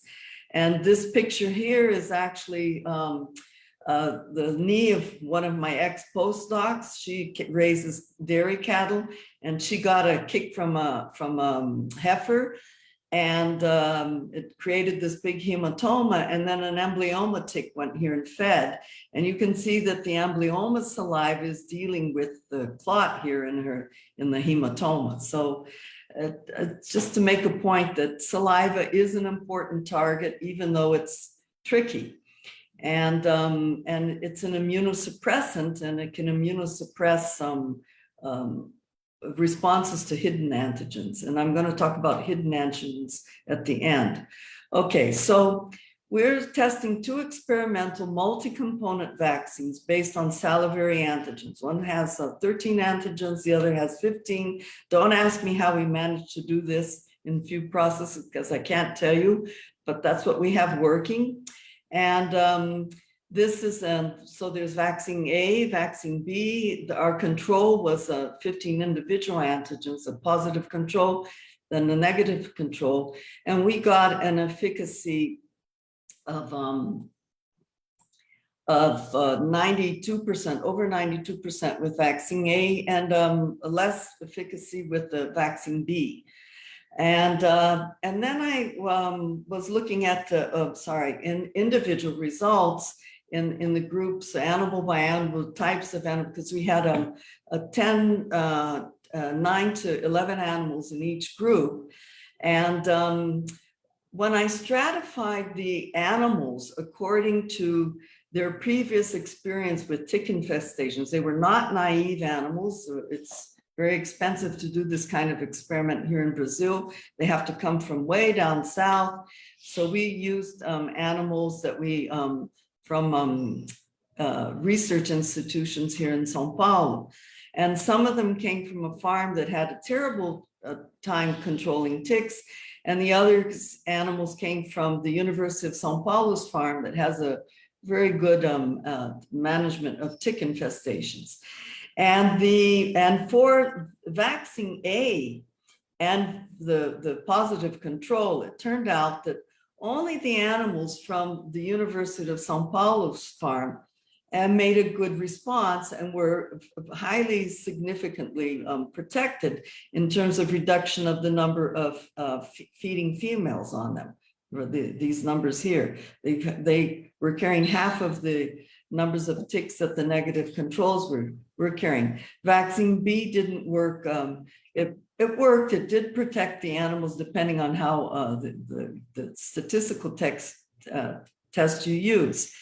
But the thing that came to our attention is that vaccine B, even though it didn't have such a range of efficacy as vaccine A did, it did protect the animals that had experience with very heavy infestations before they came into the trial.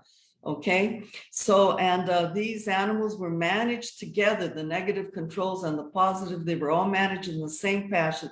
They were infested when they were vaccinated. And so maybe they were being immunosuppressed and we could get even a better result. So we went to look at the antibody responses of these animals and we clustered them. Since there's so many antigens, we haven't been able to deconvolute all the ELISAs that we need to do yet. These are recent results. But we made clusters of antigens. We adopted a criteria. We made groups of antigens, did the ELISAs with them. And it turns out that the animals that have the highest levels of pre-immunization antibodies were the ones that were not protected. And this is contradictory because you would think, well, the infestations are inducing antibodies in these animals, but they're really not protecting the animals that much. The animals that were better protected by the experimental vaccine A were those that had few antibodies to the vaccine antigens when they entered the trial. Okay, so I started reading about this, and unfortunately there's COVID, there's malaria, there's influenza. And so I thought, well, the reality of the vaccine when it goes to market is going to be animals that have already been exposed to ticks. And so there's something blocking my screen here that I can't read, my slide. Okay, so the reality of tick vaccines customers are going to be those that are exposed to ticks. And we already know that even genetically tick resistant and tick susceptible animals do make antibodies against many secreted salivary and intracellular proteins. And this has all been published by us and by other groups. So my position is that we must answer these questions in order to develop an efficacious vaccine based on salivary antigens. And so the first question is, how did these salivary proteins become immunogenic after natural infestations? Because we all know from our immunology textbooks, especially Janeway's book, the dirty little secret of that immunologists have. Soluble proteins are not immunogenic unless they're aggregated by heat or in an adjuvant. Okay, so what is adjuvanting the salivary proteins during natural infestations? So how do we answer that question? And why aren't these natural or wild type antibodies protective in these animals? Because they still have too many ticks. The tick loads that they're carrying are incompatible with good productivity, and they're dirtying the pastures with the females. And for me, the most important question is, how do these wild type, I'm calling them wild type antibodies now from now on in the talk, how do these wild type antibodies affect efficacy of tick vaccines? So I started reading about, as I said, influenza, COVID, malaria, Zika, et cetera, et cetera, et cetera. Unfortunately, there's a lot out there. And what can be done to overcome these effects of the wild type antibodies on tick vaccines? And then why did the bee vaccine protect all types of cattle, those with previous high and low exposure to ticks, even though the efficacy wasn't so great, but it did reduce significantly the tick loads in both groups of animals, high and low. Okay, so to answer the first question, how did tick proteins become immunogenic? I think the question's already answered for us through other studies on other models. So due to tick bites and saliva, there's a lot of dead cells and the respective damage-associated molecular patterns that we call DAMPs. There's a lot of DAMPs in the feeding pool. And DAMPs, there's a lot of literature on this, are known to act as natural adjuvants, okay? But we also know that the outcome of immune responses, the type of immune response that we're going to make to an antigen depends on the nature of the adjuvant. So, and this adjuvant composition will determine, this is important for our case, where B cells will mature, whether in extrafollicular or germinal center sites. And the point is that B cells that mature in extrafollicular sites instead of germinal center sites produce low affinity antibodies.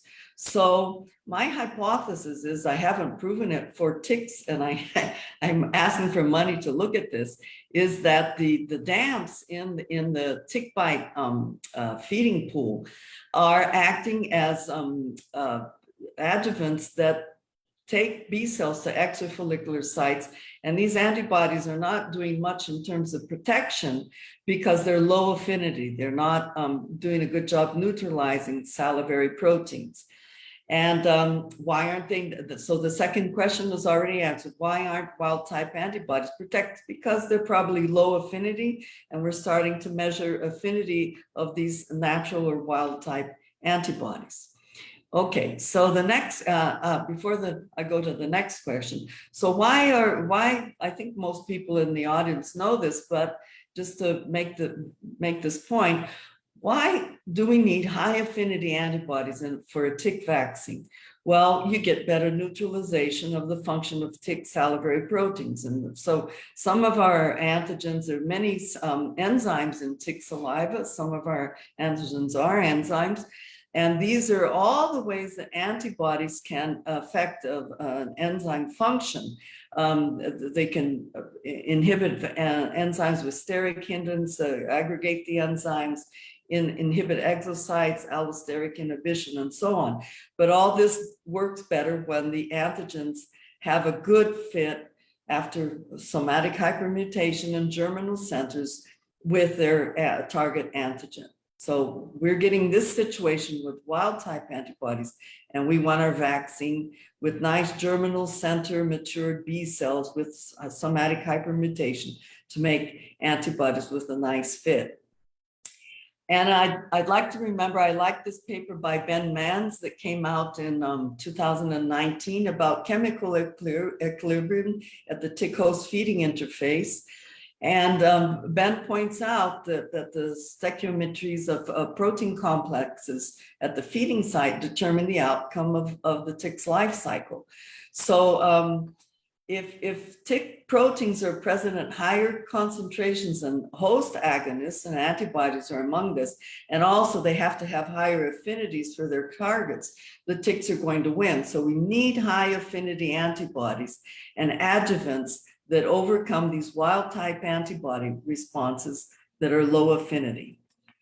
Okay, and we've got to remember, of course, that vaccines were not a selective pressure during evolution of the tick-host interface, but wild-type antibodies were, because all kinds of cattle, the zebu cattle and the European breeds of cattle, are making wild-type antibodies to tick proteins, but low-affinity ones probably. We have to prove this now.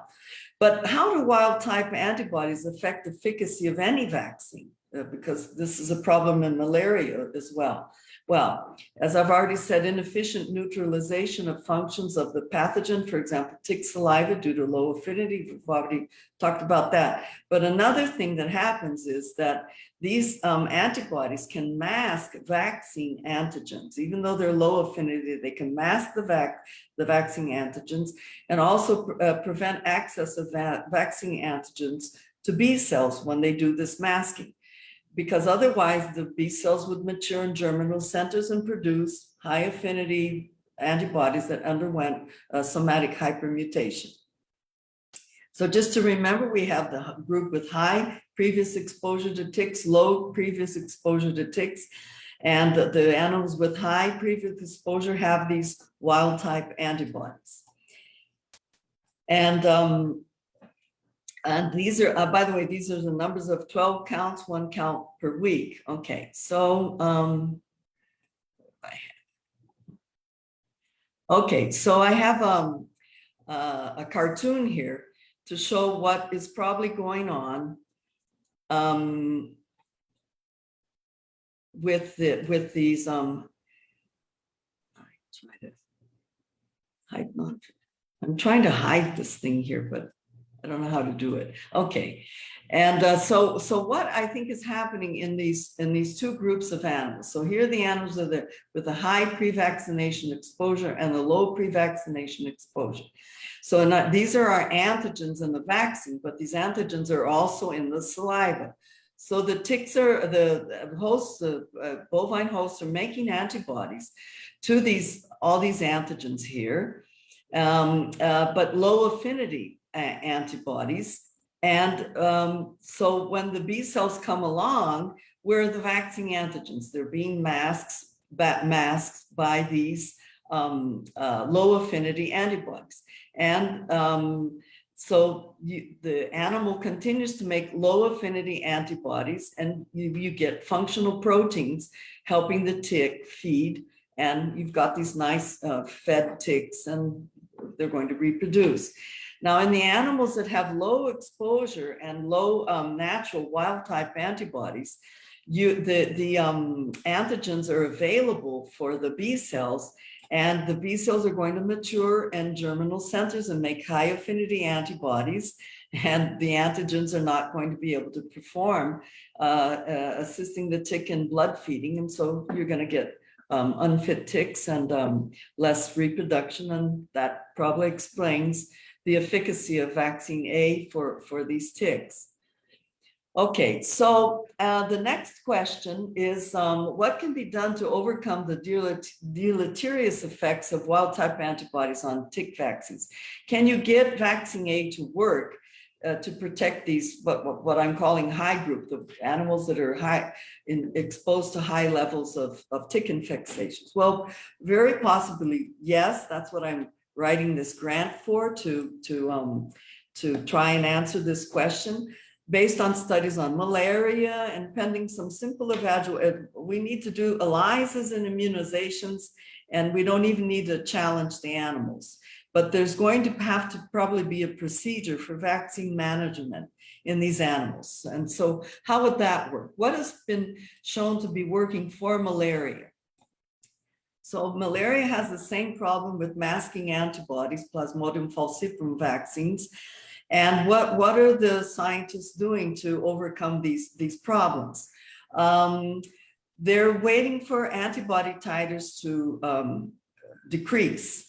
And then they'll give their booster doses or their immunizations when the malaria season is low. And they also delay the final booster to enhance some antibody titers. They wait for the titers to decrease instead of giving the third boost when titers are still high. They wait for it to decrease.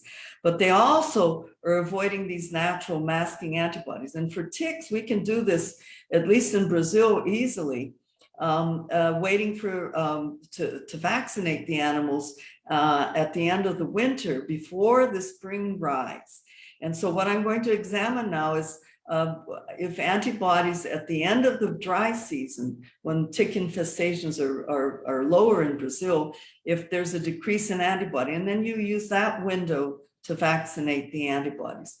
Well, our vaccines, the second procedure is to use modified vaccines that alter the epitope profile and get rid of the dominant epitopes, and maybe the less dominant epitopes are the ones that you really want to target with an immune response.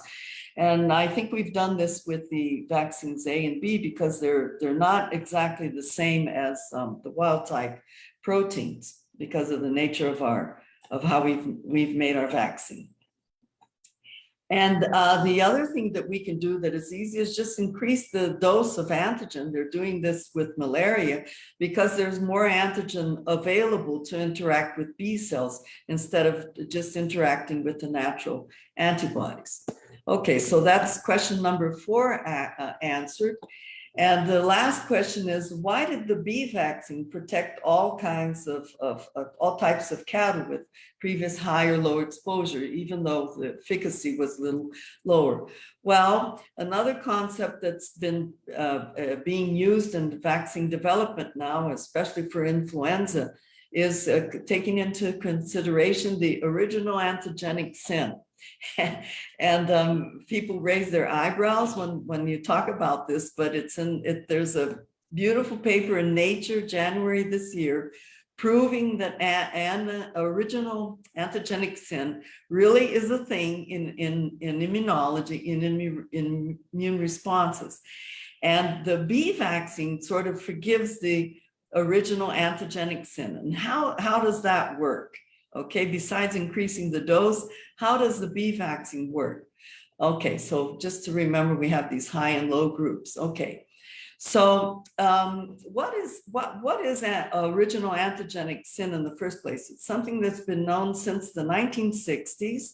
The scientist who described this phenomenon, he was the son of a Methodist pastor, and he showed very convincingly that people that had one infection with one strain of influenza, for example, virus A, when virus A prime came along, they made they kept making antibodies to virus A that weren't doing a good job neutralizing virus A prime.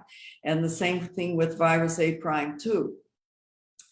And what happens is that the virus A and A prime and A2 were inducing low affinity antibodies, and the only high affinity antibodies that these individuals were making when they were infected with these different strains of influenza virus were high affinity antibodies to the original strain that they found, that they encountered during their lifetime. And so the way to overcome this antigenic imprint, or this original antigenic sin, is to make antigens that are antigenically distant from the original strain.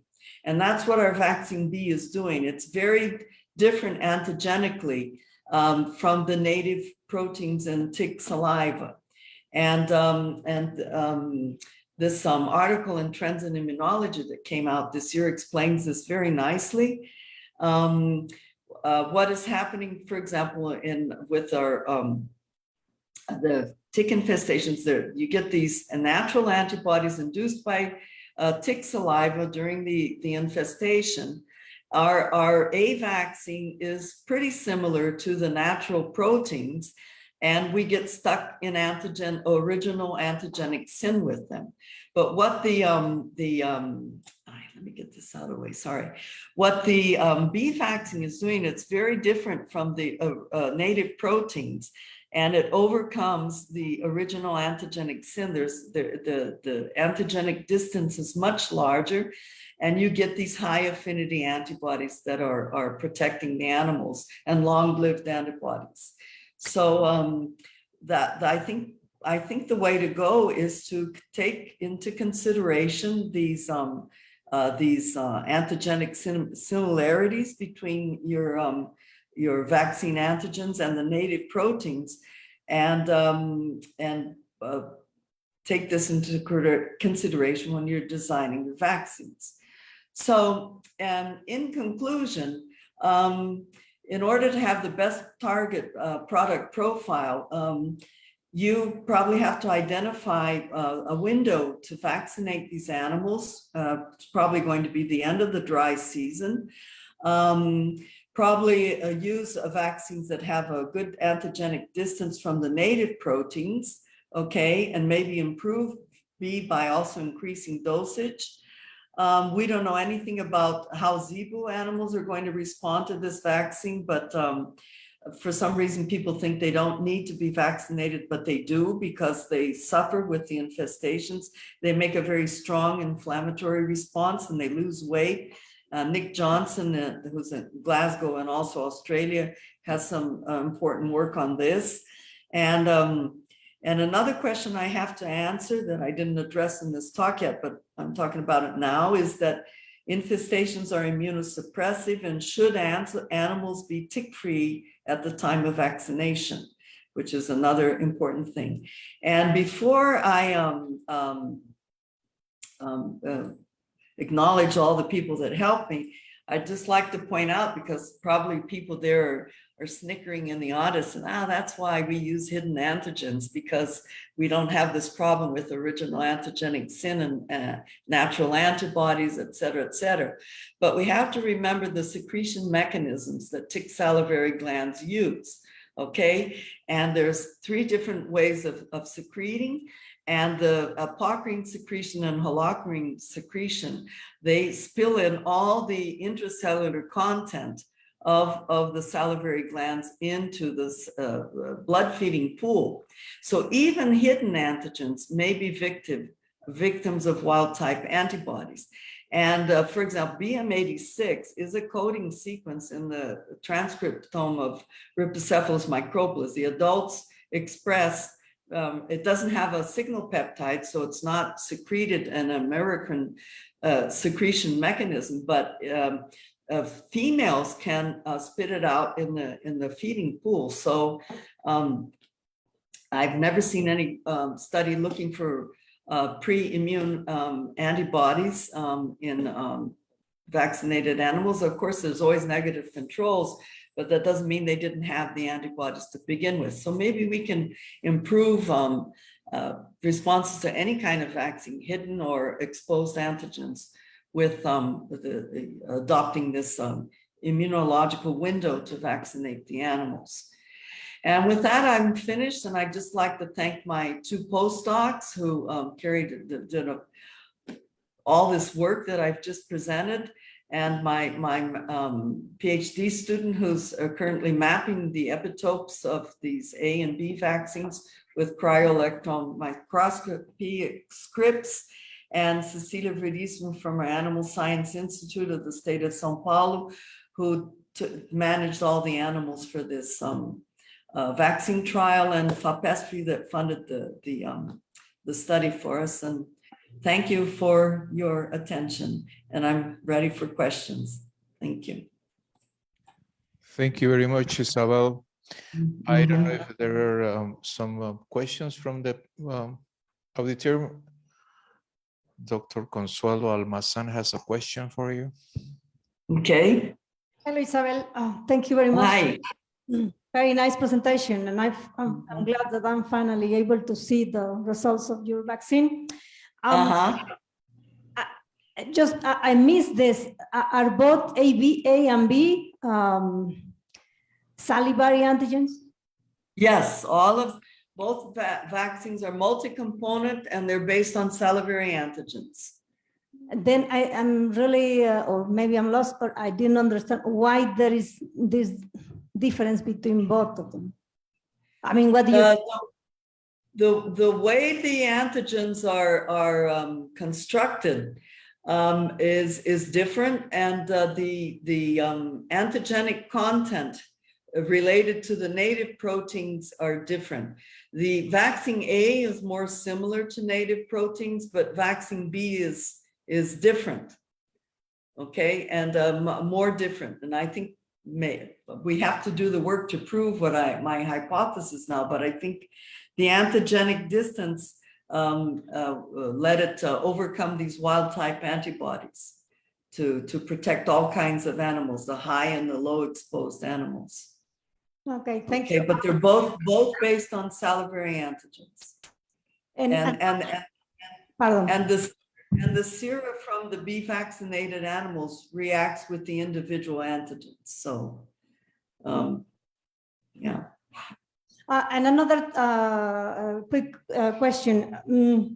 Based on the results and what you say about the wild antibodies, then your recommendation would be don't vaccinate adult animals that have been exposed to ticks already, right?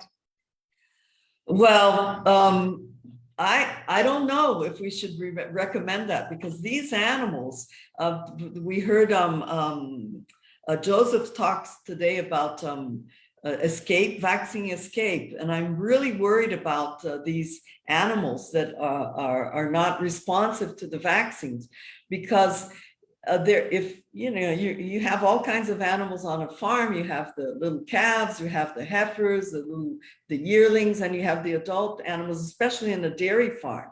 At least here in Brazil, dairy animals are at least 5 to 8 years in service, and the poorer farmers, they keep their animals even longer.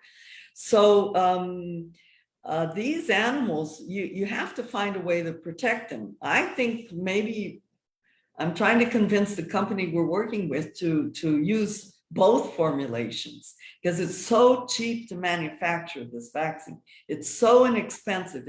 It's pennies a dose, less than pennies a dose. And use them both, because I'm worried about these adult animals. I think they should be controlled, or else you're just going to be wasting your time vaccinating these animals. Either you take care of these wild type antibodies in the highly infested older animals, or I think forget about a tick vaccine, do something else. Okay, thank you.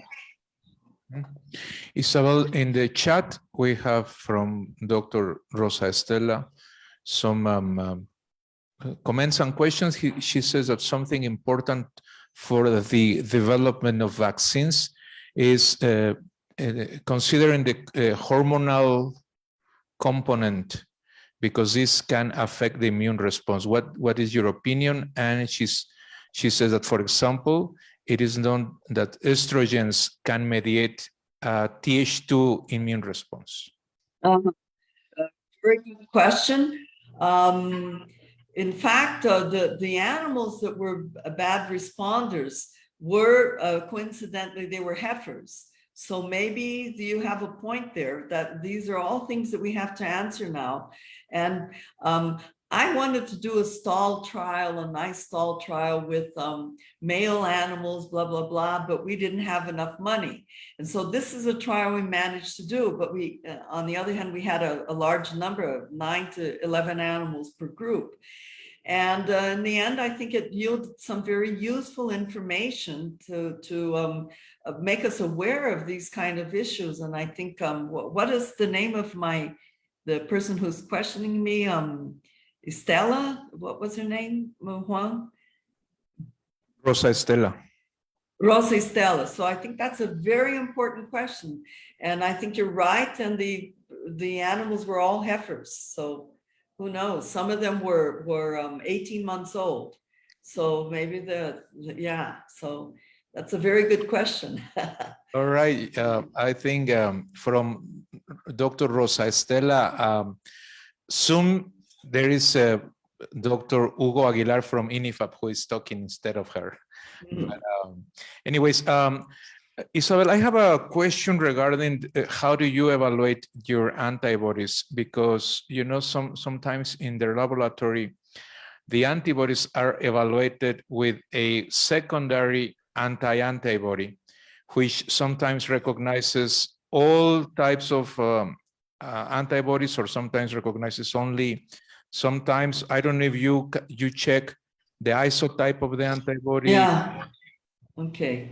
Well, not only first of all, these are so far, because we have a lot of samples and a lot of antigens, and that we're talking about almost 1,000 ELISA plates. So actually, I'm also writing this grant to develop microarrays with these antigens.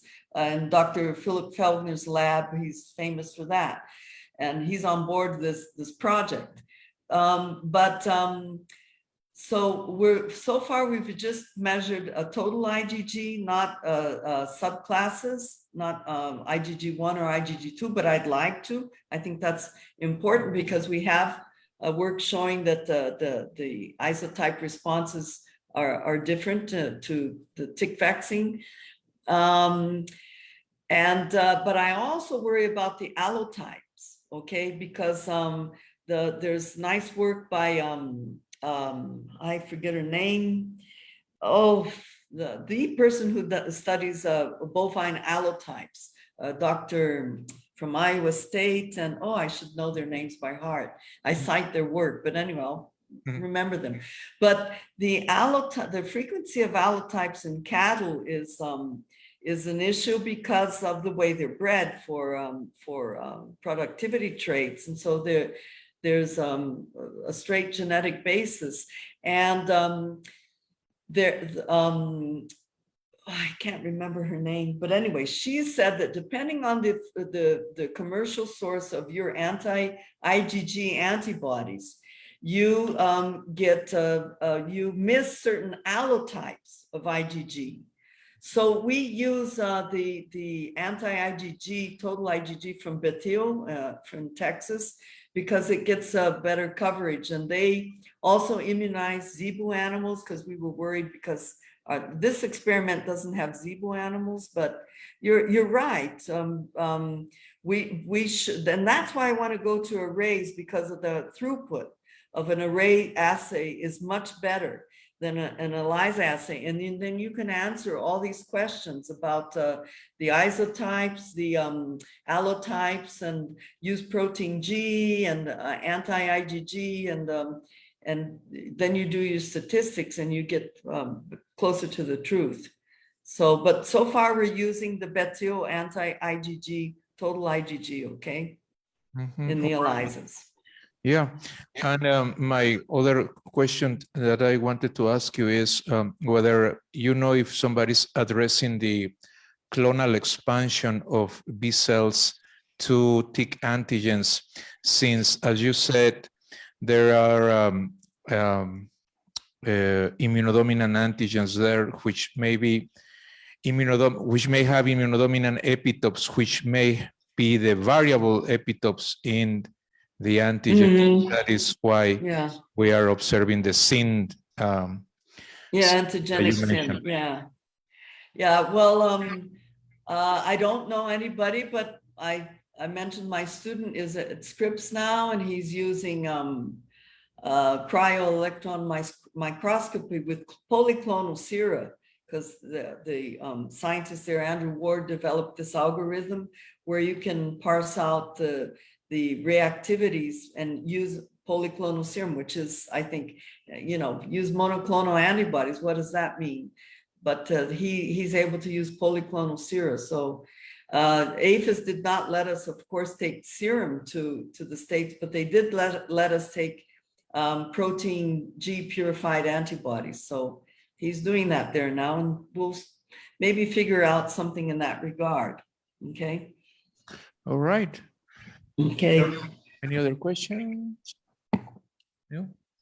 Well, I think this is it for today. I really appreciate again to Professor Isabel Santos for her presentation. Thank you very much, Isabel. It's nice seeing you. Thank you for inviting me, and thank you for the questions. And so we're finished now, or will we have more discussion, or can I leave? No, for now we are finished, and Okay. and I appreciate your time. Okay, thank you. Thank you. Stop. With this, we finish the presentations for today. I'm gonna change now to Spanish, and quiero agradecerles a todos por el tiempo hoy. Recuerden que mañana tenemos la segunda parte del seminario. Va a ser en la sala de consejos que está cruzando, donde tuvimos el coffee break. También vamos a tener transmisión, pero va a ser transmisión directa en las redes sociales, si alguien las quiere escuchar, con mucho gusto. Y recuerden registrarse con nosotros ahí para que tengan su tarjeta con su nombre.